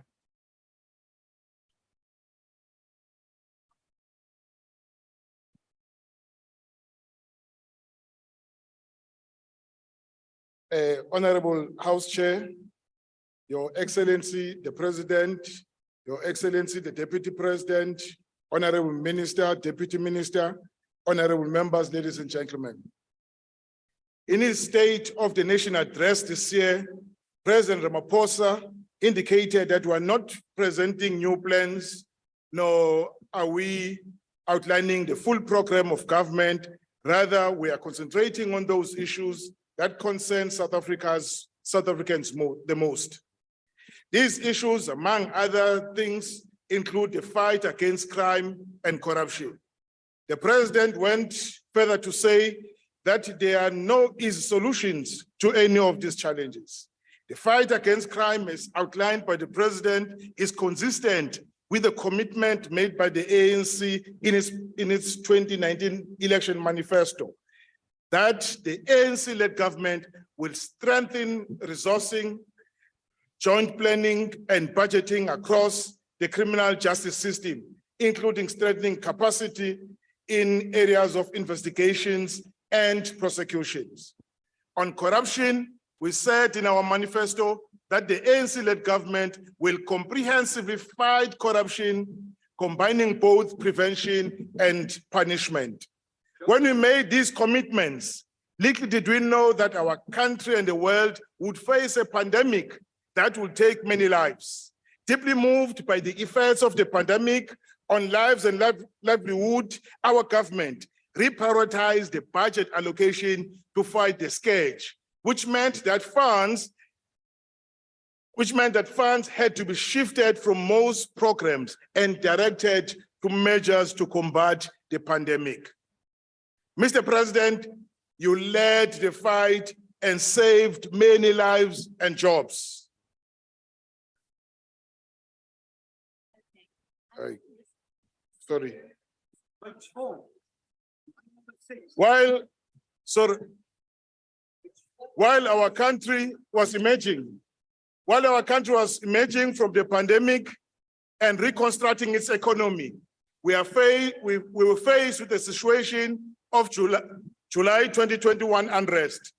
This unrest again forced the government to reprioritize its budget allocation. The July unrest has disrupted our economy and cost our country a lot of billions of rands. We saw jobs went up in smoke. If there's anything that our country regrets, it is this incident. Our country was not yet spared as we faced the devastating floods that affected the areas of KwaZulu-Natal, Eastern Cape, and parts of Northwest. This natural disaster to force the government to avail funds to address the immediate challenges of these unfortunate incidents. Honorable House Chair, we are making reference to this unforeseen pandemic, unrest, and disaster to make a point that our government had to redirect all available resources. Despite all these challenges, our government has registered noticeable milestones in line with the commitment made in our manifesto. The ANC-led government under you, Mr. President, prioritized the fight against corruption as it denies our country the necessary resources for socio-economic development. Corruption wanes the trust and confidence of the people in our government, and therefore it had to be fought head-on. In this regard, the President appointed a number of commissions of inquiry to deal with corruption wherever it reared its ugly head. These include the work of the Zondo Commission on the State Capture, the Commission of Inquiry of SARS, and the Commission of Inquiry into PIC. These commissions have concluded their work, and government and state institutions are at work to implement the recommendations of these commissions. These commissions have complemented the work of the Special Investigating Unit. The President has presented to this House a government plan to implement the recommendations of the Zondo Commission. For instance, as a result of the Zondo Commission, all provinces now have dedicated specialized commercial crime courts to deal with crimes related to corruption and other related commercial crimes. Our fight against corruption is not only in words, but also in action. The leader of the opposition wants South Africans to believe that these things never happen. He calls them broken promises. During COVID-19, there was unlawful and improper conduct relating to the misuse of COVID funds. Our government established a fusion center to nip corruption in the bud promptly. Our government also requested the Auditor General to undertake a real-time audit on any malfeasance relating to state procurement during the COVID period. As a result of these initiatives by the government, over 456 referrals to accounting officer for disciplinary action were undertaken. 63 officials were found guilty, 5 officials were dismissed, and senior politicians lost office. These agencies have prevented the loss of and assisted in recovering billions of rands that would otherwise have been lost to the state. The work of the Commission on SARS has, among other things, seen SARS collecting over 4.8 billion rand as per the recommendations of the Commission. Our government has also acted on the recommendation of the expert panel into the July 21 unrest by filling vacancies at the State Security Agency, the SAPS, as well as strengthening the capacity to better coordinate the work of law enforcement agencies. We also commend Parliament for its role in the process of implementing the Inspector General of Intelligence. His appointment would strengthen the intelligence community in line with the recommendations of the Mufamadi report. We are highlighting these milestones, Honorable House Chair, not to beat our own drums, but rather to indicate to our people that we mean what we say. As we look forward to 30 years of democracy in 2024, Honorable President, you have outlined the priorities for the JCPS cluster in this financial year.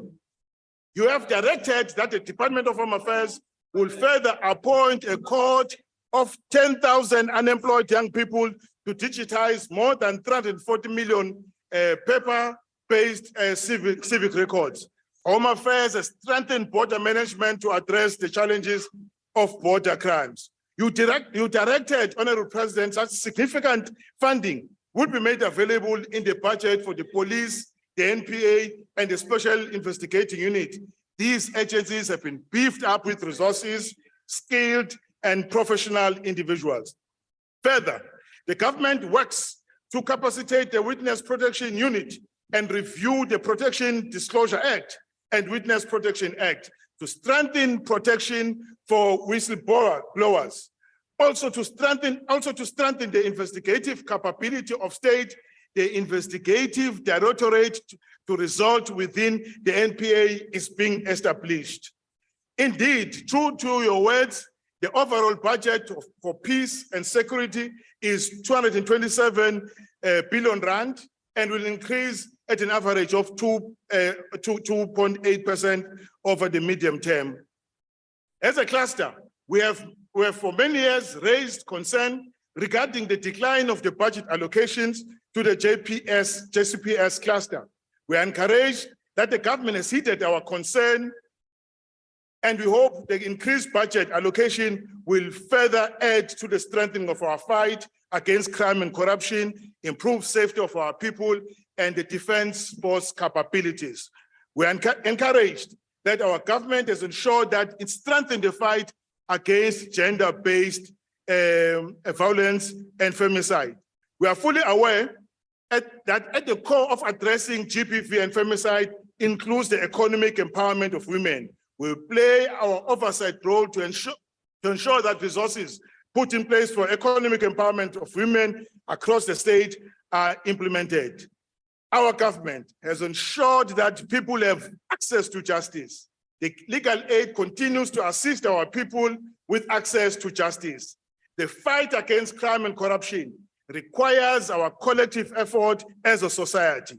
Many of our communities have established police stations. That was not the case before 1994. We have established the community policing forums, and they continue to play a critical role in fighting crime and ensuring the safety of our communities. Our people should join hands with the law enforcement agencies to fight crime and end corruption. Our freedom has never been free, and therefore we should jealously guard and protect our democratic gains. Honorable This Baba. House, Chair. Honorable, there's a point of order. Could you please take your seat? Thank you. Was a point of order, honorable member. Chair, the Honorable Faber is making it impossible for the Honorable Faber to speak because he's constantly shouting at him. It's not the heckling which is parliamentary and known, it is a loud shouting. And I would ask the Honorable Chairperson to pause, to stop that. Thank you. Thank you, honorable member. The previous chairperson dealt with that situation. I hope members will take it into consideration. Honorable Chair, I'm now sending him out. Chair was actually saying our freedom has never been free, and therefore should jealously guard and protect our democratic gains. The ANC supports the vote. Thank you very much, honorable Baba. The honorable Johnson.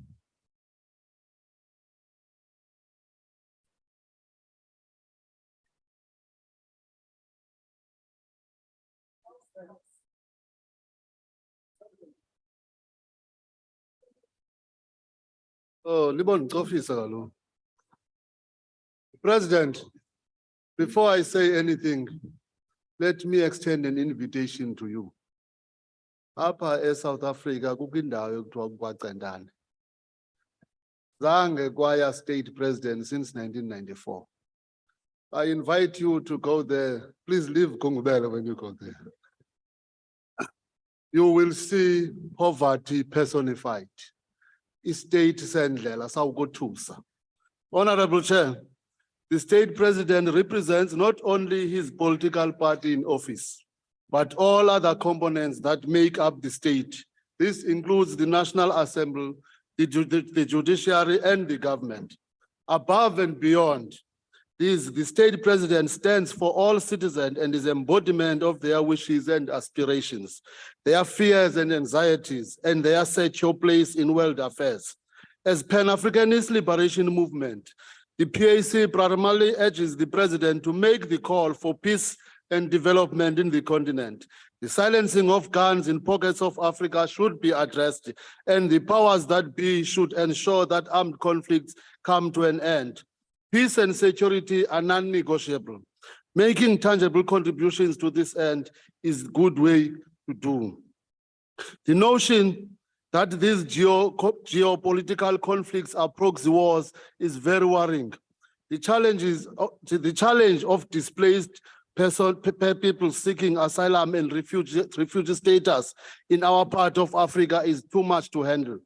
The interference of superpowers in Africa, in African regions with entrenched interests such as regime change is not acceptable.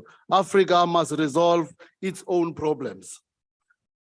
Mongamil, the reputation of these hostile superpowers includes wars of aggression in Greater Europe itself. The silencing of girls will also extend to these areas as well. It is highly offensive to experience unsolicited advice and directions from the Western powers when they are not capable to make peace among themselves with their geopolitical opponents. Universal peace in the world is something that we all look up to. The bullies must know that. The PAC supports the state president to provide a conducive climate for peaceful resolution of conflicts in the various regions of the African continent. We further support the stance of positive neutrality in Ukraine and Russian Federation and urge the state to advocate for peace in that conflict. PAC supports this budget. Thank you very much, Honorable Johnson. The Honorable Judge is invited to the podium.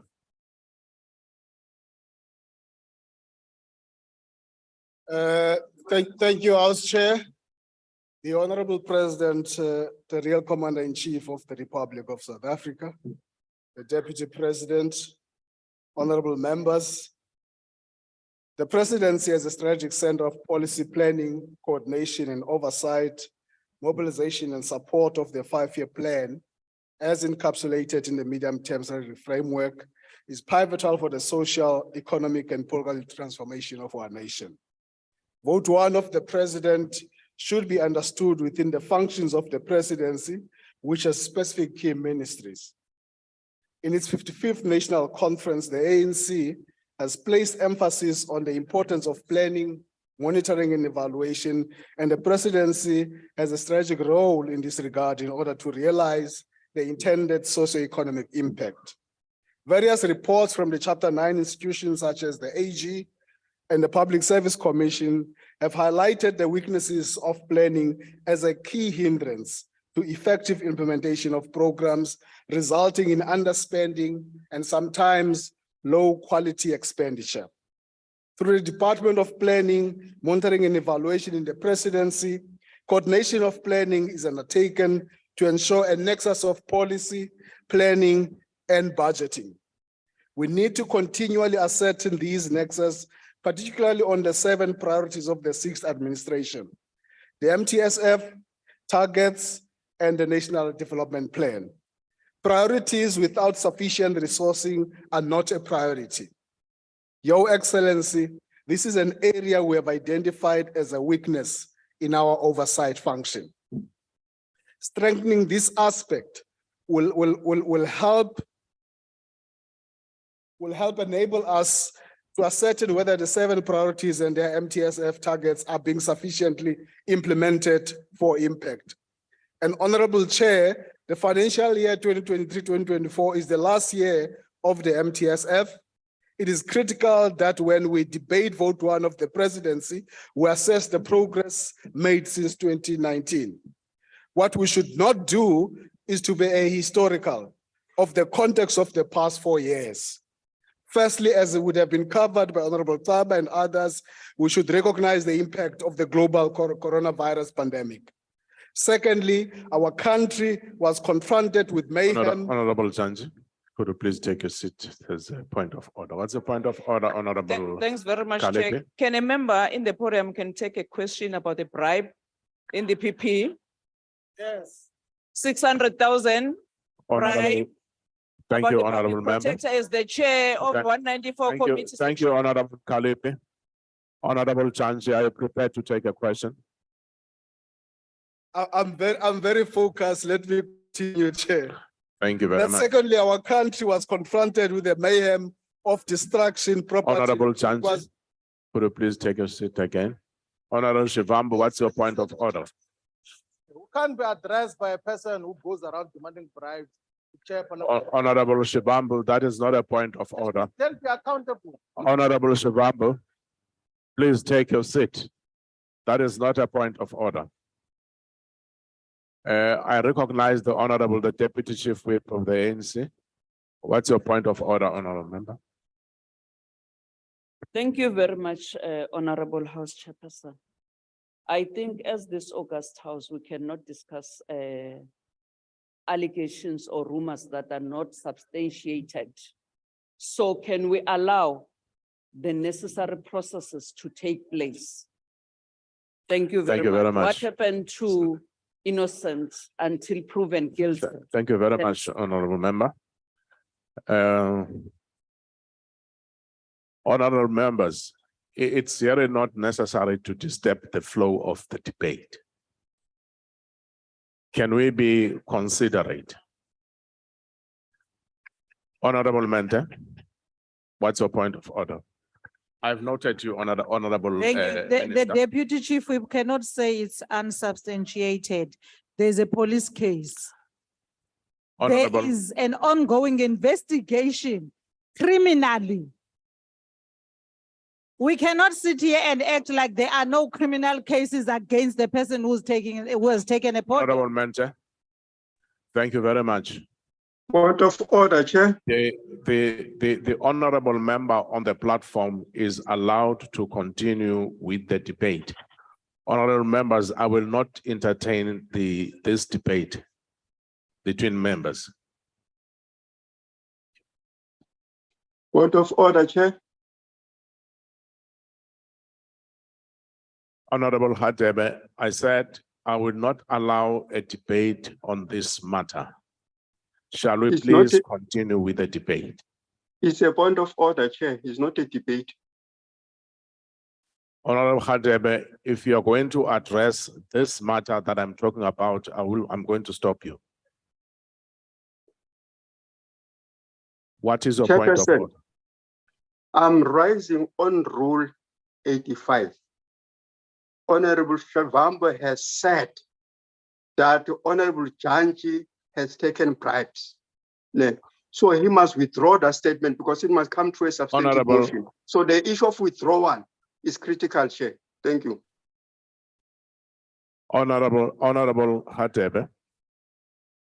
Honorable Hadebe, I have made a ruling on this matter. Shall we continue with the debate?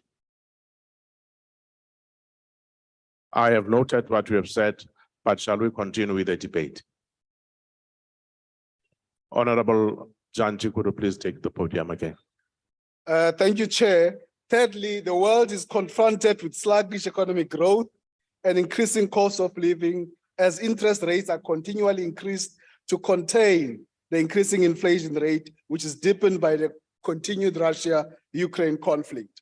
And lastly, the electricity crisis and high fuel cost is a major threat for economic growth and implementation of the Reconstruction and Development Plan. This context is critical to appreciate the complexities of the presidency that it has to navigate in order to address the problems of unemployment, poverty, and inequality. Despite these challenges, significant progress has been recorded in creating a better life for all.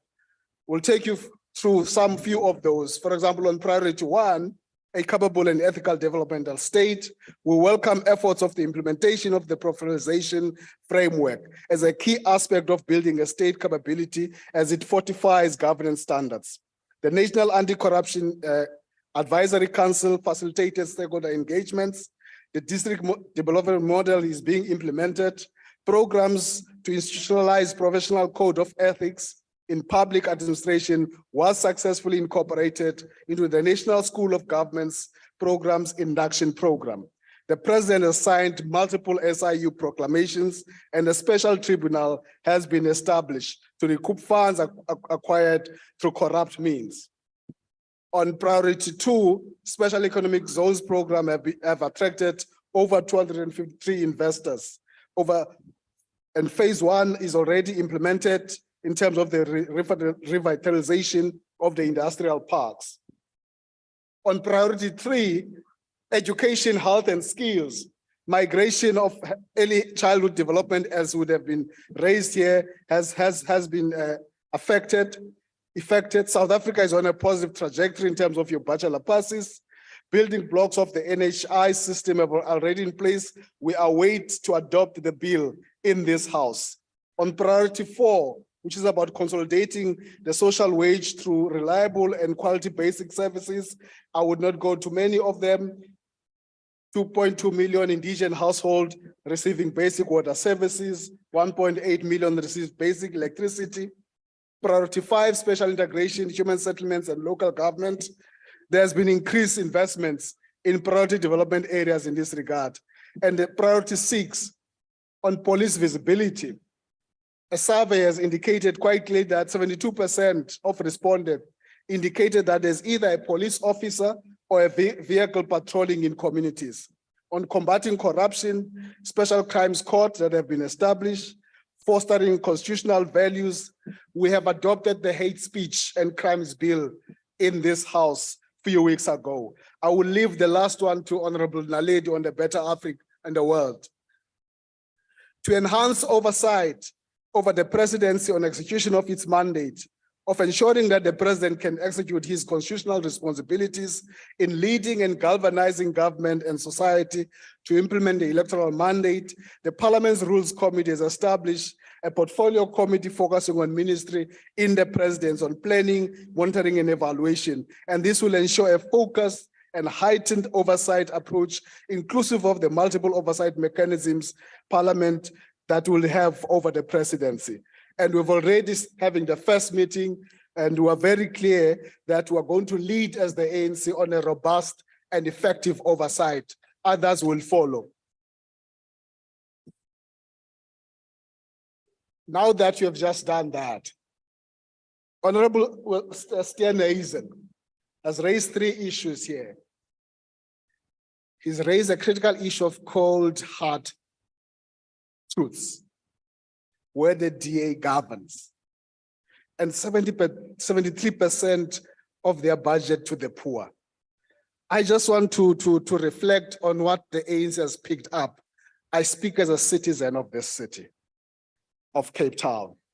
And I stay in Durbanville, where I used to work as a garden boy, my mother being a domestic worker. And our home is in Khayelitsha. So I travel between Durbanville and Khayelitsha in 20 minutes. And in 20 minutes, I come across 2 types of services in one city. Let me just give you one example first. Currently, some informal settlements are forced to a situation of up to 53 families sharing a toilet on a 200-meter distance. You know what that does? It's dangerous for women and children. So at night, 53 toilets, 200-meter distance. So when Honorable Cele receives crime stats, the city of Cape Town produces that crime in terms of what it does. So don't make noise. Don't make noise. Let me continue. Order, honorable members. Today, the city of Cape Town was unveiling its budget, because I want to speak to this 73% poor. In its budget, it presented to the citizens 181 million in capital expenditure to Sub-Council 6, which includes Paro and Belvoir, 181 million. Compare that with Sub-Council 9, which includes Khayelitsha and Mfuleni. They have allocated 56 million, in fact, 63 million.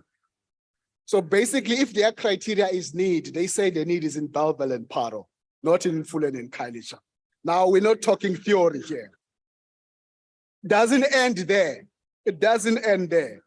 Sub-Council 7 and 13 as a contrast.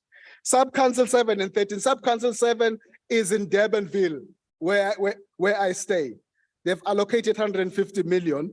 Sub-Council 13 is Philippi, Nyanga, Guguletu. They have allocated 56 million. This is this city. This is the budget. This is the contrast, so that we don't speak theory. We speak about the budget that has been adopted. Because I want you to follow me and see whether you can get the 73% poor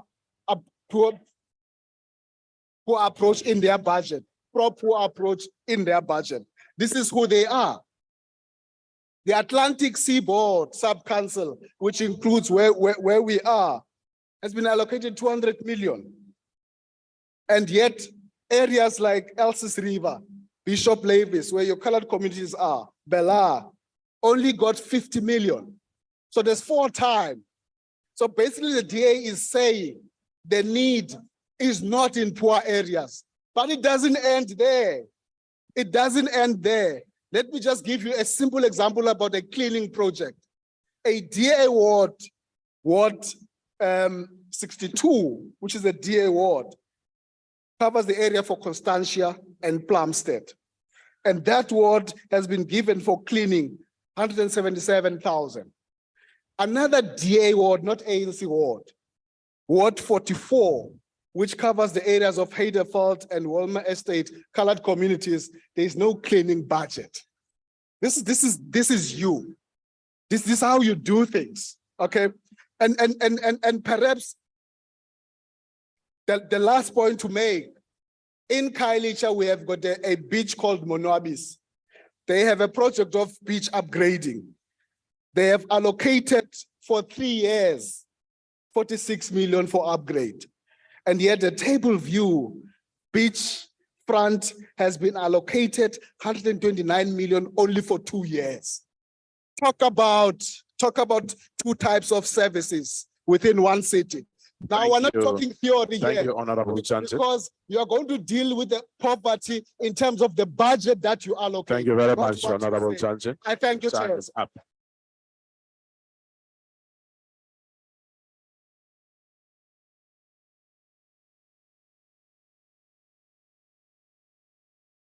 Honorable members.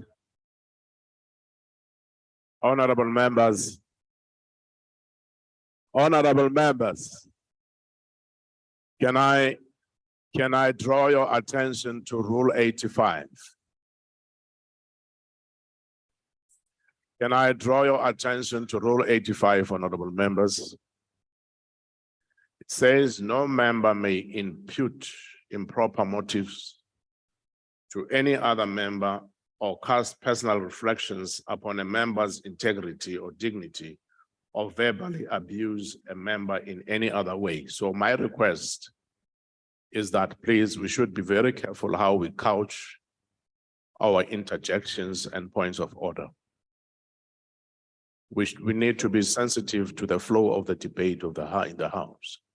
It's not necessary at times. Shall we then continue? The Honorable Hendricks. Thank you very much, Honorable House Chair.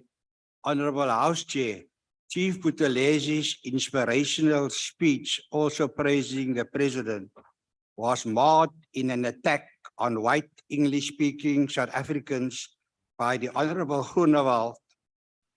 On the 31st of May, my mom told us kids from her safe house for resistance fighters in District 6 to burn the memorabilia that was handed out in our schools.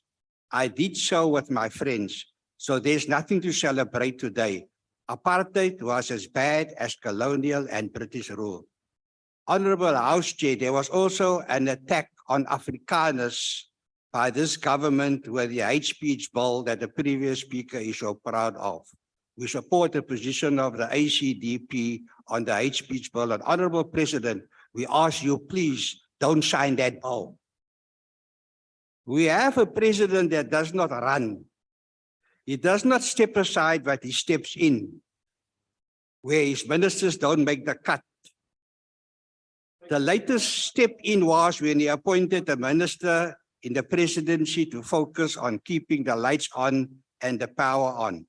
That is why Al-Jamaa supports this budget.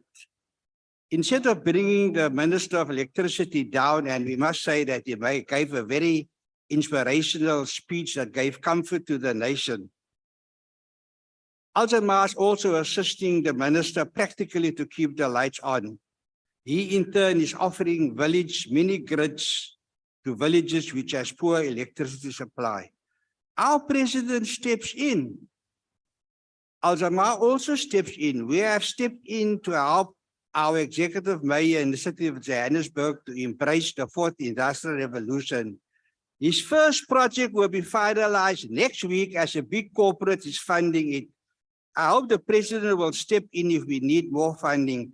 About 200 service delivery champions in the city of Johannesburg is getting resources. Honorable House Chair, will the president step in to give the Special Investigating Unit upfront funds, capacitate them? You can't expect them to send invoices to be paid. How are they going to do their work? Soon the Minister of Home Affairs will issue a circular updated by Al-Jamaa, and the campaign will start to convert 1 million Nikah certificate marriages, which will perform in mosques, for a valid South African marriage certificate, and the consequences being in terms of Sharia matrimonial law in line with the Concord judgment. I appeal to the presidency to embrace this. Thank you very much, Honorable Chair. Thank you very much, Honorable Hendricks. We now invite the Minister in the Presidency, the Honorable Chaveni.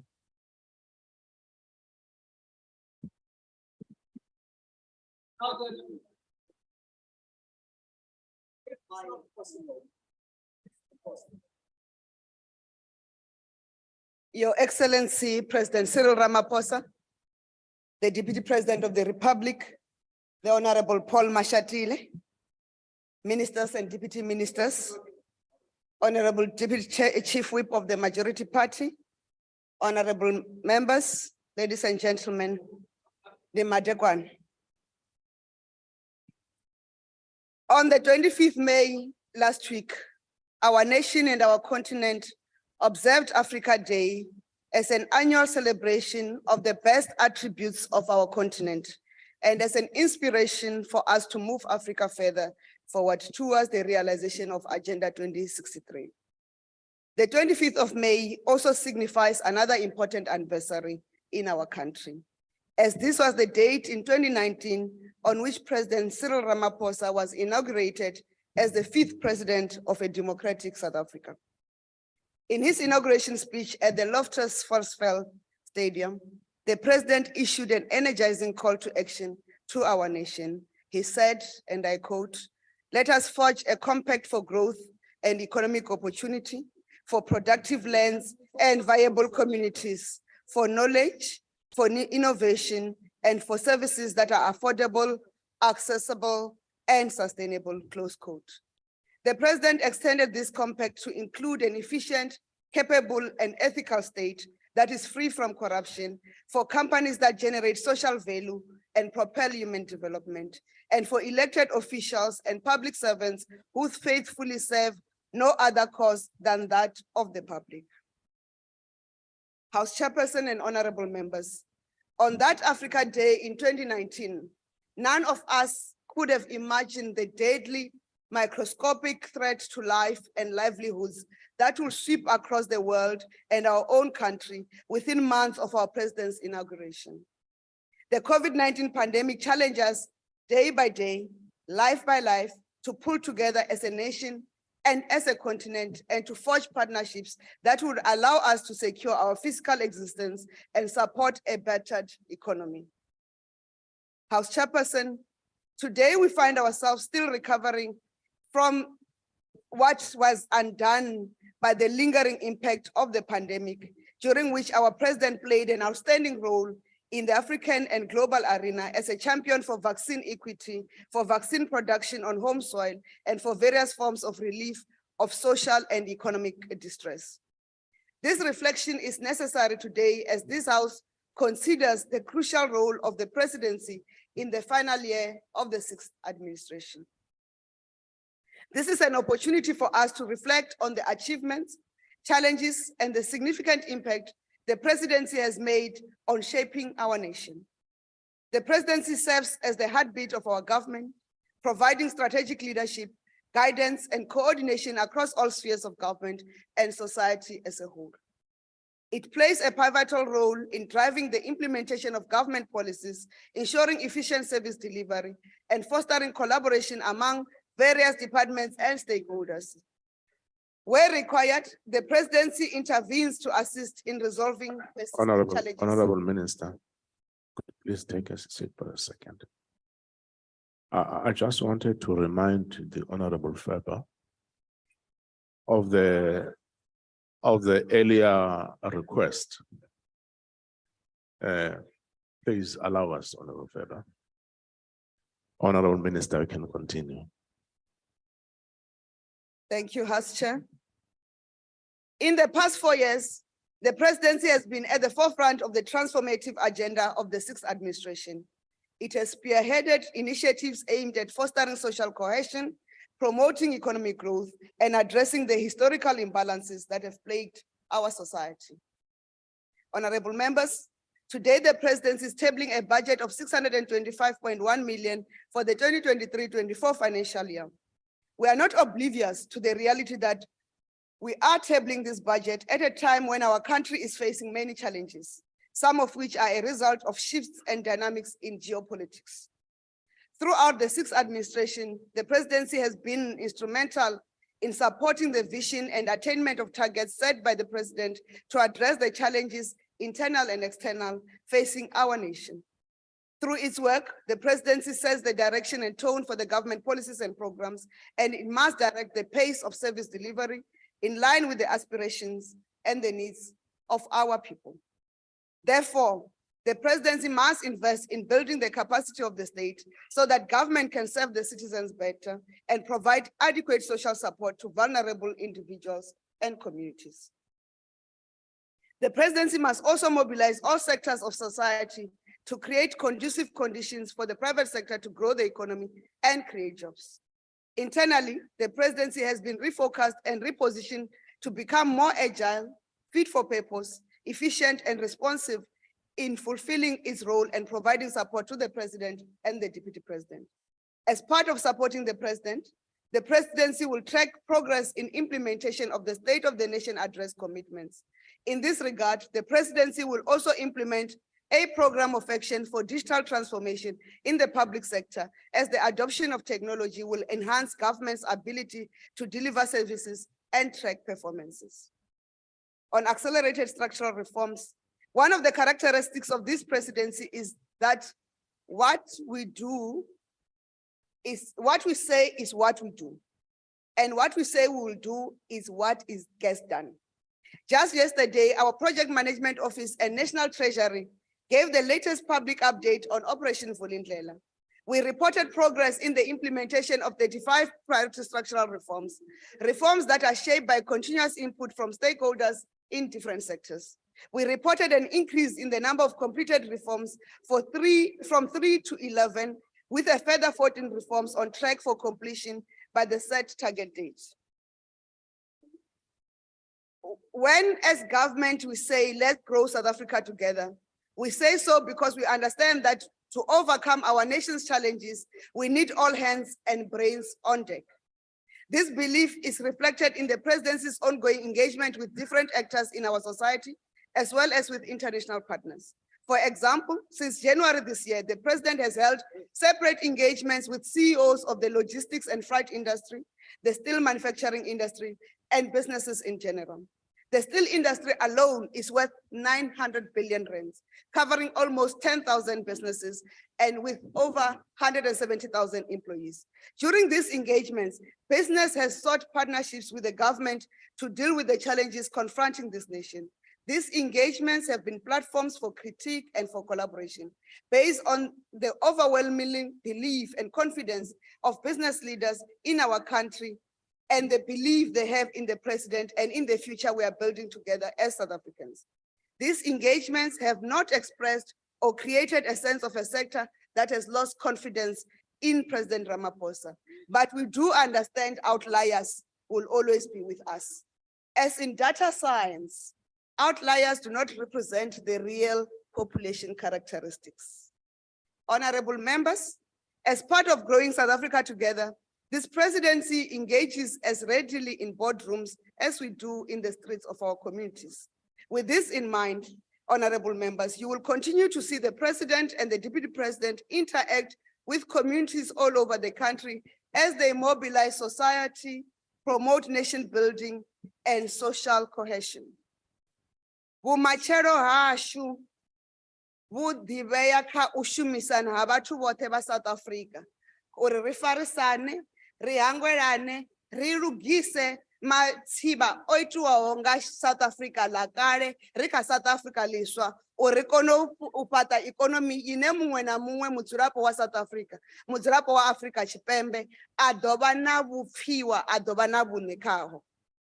As a government that listens to citizens and learns from social partners and communities, we see great value in our face-to-face, no-holds-barred dialogue with citizens under the district development model presidential Izimbis. These gatherings, the 6th of which took place in this province of Western Cape 2 weeks ago, enable engagement between civil society organizations, community leaders, and individual citizens, and the president and leadership from all spheres of government. This citizen-centered governance has fostered trust, promoted accountability, and empower the people to actively participate in shaping our nation's future. In our fight against corruption, one of the areas in which the private sector is seeking partnership with government is the fight against corruption, and we are in discussion with them on the modalities of such partnerships. The partnerships will add to our oversight work on the implementation of the State Capture Commission Action Plan, the National Anti-Corruption Advisory Council Work Plan, and the processing of SIU reports.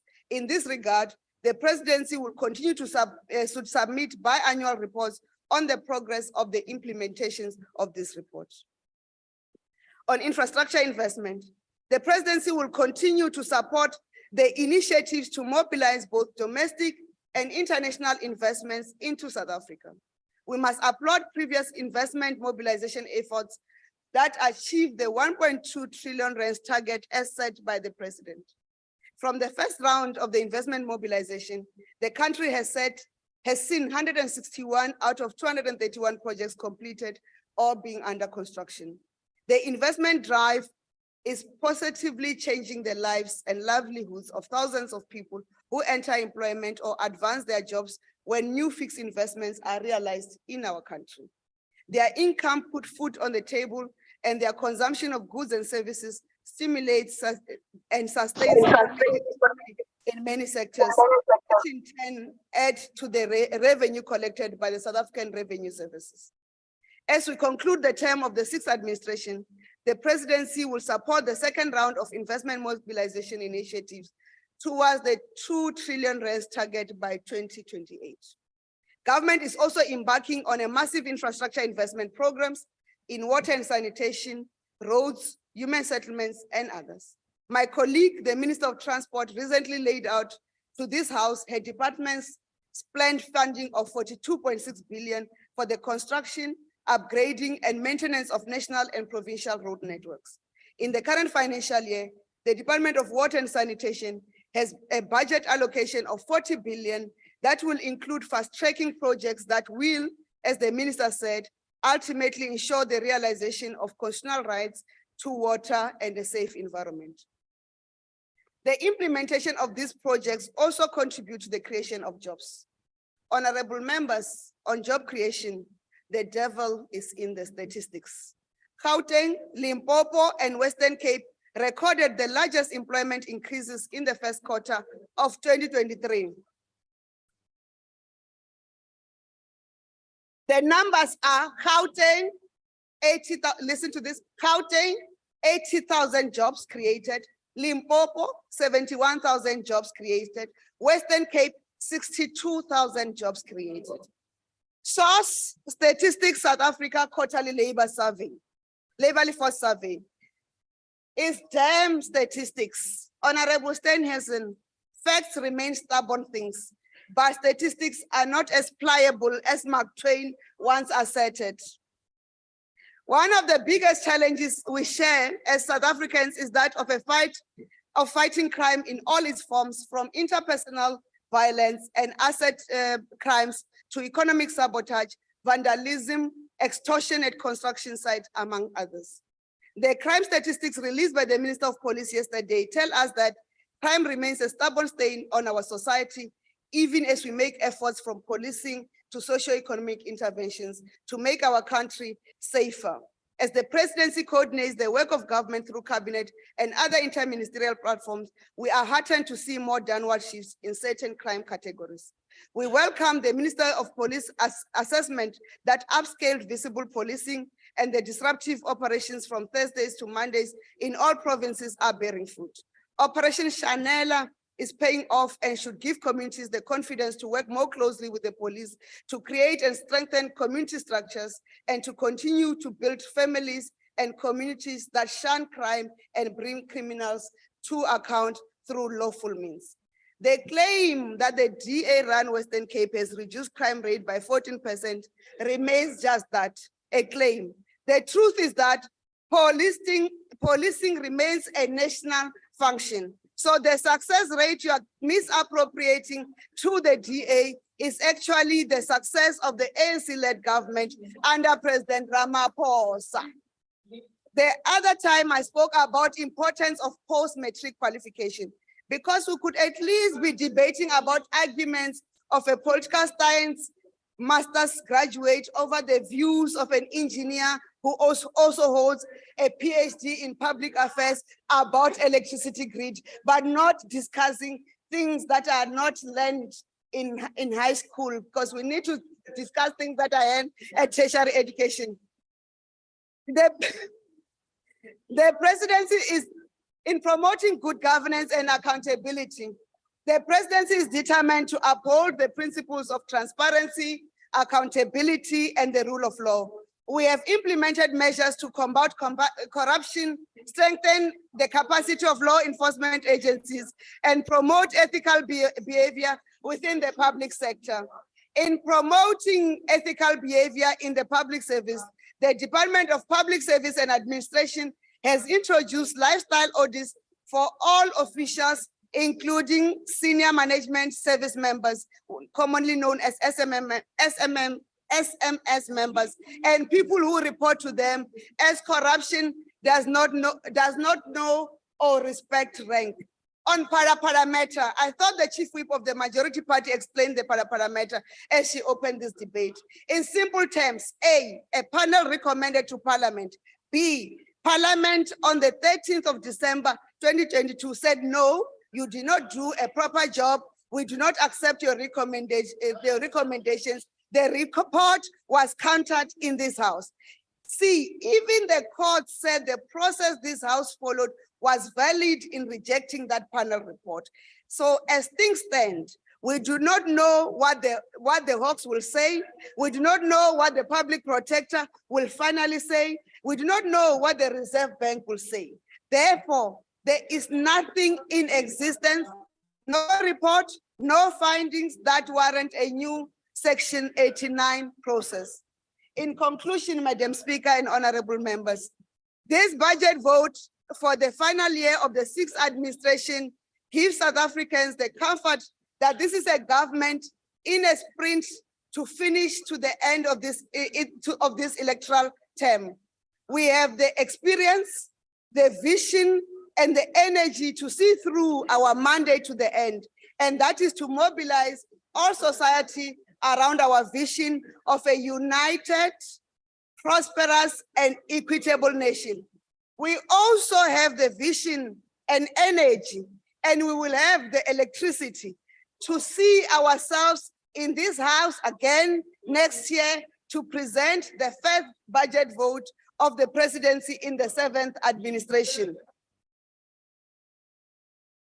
As we embark on this final year of the sixth administration, let us remember the process we have made, the progress we have made, the challenges we have overcome, and the dreams we have yet to fulfill. This is the final year in which we should remind ourselves of what this democracy means in terms of human sacrifices, compromises, and trade-offs that were made to get us to the constitution that remains the envy of the world. As we take a moment to reflect on the journey traveled thus far, let us put our ideological differences aside and remain steadfast in our commitment. Honorable members, please, there's a lot of noise, please. My minute. Please continue, Honorable Minister. My minute was taken when you were calling I for it. understand. Thank you. As we take a moment to reflect on the journey traveled thus far, let us put our ideological differences aside and remain steadfast in our commitment to build a South Africa that leaves no one behind, a South Africa that upholds the values of democracy and remains a beacon of hope for all of us. There is no better definition of a national task at hand than that set out by President Cyril Ramaphosa at his inauguration on the 25th of May, 2019, when he said, and I quote, and it's nice to quote you when you're listening to me, "It is our shared will and our shared responsibility to build a society that knows neither privilege nor disadvantage. It is a society where those who have much are willing to share with those who have little. It is a society where every person, regardless of race or sex, or circumstance may experience the fundamental necessities of a decent, dignified life. Today, let us declare that such a South Africa is possible, close quote. God bless Africa. Hosi katekisa Africa zonga na khensa ntoni buwa, inkosi. Thank you, Honorable Minister. For the Honorable Shivambo, can you just a few seconds?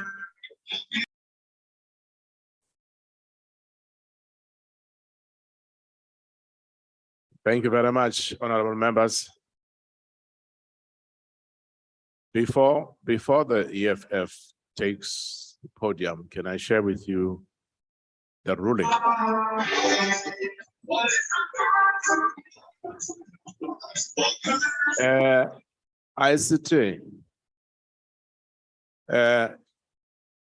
ICT, could you please neutralize some more? Could you please neutralize some more? Honorable members, the ruling on speaking twice in a debate. Honorable members, House Chairperson Floric received a request from the EFF for Honorable Shivambu to be given another opportunity to speak. Using the remaining EFF time, which is about two and a half minutes. I now wish to rule on the matter. I had received advice on the matter that recently a similar request was declined, and certain rules and conventions were cited. Having considered the matter, including conferring with my colleagues, I have determined that the member would be allowed with the following condition: that the matter will urgently serve before the Chief Whip's Forum with a view to it reviewing a position taken in the fourth parliament that disallowed a member speaking twice except in circumstances where they were sponsors of an order or of a motion. My view is based on some practices that have developed, for instance, during questions or declaration of votes where members are allowed to speak more than once on the same matter. It's important that we create consistency in this matter. I now recognize the Honorable Shivam.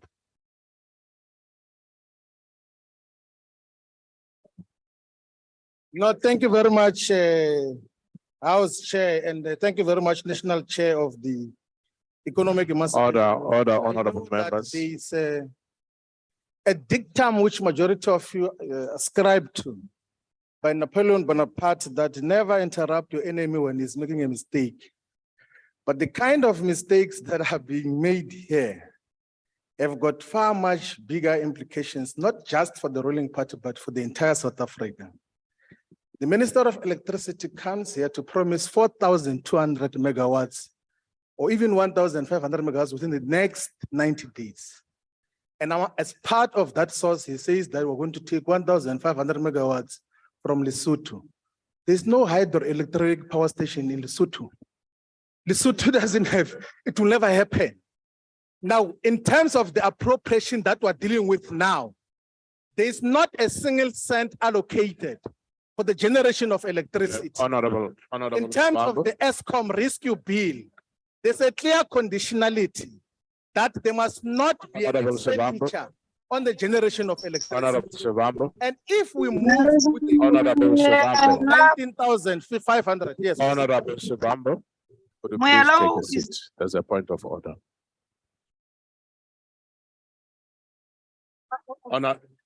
Take your seat, honorable member. Yeah, okay, Honorable Mashifo. What's your point of order?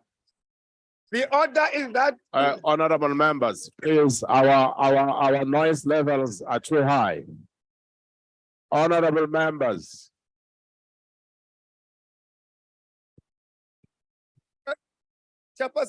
Chair. Honorable members. Honorable members. Honorable members, your noise levels are too high. Can we give the member a chance to say what he wants to say?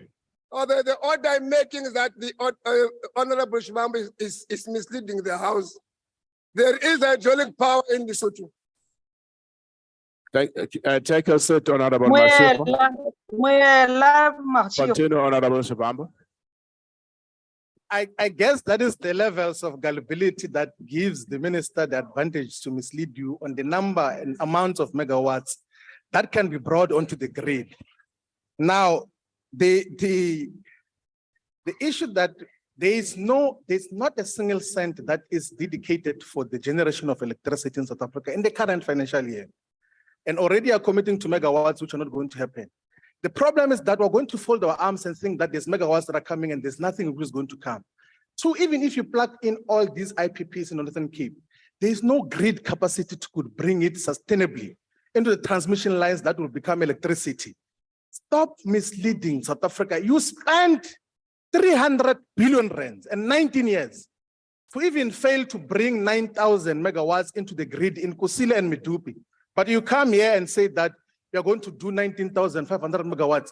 That is misleading the nation and is disastrous because people are going to fold their arms and not do anything. Now, this is what you must do. We are going to spend 30 billion on diesel now for this period. Can we please create a conditional Are you grant that must debating be the given to budget vote or are you municipalities debating so the that Minister of we're able Electricity? to have off-grid solutions, microgrid solutions, and hybrid solutions? Because as municipalities, we are responsible for electricity. We're in a space where we can insulate our people, particularly the essential services. From Thank you very load much, shedding that's happening. Honorable But Shivambu. the promises that you have been making Thank here you. are disastrous and misleading our people and must not Honorable be taken Shivambu, seriously. So we have to your correct time that is up. before we go home. Thank you very much.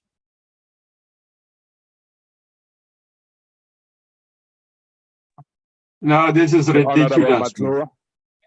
Chair, you can add 10 more minutes to the Deputy President of EFF.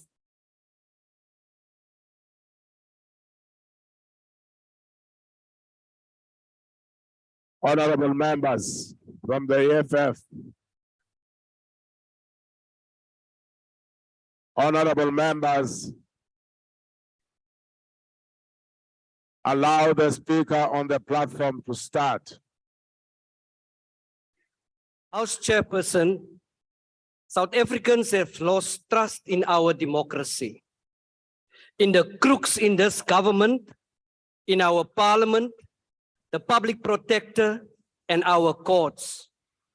South Africans are walking around tossed between desperation and boiling anger. We have witnessed so many injustices under the leadership of Mr. Cyril Ramaphosa. He should account to this country. That is the crux of democracy.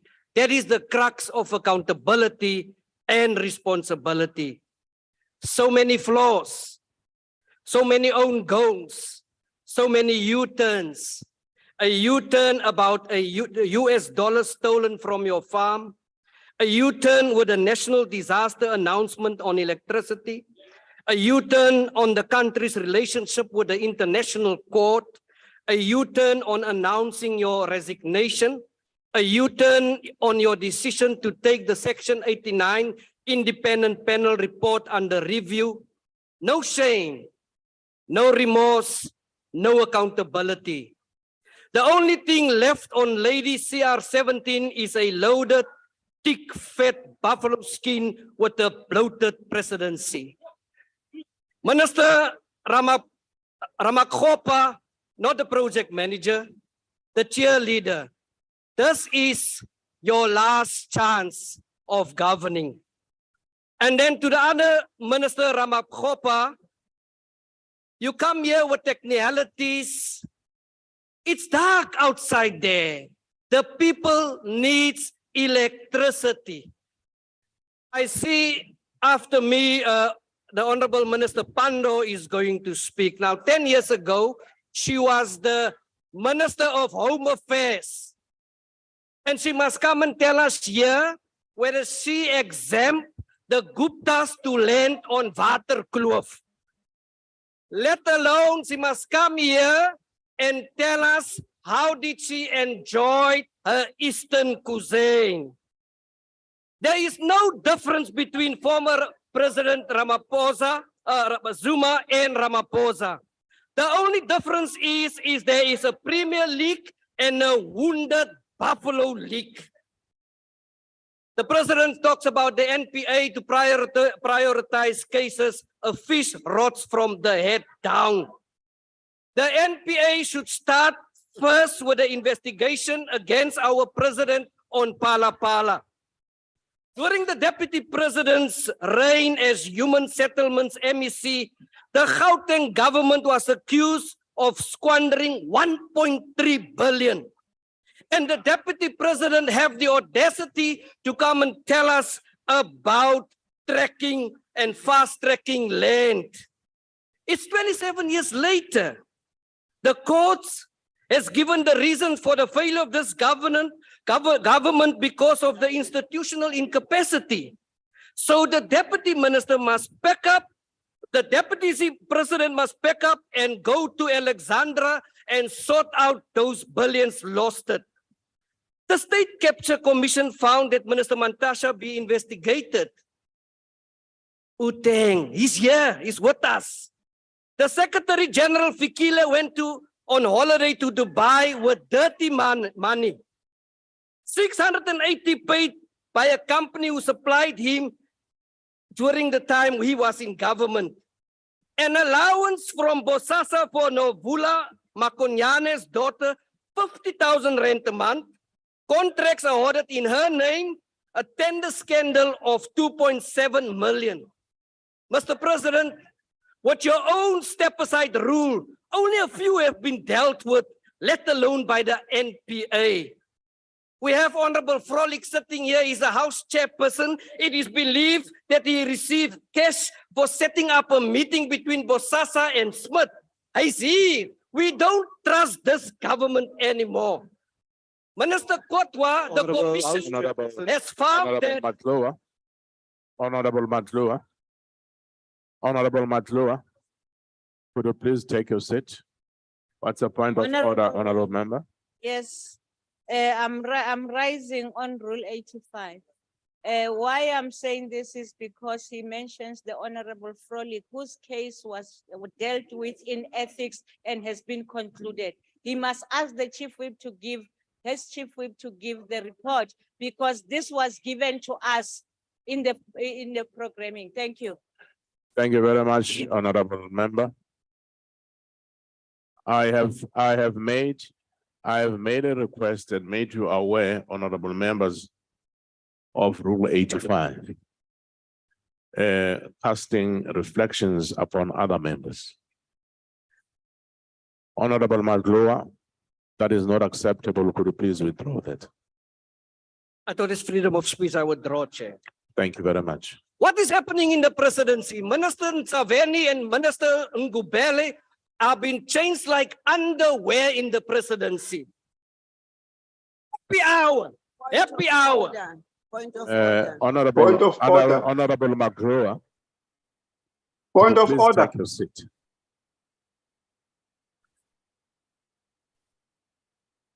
Honorable members, there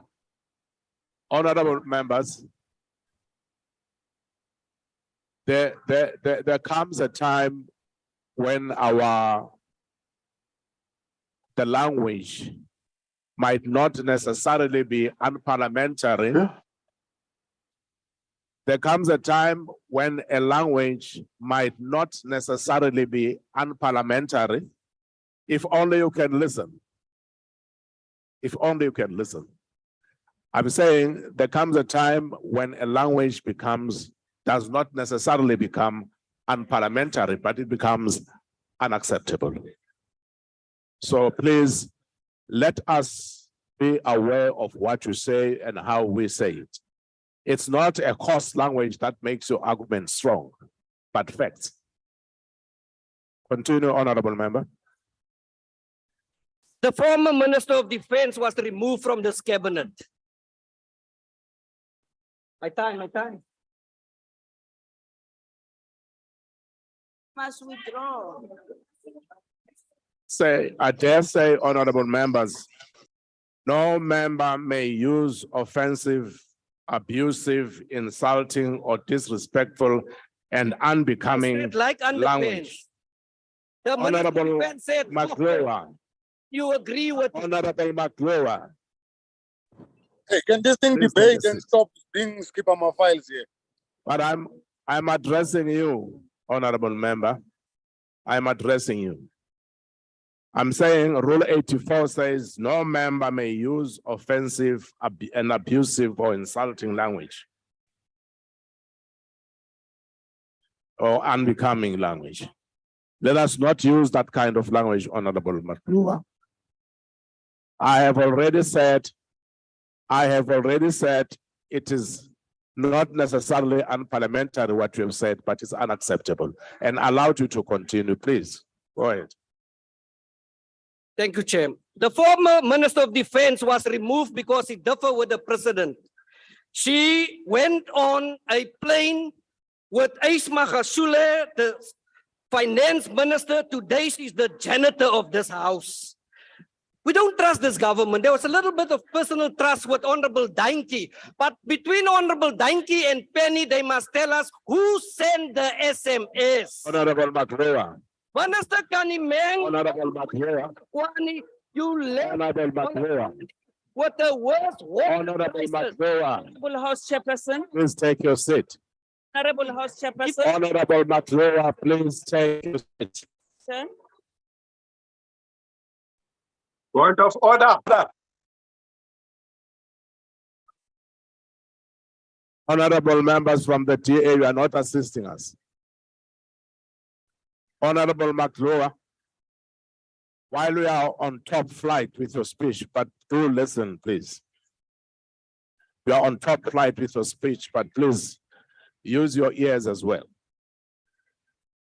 The House is in chaos. Honorable Deputy Chief Whip. Thank you very much, Honorable House Chairperson. The Honorable Matlua said the Speaker is the Janet of the House.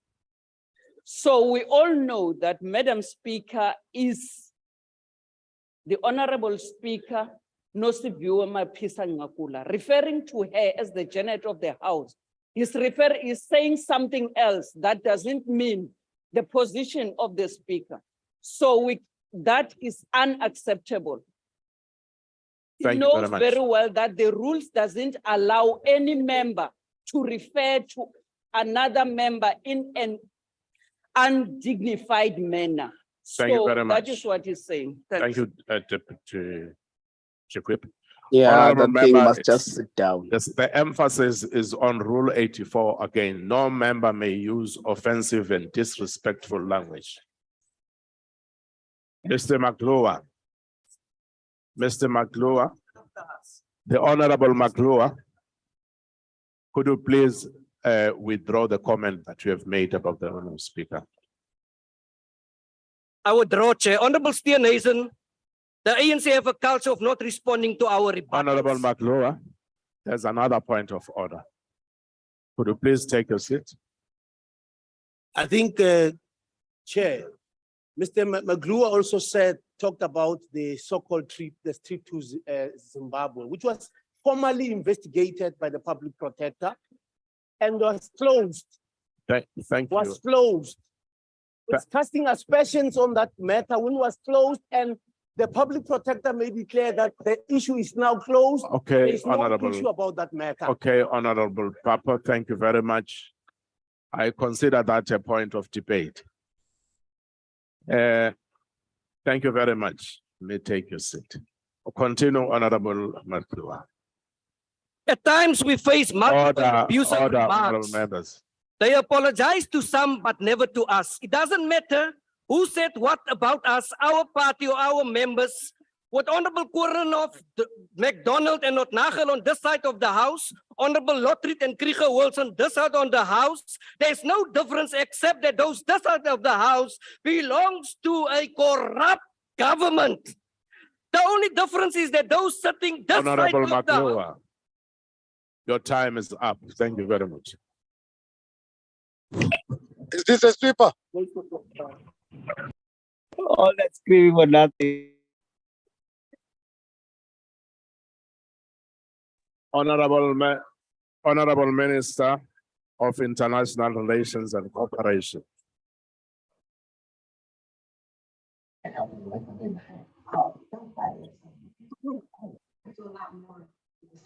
Chairperson. Order, honorable members. Order, honorable members. Thank you very much. You may continue, Honorable Minister. Chairperson, Madam Speaker, Mr. President, Honorable Deputy President, members of the executive, honorable members. We welcome the debate on vote 1. As many speakers have pointed out, we are living in a very challenging period of global division and fragility. Nonetheless, this is also a promising time for our continent. We join the President in congratulating President Tinubu of Nigeria on his election and the people of Nigeria for a 3rd consecutive democratic election. The President's international schedule is a very full and active program, and we welcome its many positive outcomes. One of the most significant achievements has been referred to here, securing 1.4 trillion rands of foreign direct investment commitment into South Africa. The leadership of the President on this goal ensured that the target was achieved. The investments have resulted in more jobs, more manufacturing, more innovation. The most significant evidence of the positive impact of the President's MTEF commitment of Goal 7 has been seen through the leadership provided by the President to the continent as it combated the devastating COVID-19 pandemic. As chair of the African Union in 2020, the President coordinated not just our national response, but also unified African leaders and institutions to ensure efficient and effective responses. From securing PPEs, testing kits, and vaccines, the leadership transcended into supporting the African CDC to be recognized as the premier health response authority of the African Union. Scientists of the continent now form part of the African COVID-19 Commission, shaping future African pandemic preparedness. Today, at least 7 African countries are being supported to produce vaccines for the globe. And we have global multinationals working with African research institutions and pharma companies to produce novel treatments and diagnostics. All of this work was led by President Ramaphosa. And indeed, honorable member, to my left, you may posit Mwa, but I'm proud of my Mwa. I would not be proud of your Mwa.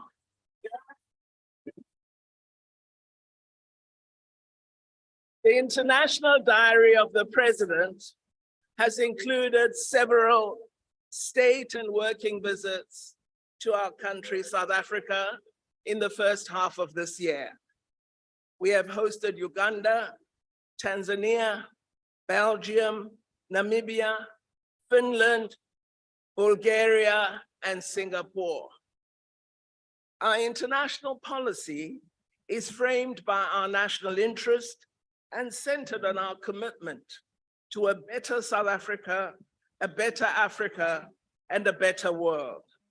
Our aim is to contribute to addressing the triple challenges of joblessness, poverty, and inequality. Your rowdy chap was here, useless as ever, so keep quiet now. Many of our partnerships provide support to these objectives. Honorable, Point of order. Honorable Minister. On a point of Would you order. please take a seat. There's a point of order. There's a point of order, Honorable Minister. Would you please take a seat? Would you please take a seat? Honorable Macpherson. In the Honorable McGlure's speech, you quoted extensively from Rule 85 about not making reflections on honorable members. And the Honorable Minister has just reflected on the Honorable McGlure by calling him useless. Now, I shouldn't even have to ask you to rule on that. Thank you. Thank you, Honorable McLeod. Honorable Chairperson, I may have been referring to the Honorable Mbele or the Honorable Faber or the Honorable Mwachap at the back. I might have been Honorable referring to Minister. them. Honorable Chairperson. Minister. Honorable Minister, please take a seat. Thank you. Yeah, my apologies, Chair. I thought the minister was referring to raw. Honorable Macpherson, please allow me to check Hansard on that. I'll come back with a ruling. Thank you very much. Shall we continue, Honorable Minister?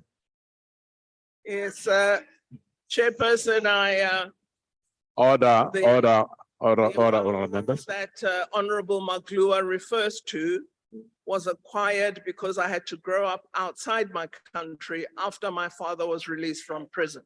So that is why I have that accent.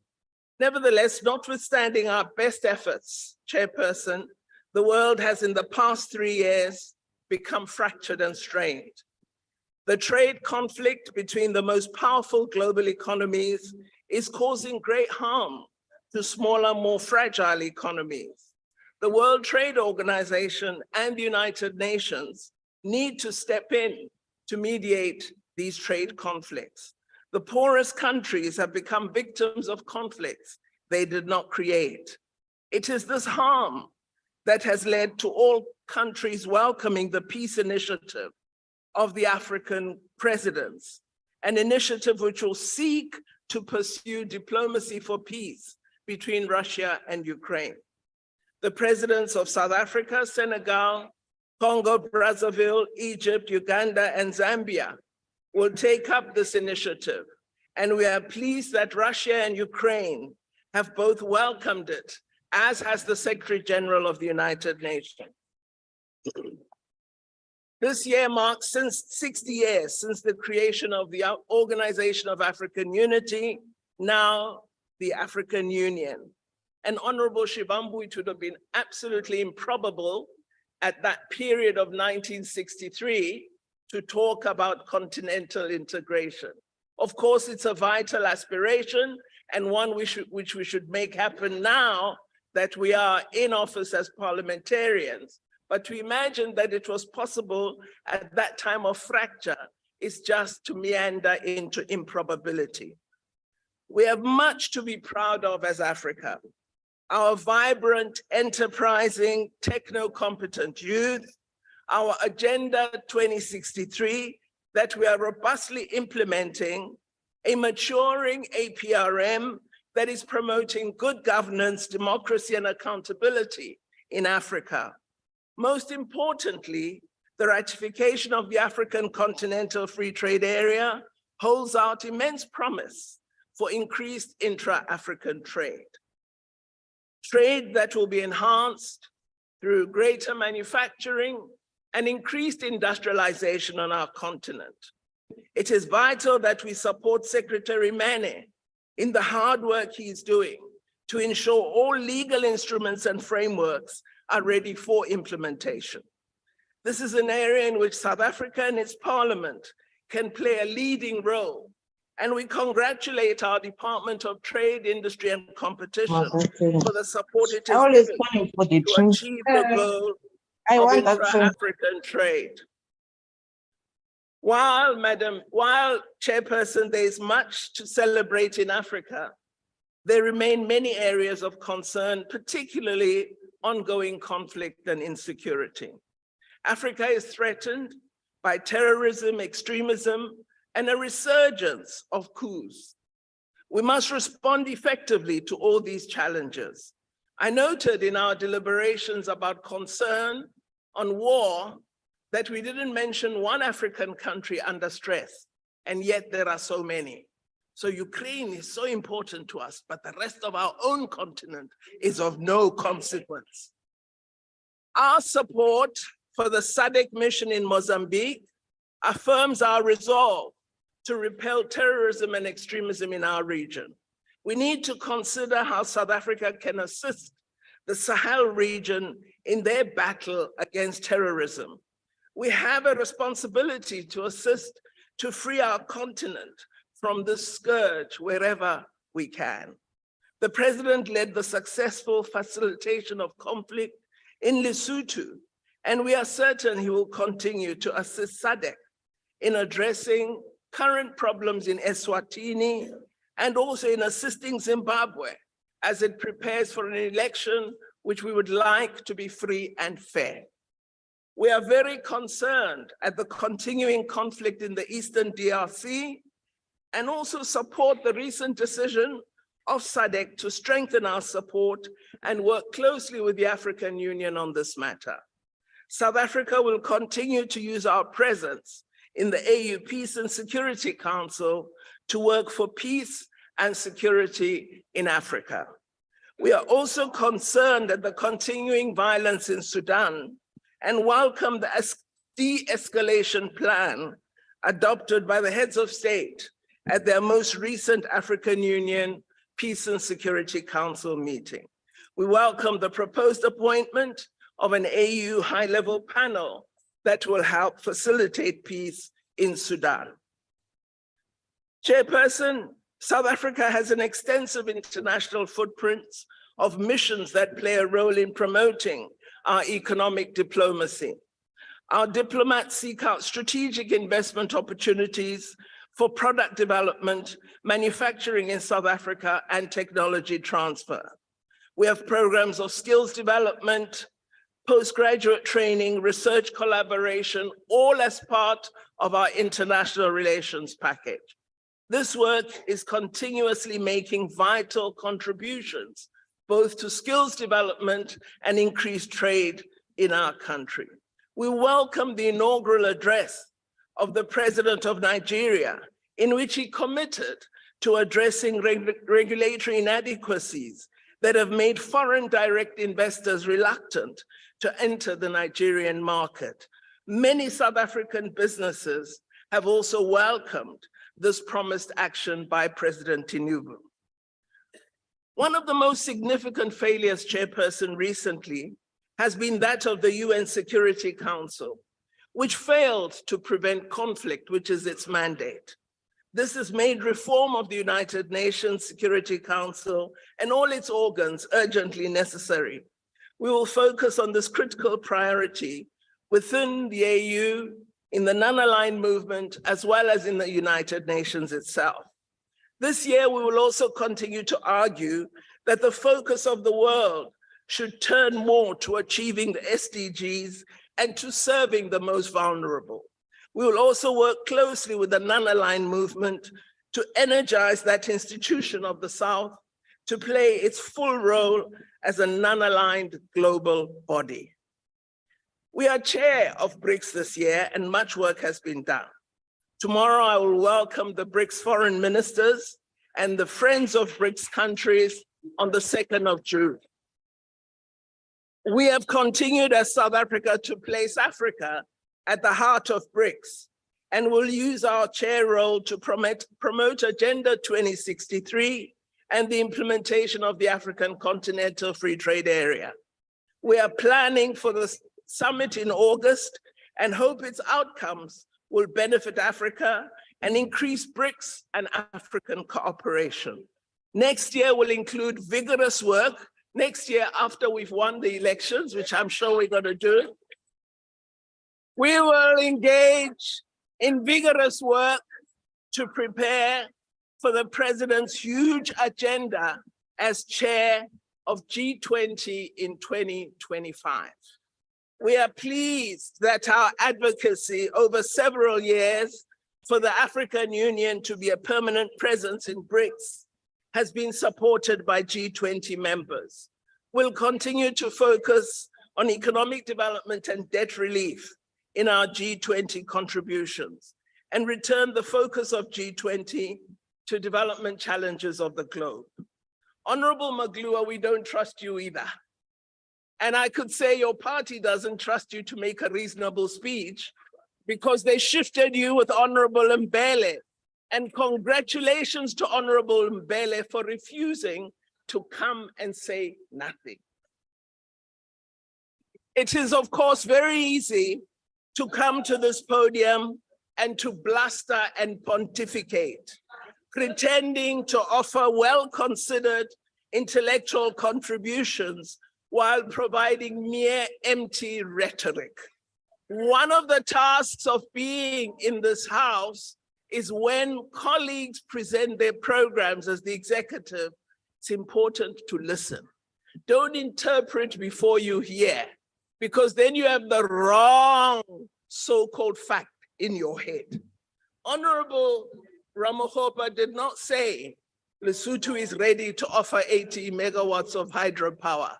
He said it is something we are working on, but the 90-day program is the program he set out. It did not include the hydropower of Lesotho. We, of course, have noted the joy of Honorable Shivambu at having access to a local government budget and to its programs. We know it is not the first time there's been some control of some state funding, and evidence indicates we should be very worried and wary at this development. I wish to assure the Honorable Mbele that it is DA members that will be sent packing next year. The people of South Africa know that we as the ANC continue to work hard to ensure a better life for them. That is why we introduced compulsory education. That is why we have bursaries for the poorest in our society. That is why young Black women are graduating as PhD candidates in numbers never seen before the advent of democracy in South Africa. That is why we are increasing quality infrastructure all over Honorable South Minister. Africa. That is why we are working hard Honorable to ensure Minister. the fundamental Thank you very much. transformation of our country, which is so painful for the Honorable Mulder. I thank you. Thank you very much, Honorable Minister.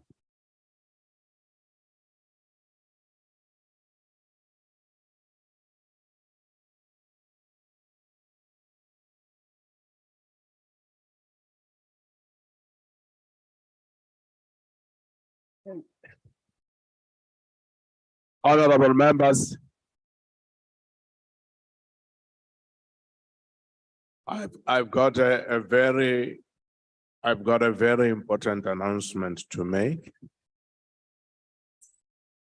Order. Maybe the announcement that I'm going to make will decrease the tension. I request members to stand and wait for the chair and the maids to leave the chamber. That concludes the speaker's list on the budget vote debate and the business of the day. The Honorable President will reply tomorrow. And the House is adjourned.